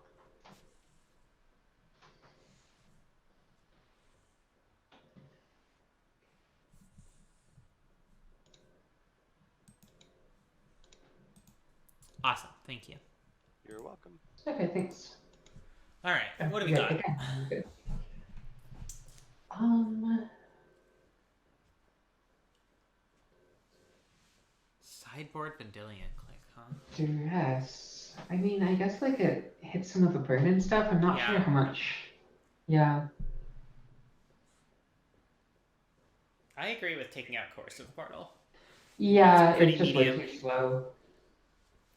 Interesting that Saw It Coming seems to be in, like, starting in JJ's sideboard, given how early of a pick it was. Oh, Yeah. looks like that is a streamed window, not stream. Oh, yeah. JJ, we need you to stream your whole screen, not just the Magic Online window. Otherwise, it will not work. Odd. Okay, let me do that. I mean, I do think with the Back and screen up again. I do think with the direction his deck wound up going, not playing the Saw It Coming makes some sense. Where like he mostly is just playing like How's mono rocks and big creatures. Perfect, thank you. Sure. Yeah, I certainly see it. It's just interesting that he prioritized it so highly and then didn't end up playing it. Hey, Yeah. Sarah.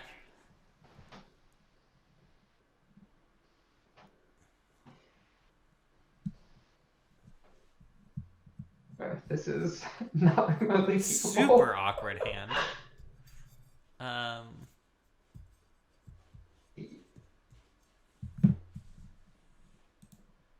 Sarah, how's your record so far? Oh, a nice 3-0 so far, I see. You just have to face the end boss herself for that coveted 4-0. Wow, Sarah, that's incredible. Who's Sarah's end boss? Ketsy. Okay, we should try and catch that match if we can then. Yeah, Sarah, let us know in chat when you go to fight Ketsy. You might just switch away from whatever we're doing to see the battle for 4-0. Mm-hmm. Or maybe like ask to delay it for 5 minutes if like we're just about to wrap up a match. That may also be the case. Wow.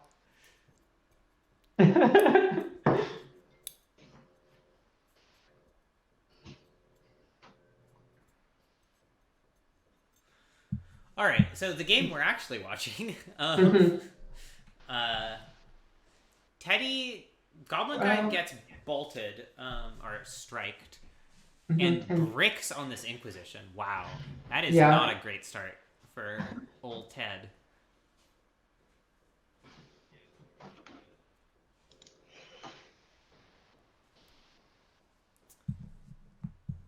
Ooh, yeah, and the Mono League for your next play. This might be a little rough for Immediately them. afterwards draws a Mana Leak.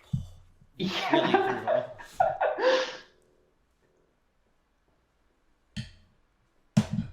Ah, sorry. Coaster fumble.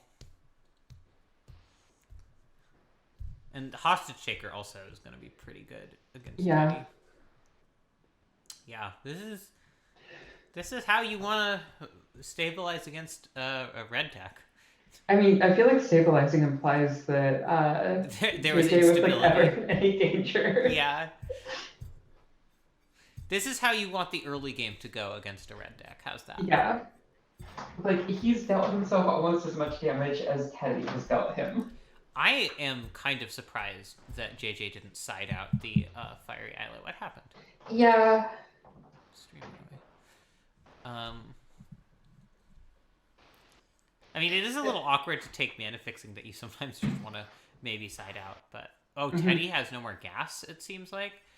Oh man, this might just be a concession if Teddy's really just down on gas entirely. Yeah, like, what do they have in hand? I mean, they've got 4 cards. Yeah, I don't know. I mean, you know, you could start on a hand with like Goblin Guide, Inquisition, Rabble Master, and a bunch of lands, and then just draw more lands. That's definitely possible. A possibility. All right, well, back to Teddy, I guess. Yeah. That was fast.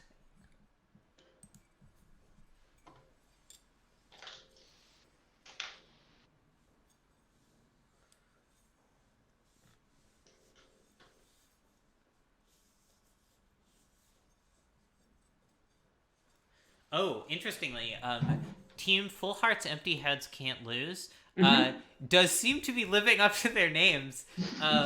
They are 8-2. They need one more match on their side before they have taken the whole thing. Wow. Does not seem likely that we are going to make it to the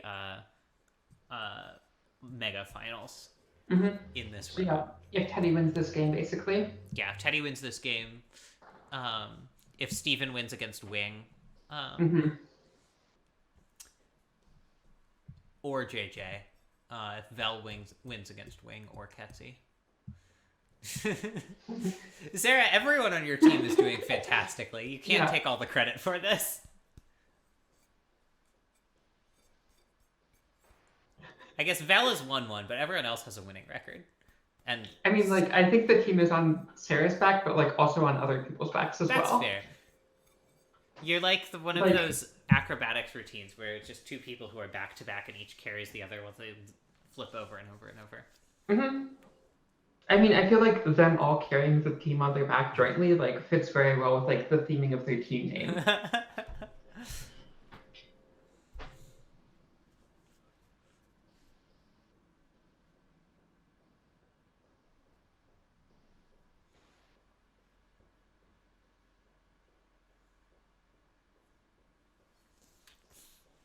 Teddy, interestingly, does not seem to be popping out companions here, which may explain why they missed that Lutri play.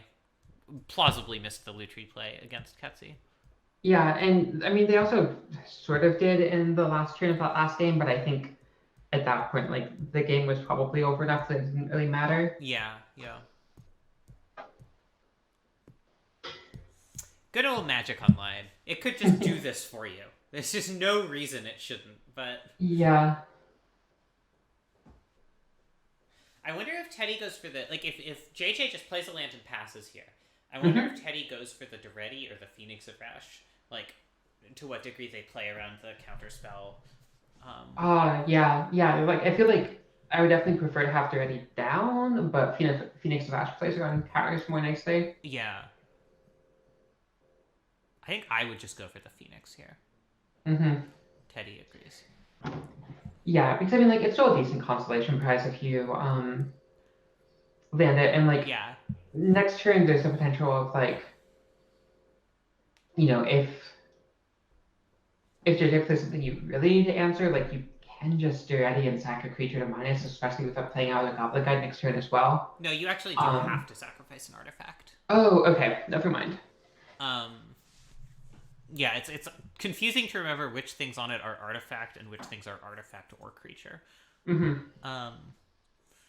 But yeah, also I mean, like, I feel like JJ's like actual threatening cards really start at 4, so like getting the Duretti down this turn is probably fine. Yeah. I wonder if Teddy just ignores this Saheeli. I probably would. Yeah. Like, gaining 5 life is just more than it's going to do with tokens. Especially in the face of a Phoenix, which they don't block. And, okay, or not. Guess not, yeah. And also, the thing about Phoenix of Ash is you can pump it. Yeah. I've won games to opponents just completely forgetting that.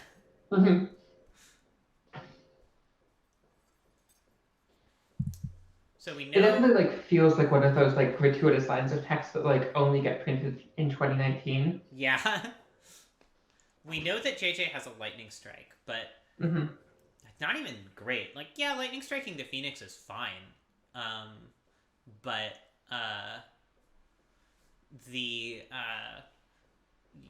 Teddy's still getting in for 4. And that's kind of taking... It looks like it's taking JJ's entire turn. Terrible draw for Teddy. Absolute worst draw imaginable. Like, actively worse than the land. Yeah. I hope Teddy remembers to put Lutri in hand. Hopefully, yeah. Feels... Come on, Teddy, we believe in you. Sheldock.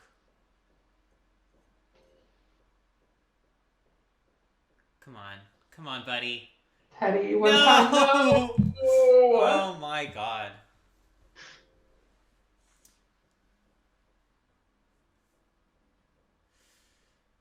Yeah, this really does solidify my theory that a lot of the reason that people are down on Lutri is that they are just really, really bad at remembering to use it. Yeah. Not that I'm great at remembering to use it. Like, I definitely have fucked that up before, but I at least have a system that helps. Mm-hmm. Yeah, this Golos, meanwhile, is not looking like too impressive. I feel like, it ramps, but unless, like, I mean, if he specifically goes, like, land Battlesphere, he could be okay, but just the fact that, like, the next thing that he plays is also going to get ready is just so brutal. I also want to point out, Saheeli would have made one token so far, and that token would have blocked a 2/2, and JJ would be dead. Sarah, I think... My God. My God! I think, Oh, sorry, yeah, you mean you're not down on Lutri, that makes sense. I mean, I do think it's a lot less good than than it was before the rules change, obviously, and B, like, I would have thought even after the rules change, it would be a slam dunk first pick every roto, and it is not that. Yeah. This is interesting. Okay, man. Yeah. Well, Steven would be straight dead here if Lutri were in Teddy's hand. Or JJ. Sorry, yeah, JJ. Yeah, this is awkward. It's super fucking awkward. I mean... So, I mean, like, Teddy does have, like, 4 or 5 different pieces of burn that could kill from 1. Yeah. I don't think any of them kill at 3. I mean, there's, like, Jinx, Choker, and Shrine that, like, can with time. Yeah, I mean, that's true, Sarah. But, I mean, like, Teddy does need to get things into the yard. Like a Lutri that could block this. Yeah, crap. I mean, like... I'm going to lose my mind. Spellskite is actually pretty good at preventing JJ from getting completely burned out here. Oh, yeah. Well, it does get... I mean, I guess he's going to attack down the Duretti first, presumably. Probably.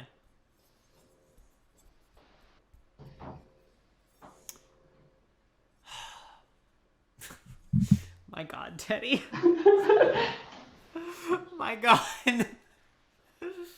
This is worse than the fucking gifts I'm given. I don't think so, no. But, I mean, the Spellscape is still, like, redirects burn. Yeah. You can just pay a blue for Sarah. Gift is a one card Grizzlebrand.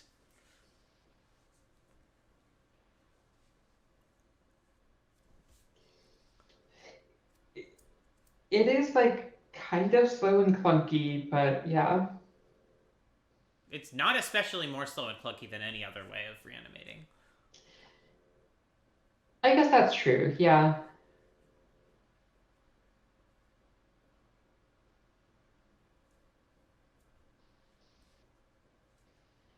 Oh no, is he not playing out the Spellscape with mana backup?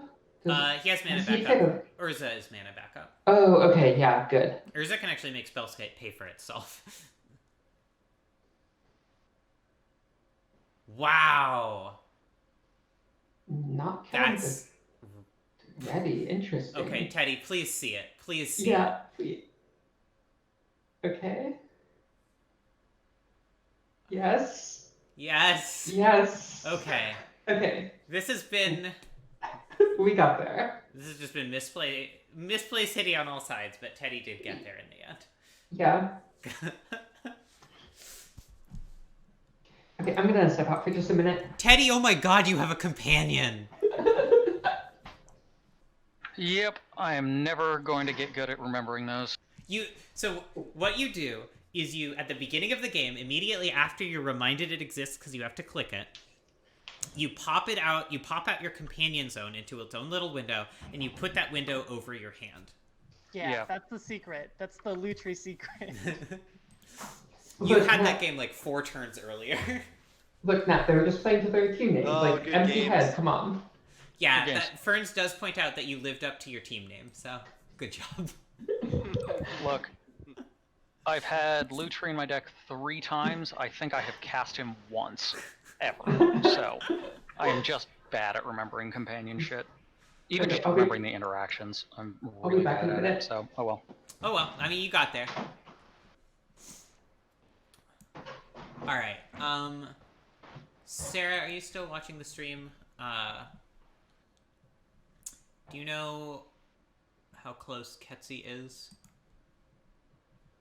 I guess we could just watch Ketsi for now and then join Sarah afterwards. Let's do that. Could y'all stream, please? Yep. Sure. Also, what game is this and who is up and so on? Game 2, and I am up a game. All right. Mm-hmm.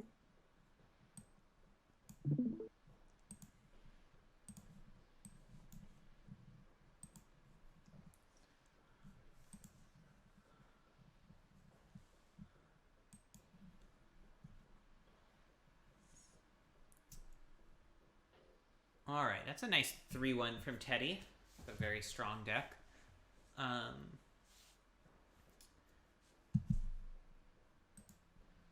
right. Ketsi's up a game. Ketsi seems to be winning here, although Vel has a lot of value just sitting in hand. And a lot of options with this Fauna Shaman.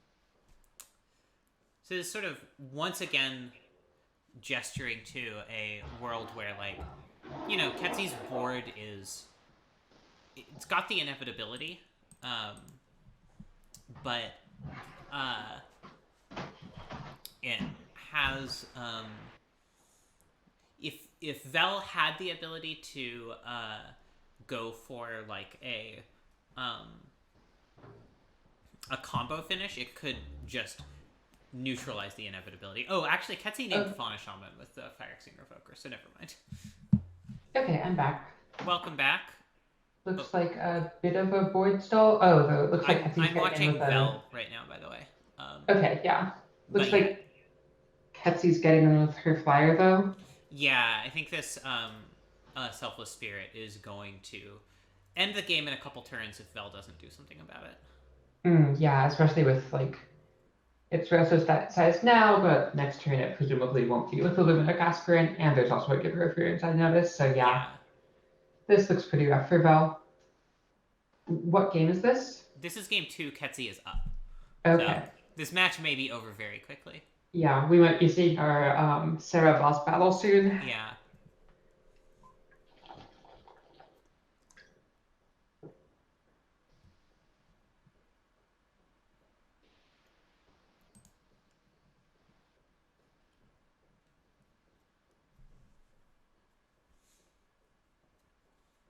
And here comes Loris.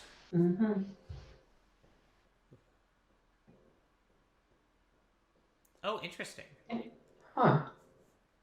Ketsi not choosing to leave up protection for the Selfless Spirit that is sort of on its face the card that is going to win her the game, and instead try to get in a little bit of extra damage with this Halibut. I'm a little curious about this because, like,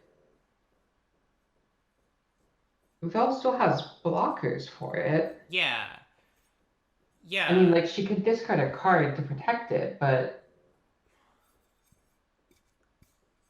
Putting a counter on Loris is interesting. I guess it means that, you know, I guess Selfless Spirit is itself already a...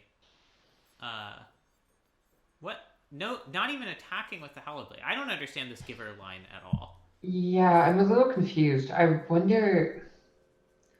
Like, it couldn't be a misclick. I just don't understand how you'd end up with that as the misclick, you know? Yeah, because I think she can back out of it. Like, even when she's choosing colors, right? I think so.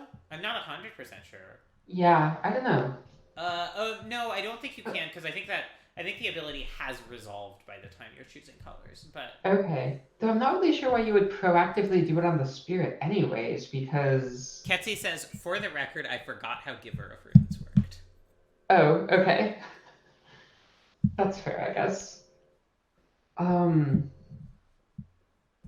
So So let's see. It looks like Vel can either get a 3 or a 4. So Chupacabra is kind of the obvious 4. Yeah. Which does kill the spirit, and will buy her some time. Whether that'll be enough sort of remains to be seen. Yeah, I feel like would still be in a pretty bad spot because like Lurs can get it back. There's a GT, but like it does mean she doesn't die. Yeah. Which, you know, Probably the not only dying thing. is generally good. Yeah. I think it's the only way she doesn't die, because this Restoration Angel just gets neutralized by Giver of Runes. Yeah, assuming like Ketsi doesn't make the same mistake again. Biff it again, yeah. Yeah. And then this Fauna Shaman can't activate because of Phyrexian Revoker. Yeah. I guess there's also Restoration Angel on Eternal Witness for Assassin's Trophy to kill Selfless Spirit. Oh yeah, I guess that works too.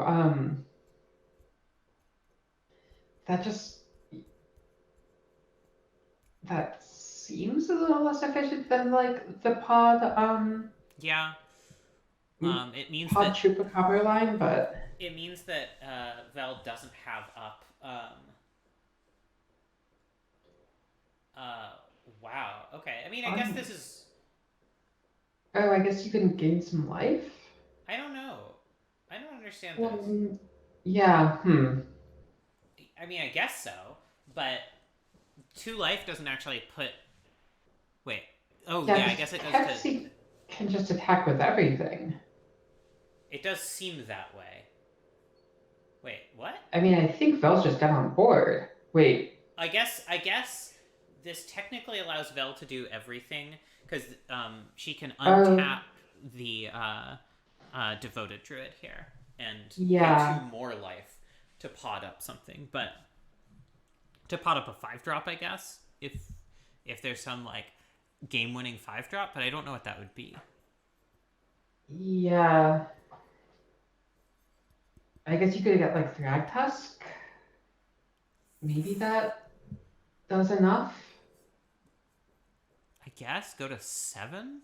Yeah, I think you might still just be dead to an attack with all. All right, looks like she's planning to go for Chupacabra instead. Yeah.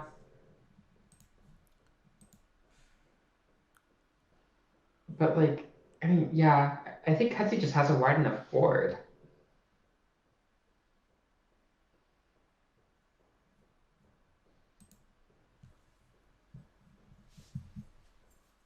Yeah.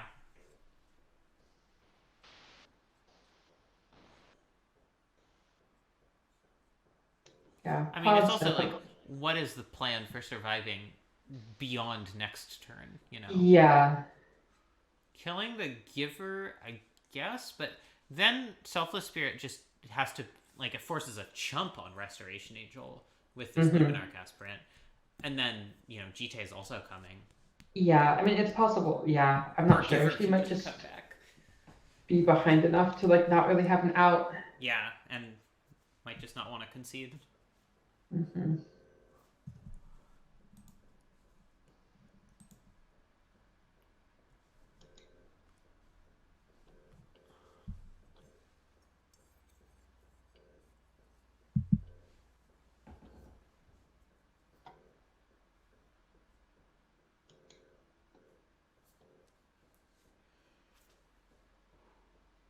Oh, Ketsi just killed the angel. Alright, well, I guess that ends it. Yeah.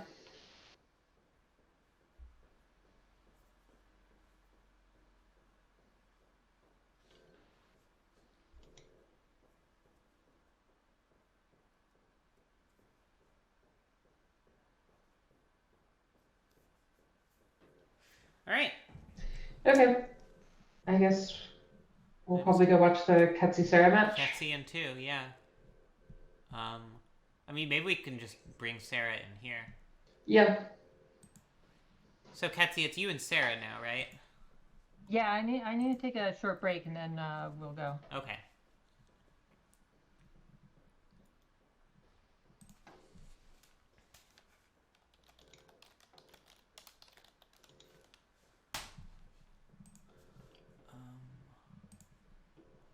me just make sure we have everything recorded. Vel, have you battled Wing yet? Nope, I'm waiting for them to finish their match. Okay, cool. Yeah, and I think we have everything recorded. I think Steven, JJ, and Vel are waiting on the Steven and Wing match to finish up. Okay. And then, yeah.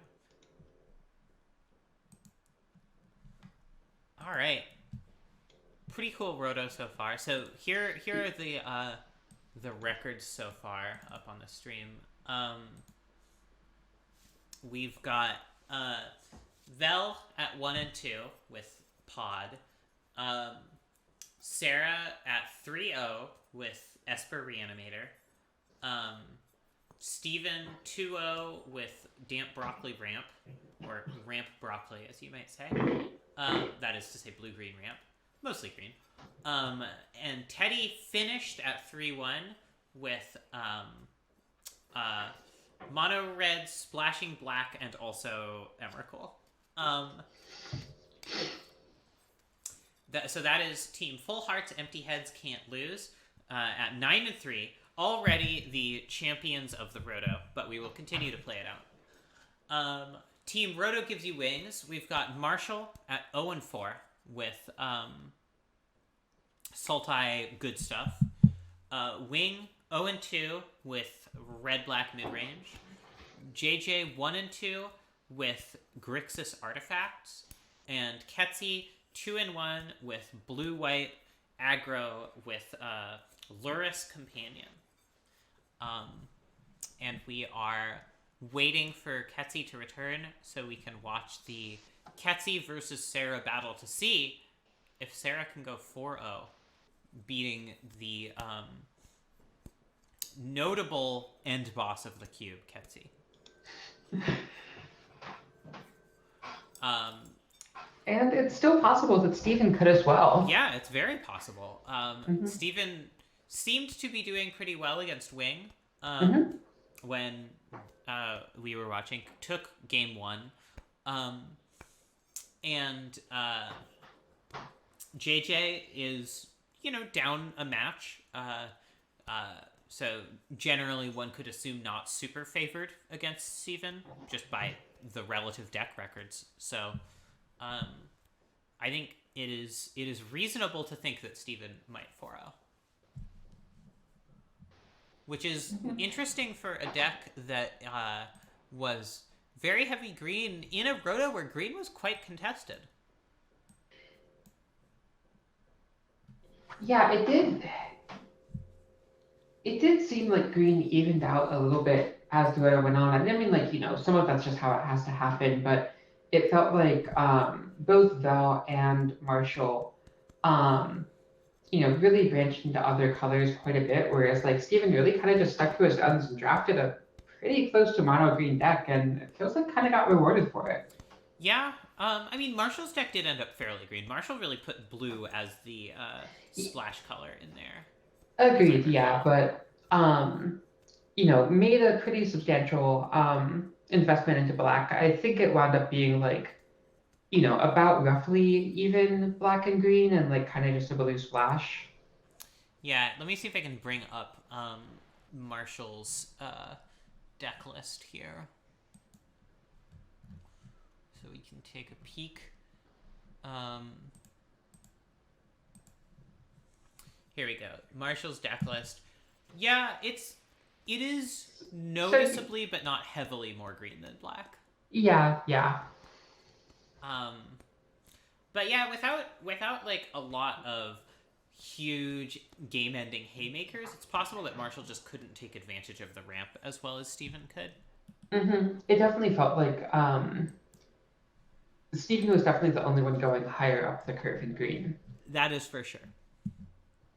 Val ended up taking the Hornet Queen, but it seemed like did not end up playing it.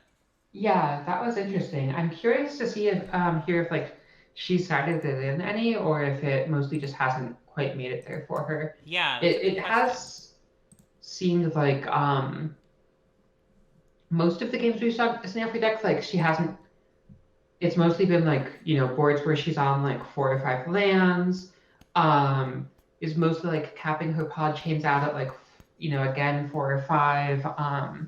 So my guess is that like her deck isn't really well set up to use it, but I don't know. Yeah. With only one 6-drop, it definitely makes it harder to pod into. Yeah. And also I feel like not having the Fiend Darters in really hurts as well, since that lets you, just skip the chain, and like if you're flooded out, you can just jump Yeah. straight to your Hornet Queen. For sure. I feel like that really makes the pod deck want like 1 or 2 high drops a lot more. Yeah. Looks like Steven finished 2-0 against Wing. Steven has only dropped 1 game so far against Kevin. Wow. Pretty impressive. Mm-hmm. It is also worth saying that like Wing and JJ are both quite new drafters. I think Team Roto gives you wings is generally, I mean, obviously they're losing more, but also like they have 2 of the new drafters as opposed to, well, I guess both teams have 2 new drafters. But also, I don't know. I think Marshall is facing up against Sarah and Teddy, who both have very good-looking decks, whereas on the other team, I think it's mostly Ketsy, who seems to have the elephant in the room, like really, really good deck. Yeah, it definitely feels fitting that she's Sarah's and Boston. Like, she definitely feels like, by a decent margin, like the most formidable of the opponents on Team Roto gives you wings. Yeah. Which is why this is such a boss battle for Sarah. Mm-hmm. Yeah, I'm I hope very like interested to see how it goes. I hope we get a couple good games out of it.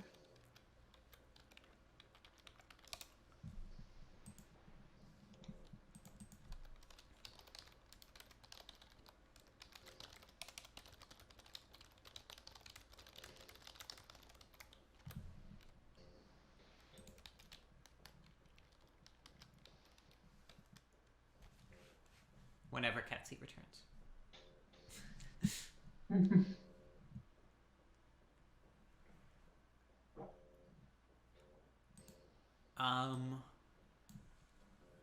Yeah, what else? Let's take a look at some of the deck builds we haven't seen much of.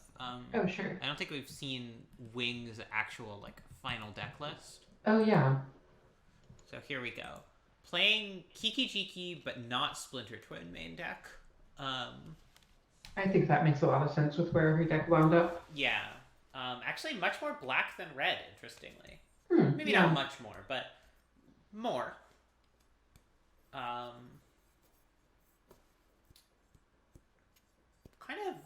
Kind of leaning in a little bit more of a controlling direction. Yeah, definitely kind of like a big mid-rangey, just kind of like some big threats, lots of like removal and answers. No like huge threats though. Notably absent are either of the 6-mana Chandras, which are also not in the sideboard, looks like. Oh, did she just not draft them? Yeah, I think one of them just didn't get drafted, and one of them ended up, I don't know, in whose deck. Oh, it looks like they're starting. Do we want to start on Excellent. watching Sarah or Ketsy? Let's do Sarah. We've watched less of her at this point, I think. Okay. Alright. This Here we looks go. like a, yeah, Looks pretty like solid hand against Yep. white aggro. Very interesting to see when or if Sarah decides to play this Hagra Mauling as a land. Mm-hmm. Also interesting to see whether Sarah goes for the like stall into Damnation or goes for a more aggressive 1-for-1s early. I feel like the fact that Ketsy didn't land a 1-drop makes it much more likely for Sarah to just wait and try to get the full value. Yeah.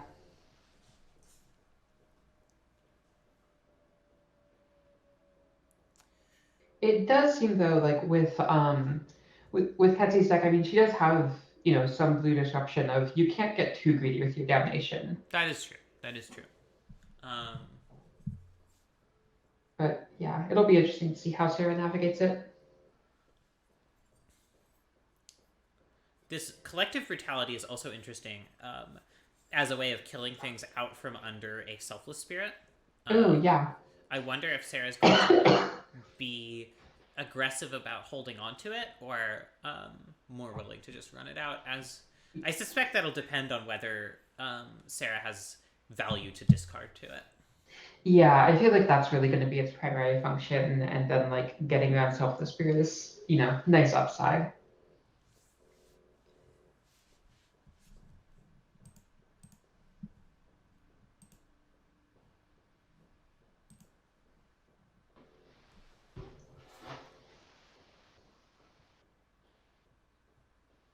Skullity Clamp. That's a pretty good one to grind against Sarah.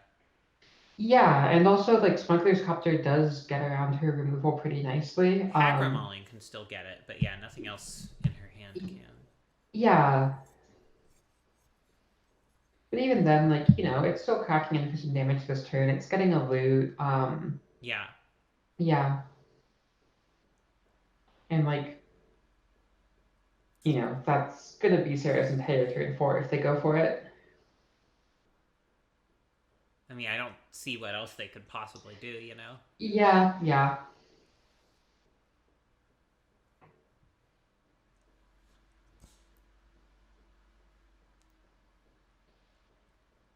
I mean, if Ketsi plays out a creature here and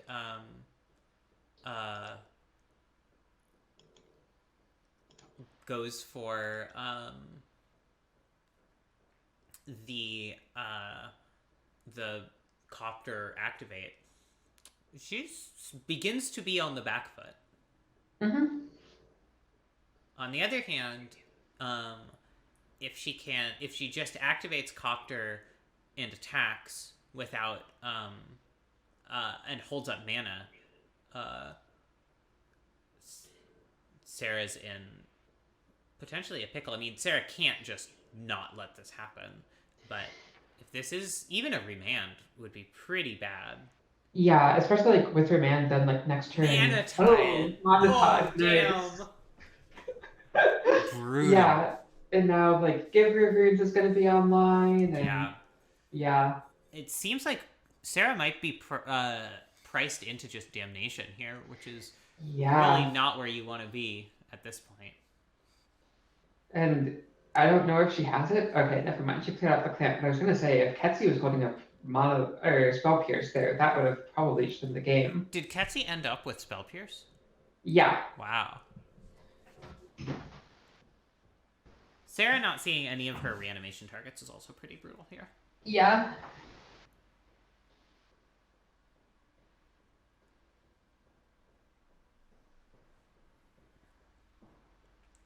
Interesting going for collective brutality over damnation. Oh, yeah. It makes... or even over blood chiefs first. Like they both kill the small creatures here, but like collective brutality at least gives you outs for like if you draw like something big next turn. Yeah, I don't discarding. I mean, clearly Sarah's very interested in getting the instant or sorcery mode, but it's entirely possible Ketsi just has none of that. We know one of the cards in Ketsi's hand is Luris. Mm-hmm. But yeah, I mean, maybe... Alright, well... Okay. Oh, I guess Ketsi hasn't... I thought... I misunderstood. I thought Ketsi had spent some time getting Luris into hand. Yeah. And it's also possible that, like, Sarah just wants to make sure that the coast is clear for damnation next turn for if Ketsi like, plays out a couple things. Yeah.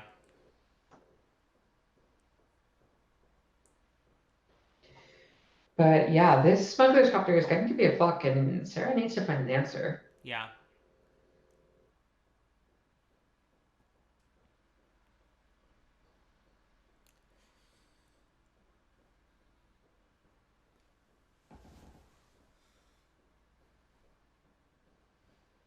I I mean, at this point, just rawing out a worm coil engine would still be pretty good for Sarah.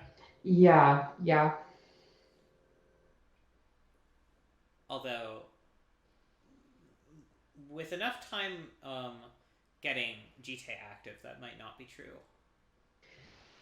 Yeah, and that's also maybe why Sarah just ran out the collective brutality of figuring that, like, aside from Grizzlebrand, like, pretty much all of her big reanimation targets are pretty much castable at this point. That's true.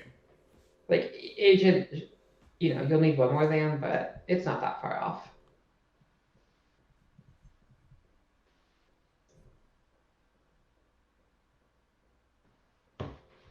I wonder if Ketsi is going to intentionally hold a card in hand to protect Hallowblade here. Yeah. Seems like plausibly. Mm-hmm.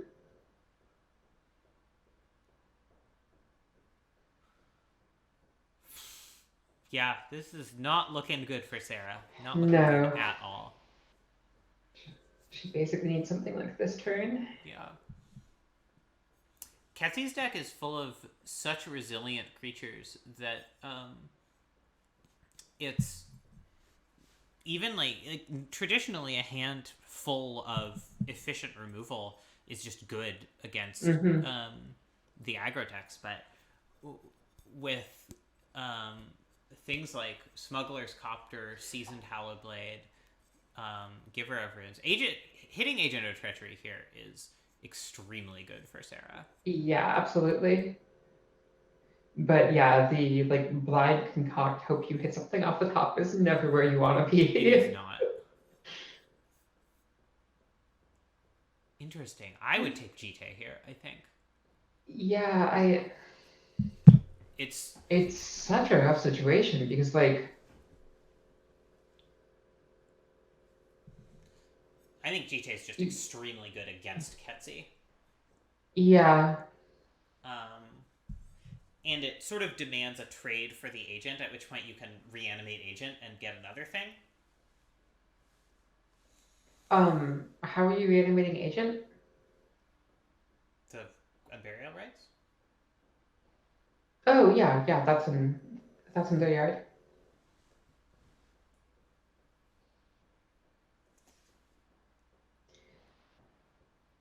Like, yeah, yes, there's because, a possibility that Sarah's just locked out of all of these equipment and vehicles, but there's also a very strong possibility that she is not at all locked out. Yeah, because now, like, basically any creature that Ketsi top decks is gonna be pretty devastating for Sarah. Yeah, like that one. Yeah. Into Council's Judgment? Wow. And wow, and even, like, if it's what Ketsi wants to go for, like, exiles the agents that Sarah can't buy it back within burial rights. Oh, you gotta exile agent here. Yeah. Yeah.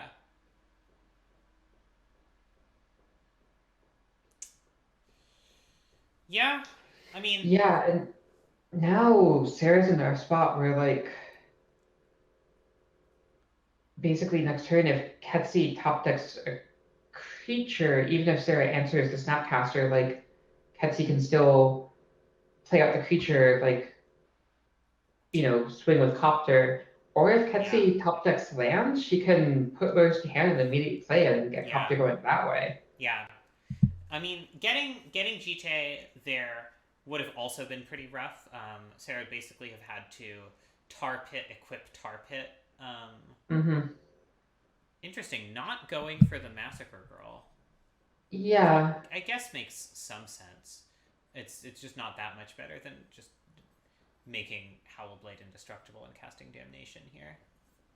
I think Sarah is on just like have to have Ketsi have nothing here. Although, oh no, not going for the Damnation. Yeah.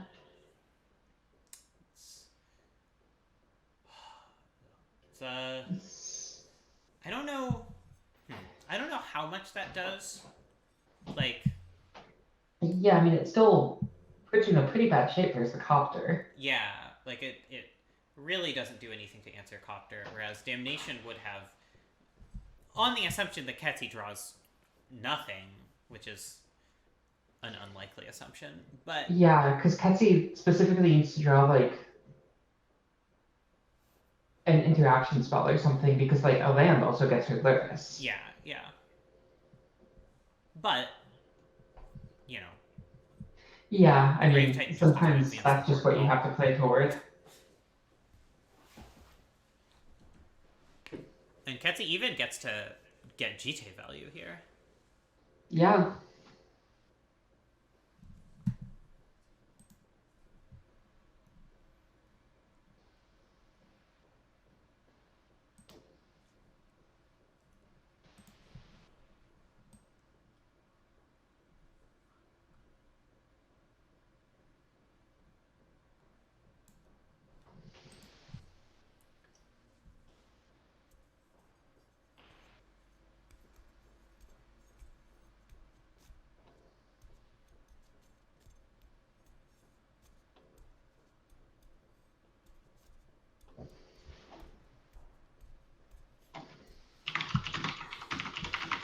Yeah, feels like this game is pretty over.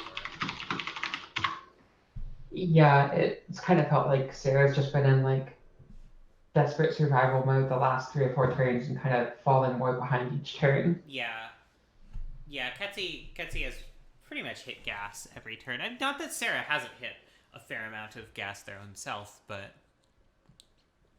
Mm-hmm.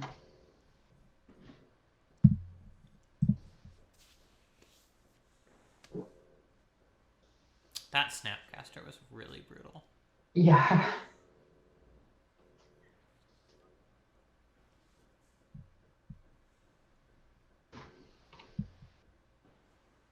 I mean, it goes to show the value of the blue in Ketsi's deck, right?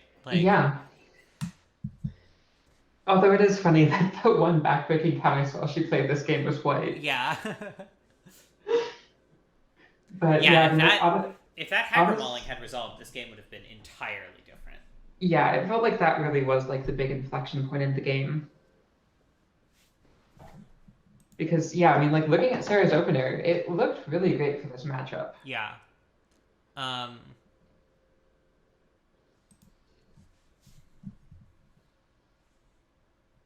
Yeah, and I mean, I do like going for it there. I think there was no other play available. Yeah, definitely.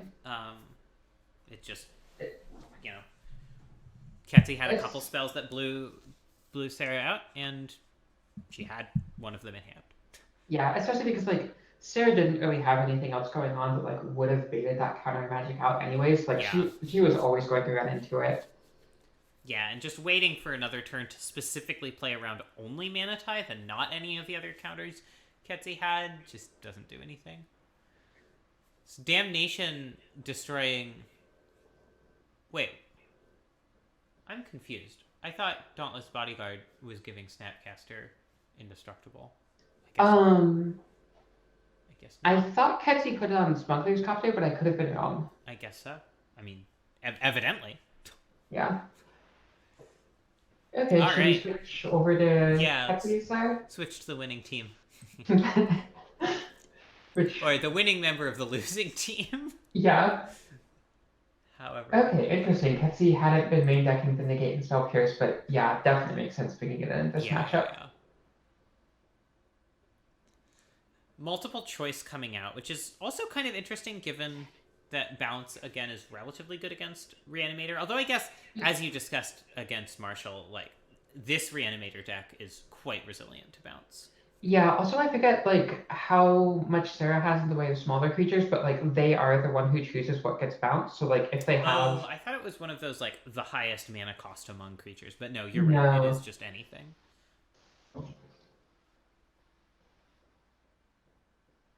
Ugh, my hands are so dry.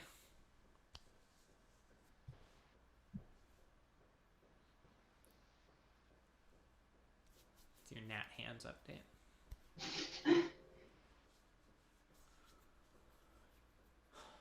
Winds of Abandon in the sideboard against Sarah seems bananas. Exiling things is so good. Well, I mean, she does have Path, Council's Judgment,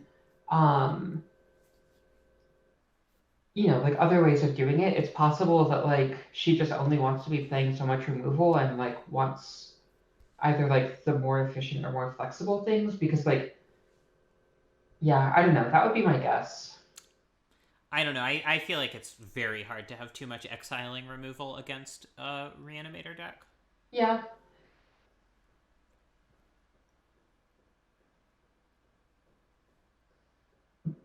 But I think it's also possible, like, if you're coming at that from more of like a mono white perspective, like Ketsi does also have like spell pierce and negate in, which like kind of also add to like, spells that don't themselves put pressure on, where like maybe she just wants a critical mass. I'm not sure. Interesting. Ketsi considering taking out Phantasmal Image. Yeah, Despite... definitely prefer keeping it in. Yeah. I do like the thought of bringing in imposing sovereign. Yeah. Um,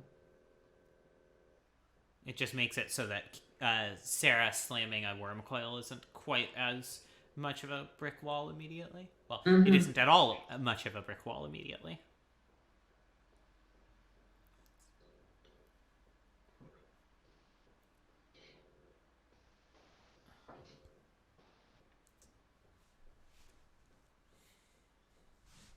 wow, this is a nice hand. This is a gross one, yeah. It's like, yeah, like, hope Sarah has a damnation, but then even then, that doesn't answer Adonto Vanguard. No. Nor Shrine of Loyal Legions, unless they really wait for the damnation. Sarah is also mulliganing.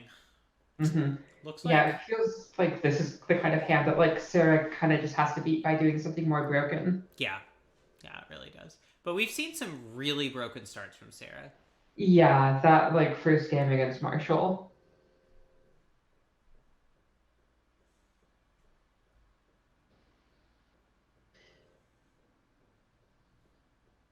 But I mean, like, also if they have a Liliana of the Last Hope, like yeah, that could just close out the game right then and there for sure. Yeah. Going for a Danto Vanguard over Shrine. Interesting. I mean, I get wanting to push damage, but I think getting Shrine active early is just really crucial for these decks. Yeah, I mean, I guess it does make sense of like the Sarah potentially beating this hand by doing something more broken of like Adanto Vanguard does close down the window for Sarah to do that more aggressively. Yeah. But yeah. Oh, does Sarah not have a third land? No, never mind. Okay. Ooh, Polluted Delta. Good with search. Wow. Yeah. But at the same time, I mean, like, if this is a turn 4 Ashen Rider, that can yeah. That can just invalidate everything Ketsi does this game. Yeah, that is true.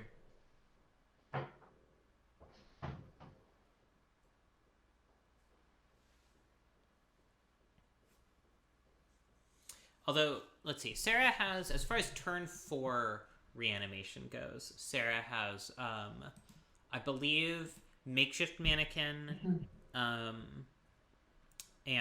Flashback on Burial Rites, and nothing else. Yeah, which like she does have the looter to get Umbero Rites into the graveyard if she wants to go that route. Yeah, that is true. Just a little bit awkward to. Yeah. But I mean, like, it's not like a turn 5 Ashen Rider is that bad either. True. But at that point, Ketsi's already gotten a hit in with Chite, which means the looter dies. Yeah, it does feel like this is kind of the critical turn for Sarah. Yeah.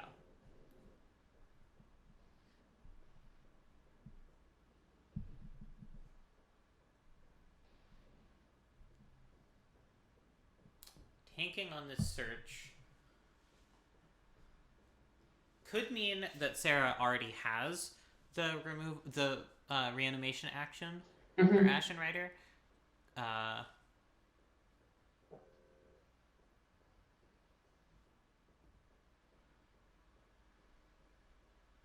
Could mean that they don't.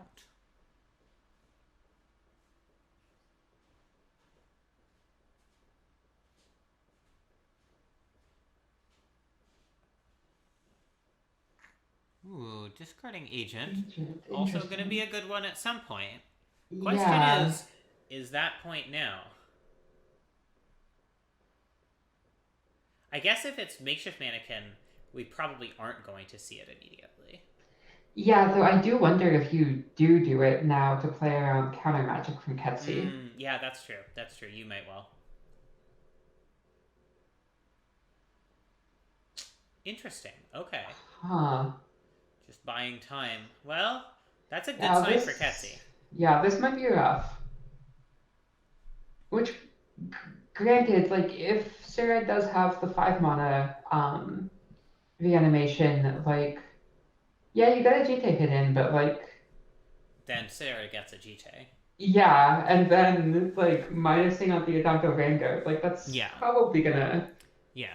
Once Sarah has GT, things are very different. Especially given that Sarah's not quite at as low on life as they were game 1 when they could have gotten GT.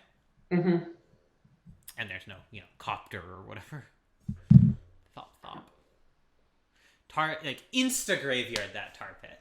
Yeah. Slam jam it. So this is definitely 5 mana for Sarah because of the Azcanta. Mm-hmm. It looks like not a lot of that might be not game. what you want to do.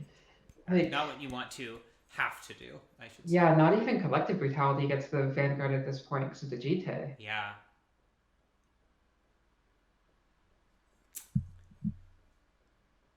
That does it. It's until your next turn. Oh, yeah. Okay. Liliana the Last Hope is definitely one of the cards that can dig Sarah out of this. Yeah. This will buy them a lot of time to find their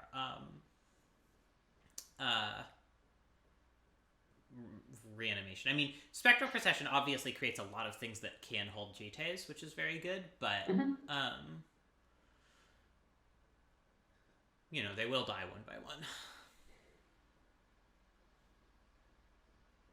Yeah, and they don't even attack Liliana down next turn. Or I guess with Luminar Casper they could, or yeah. Yeah. I mean, Sarah's definitely got a lot of climbing to do, but she got out of that turn alive. Yeah, and advantaged. I'm not sure if I consider this advantaged. Maybe a better way to put it is in a much better position than she was at the end of last turn. No longer just straightforwardly getting destroyed on board. Right. A damnation here would also be extremely difficult for Ketsi to beat. I mean, Shrine plus GT is a thing. Mm-hmm. But also, that just buys another turn. If Sarah has land plus damnation, they also get to Adanto. And at that point, I feel like it starts slipping away from Ketsi. Exactly.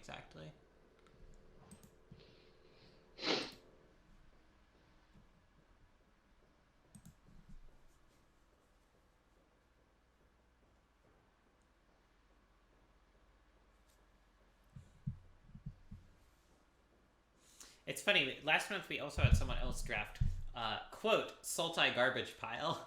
And I'll have a losing record with it. Yikes.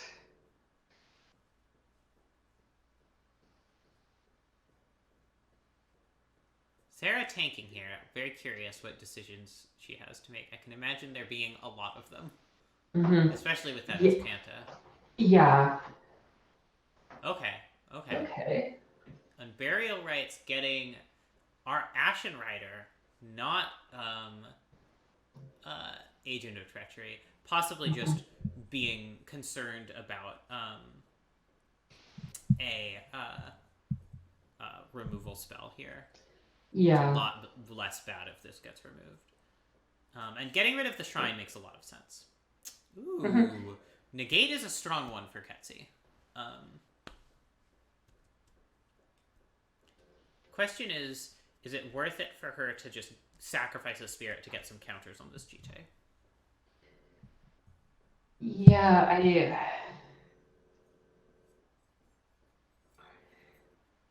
I'm mostly not really sure what you're doing with them because, like, like it feels like until she has like some sort of like exile-based removal for the Ashen Rider. Yeah. Um. It's just what do you like? You can't attack into that. You can't kill it. Yeah. Like you don't want to like pump over it. Right. Exactly. Oh man, Sarah's really clawing their way back here. Yeah, I wonder, like, is Ketsi forced to just start like clamping spirits to dig? That seems rough. It does seem rough, but she does have things to dig to. This is sort of where I was coming from with like One wins in? Yeah, just every exile removal is just so good. Especially against a deck with Ashen Rider and Wormcoil. Like and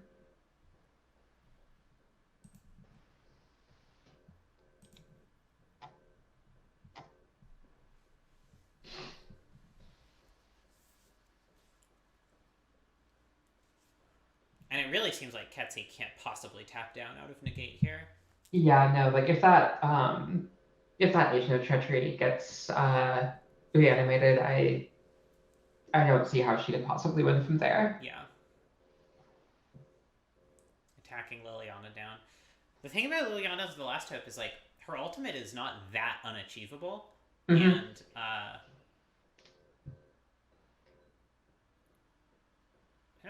I don't know if that's what you want to do. Not sure what that does. Oh, I guess this means 2 counters from GT now kills the Ashen Rider. Yeah, but then you lose your GT. Yeah. I mean, I guess Ketsi figures she's going to lose the GT and might as well have it be exiled rather than stolen. I guess. I mean, like you were saying, it is basically game over once Sarah has the GT. Yeah, I'm just... But yeah, this is a really bad position for Ketsi anyway. Yeah. I mean, like, well, you have the negate for the Unburialites to keep GT from getting stolen.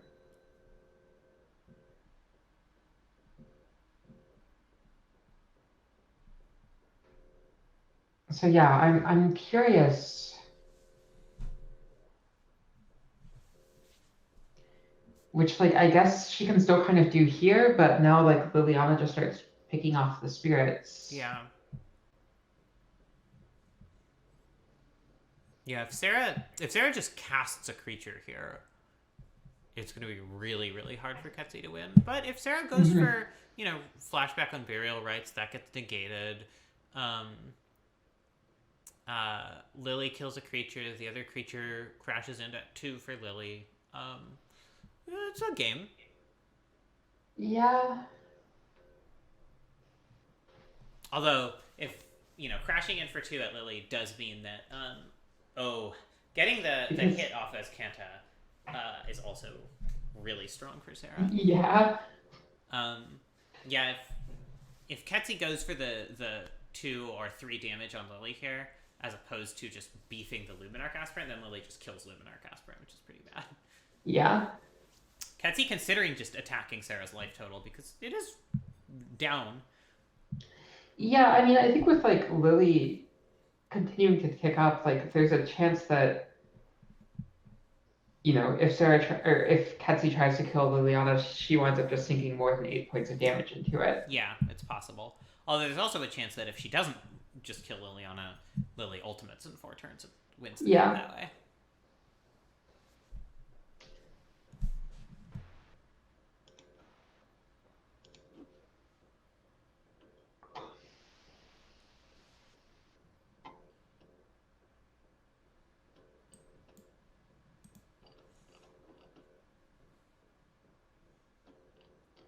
Oh, right, Luris. Oh, yeah. Yeah.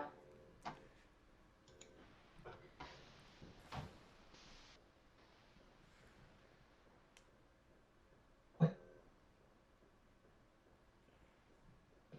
Yeah, she doesn't really have anything great to get back, though, because, like, Usher and a... passes here. Fascinating. Ketsi just passes. Oh, I guess she can't play Luminarch Aspirant because it'll Close just combat, die. yeah. She's probably supposed to play that pre-combat. I suspect she's kicking herself. She could have played Luris, though. Yeah, she did. I had myself undeafened for a second, and she did say something kind of kicking herself. With like, oh, why did I do that? Yeah, I feel like just writing out Luris for like to potentially get killed for no value is just so bad. I mean, the thing is though, I guess even though Ketsi doesn't have, oh wow, Sarah reveals Jace here. I would concede here if I were Ketsi. I like. At this point, I'm uninterested in. Oh yeah, and Sarah can just like bring back Ashen Rider, hard cast it. Yeah, Ashen Rider or Agent. Agent goes for Ashen. Mm-hmm. Ketsi with the sad face in chat. Ketsi and Sarah, by the way, are on voice chat. Oh, Sarah's deafened. I see. Yeah, so I think probably because she's streaming. Yeah.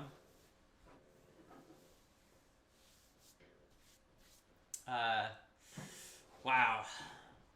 Well, Sarah's pretty clearly winning this, but it was a difficult battle. I will be very interested to see how Game 3 goes. Yeah, especially with Ketsi being on the play. Like, I feel like there were a couple crucial turns of this game that were close enough that, like, had Ketsi been on the play, I don't think Sarah would have stabilized in time. I think you're probably right.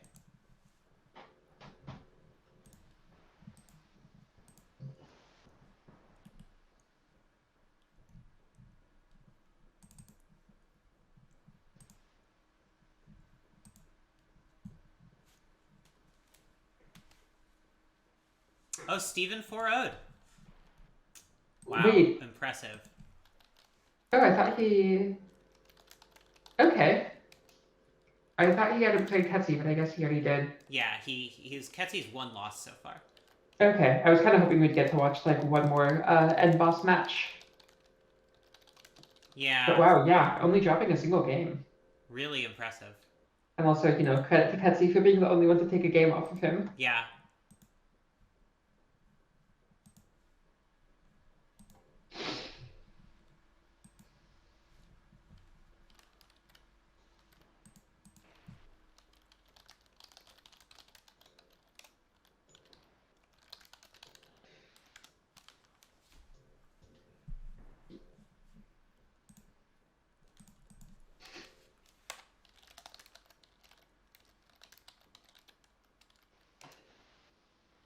Which, okay, I mean, like, this isn't the good spot for Ketsi, but, like, she can crew the copter now and kill one of Sarah's planeswalkers. Oh, wait, is the Ashen Rider come? No, there's just the Ashen Rider. Yeah, never mind. Ashen Rider just puts the kibosh on that. Yeah.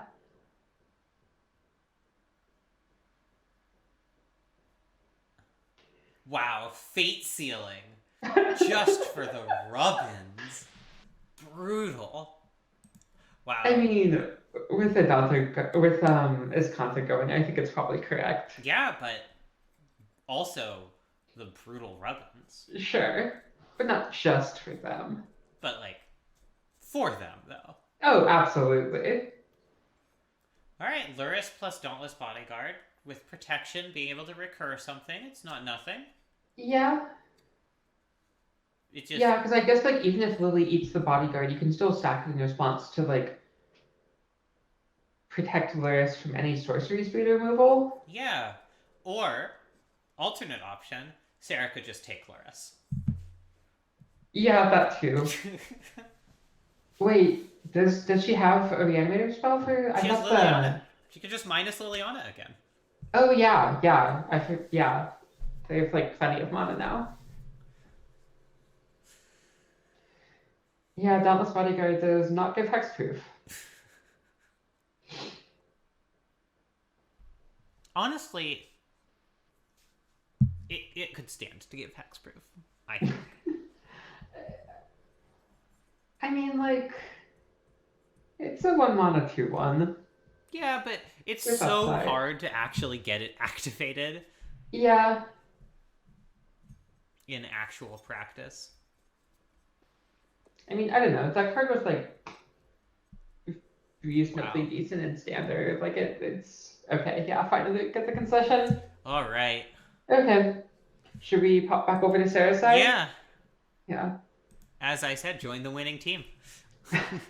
Yeah, I feel like with Sarah being on the draw this game, I feel like there's like a fairly real chance that we wind up just like watching the losing side on every game of this match. Yeah. Sarah, considering Slaughter Pact, does seem like a pretty decent one here. Doesn't Yeah. kill Luris, but Ketsi always plays Luris with backup anyway. Yeah, Sarah, it seems like has been struggling to kill Smuggler's Copter a bit, and that is a way to do it. Yes, that is a pretty good way to do it.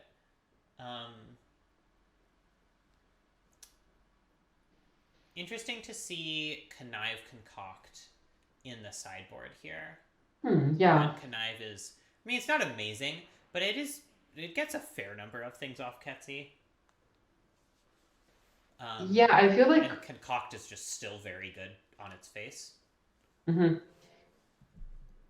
It does kind of feel like all the cards that matter for Ketsi are like the equipment and Luris, though. Yeah, I mean, that's not wrong. But I do like Sarah swapping a Wrath for Slaughter Pact. The Wraths just feel like really clunky in this matchup. Yeah. I think like so much of what Ketsi's doing just dodges that pretty efficiently. I honestly wouldn't hate an Ashiok just because Ketsi has a lot of creatures that can be gotten off of it. It exiles stuff. So it's a way to just say, like, Selfless Spirit is not a part of this game anymore. And it, like, Ashiok goes up in loyalty really fast. Although I guess on the draw it's a lot worse. Yeah, I don't think Sarah can, like, reasonably defend it on the draw.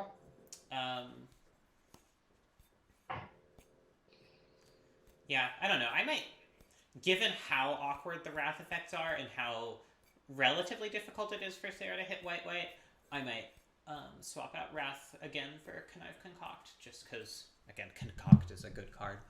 Yeah. It did kind of, you know, buy Sarah a while in game one by hitting that Agent of Treachery. Exactly.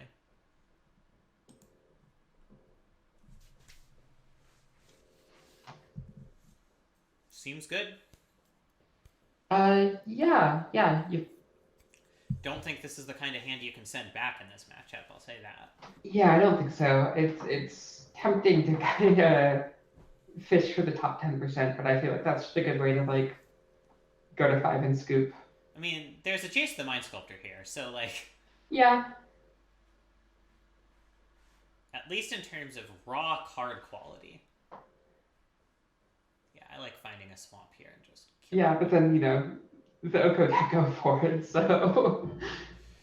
Yeah, raw card quality is not everything. The Oko Hexdrinker deck. Oh boy.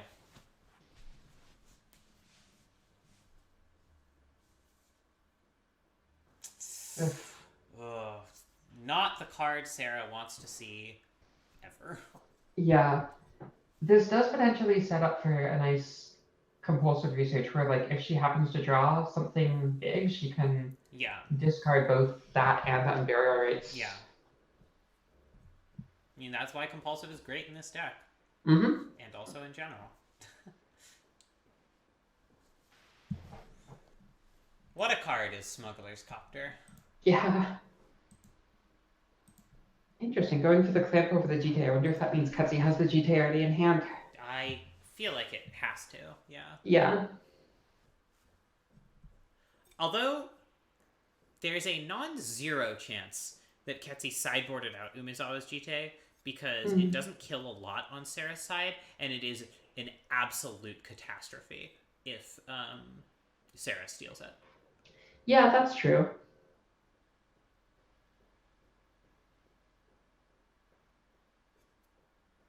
All right. Oh, there you go. All right.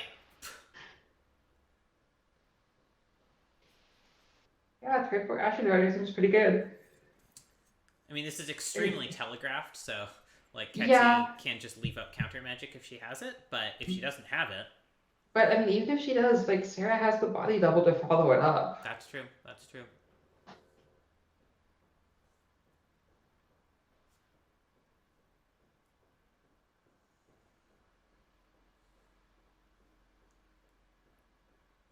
really good compulsive research. Yeah, it definitely feels like if Sarah's going to win this game, like that's how it happens. Yeah.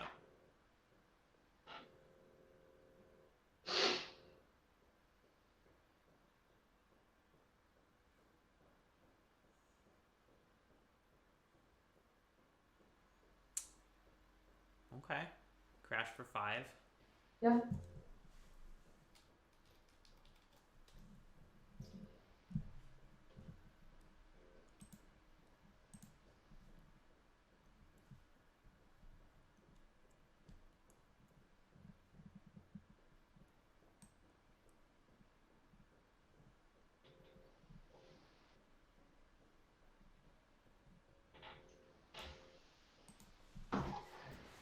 All right.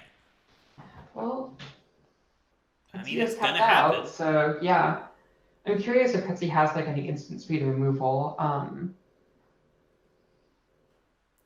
mean, or That will leave exiling him in a, removal. or yeah, sorry, that's what I mean. Yeah, like either the Path or the Council's Judgment will probably leave her in an okay spot. Yeah.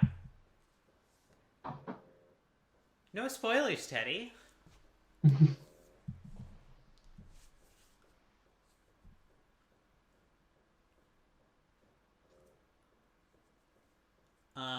But then, Sarah gets to follow that up with a Wrath and a Ponder.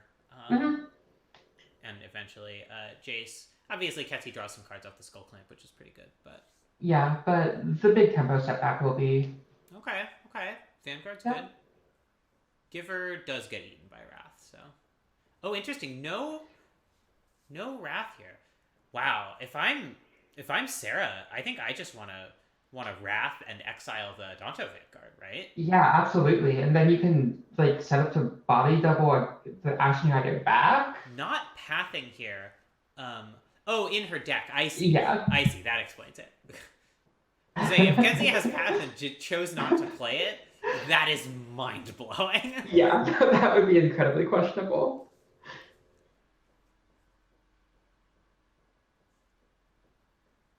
Now who's indestructible? It's still a Danto Vanguard. But not in an especially useful way. Mm-hmm. This has got to be an incredible keep. Yeah, like Massacre Girl just seems really good for... I mean, like, I guess you've already got the Damnation, but just, yeah. Like, I'm not really sure what you would be looking for if you send this back. Yeah.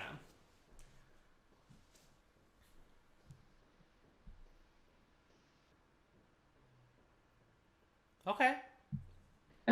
Looking like probably another Damnation turn. Or yeah, Massacre. Or Massacre, yeah. Probably Massacre Girl, actually, given that everything just dies to it. Mm-hmm. Although, I guess everything died to damn... I don't know, I could see it either way. Massacre Girl is nice to save a little bit because it counterplays Selfless Spirit. But again, because Sarah can just reanimate Massacre Girl later, it's a lot less punishing to run it out early. Yeah. Sarah's deck is really beautiful. Mm-hmm.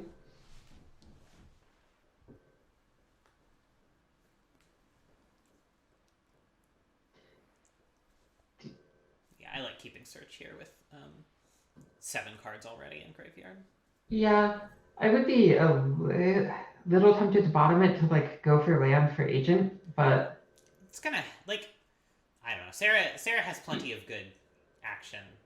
Yeah, that's fair. God. Yeah, and now you just play out like Chase Search. Oh no, she actually only has 2 blue sources, so can't do that. She can Jace Brainstorm for a blue source. Oh yeah, that's true.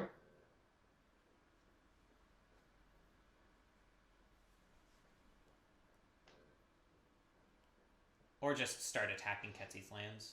Yeah. Or clamps, whatever. I guess this is also lethal. All right, Sarah with the 4-0. Double 4-0 this round. Yeah, wow. Team, 4 hearts, empty heads can't lose. Really aptly named. Yeah.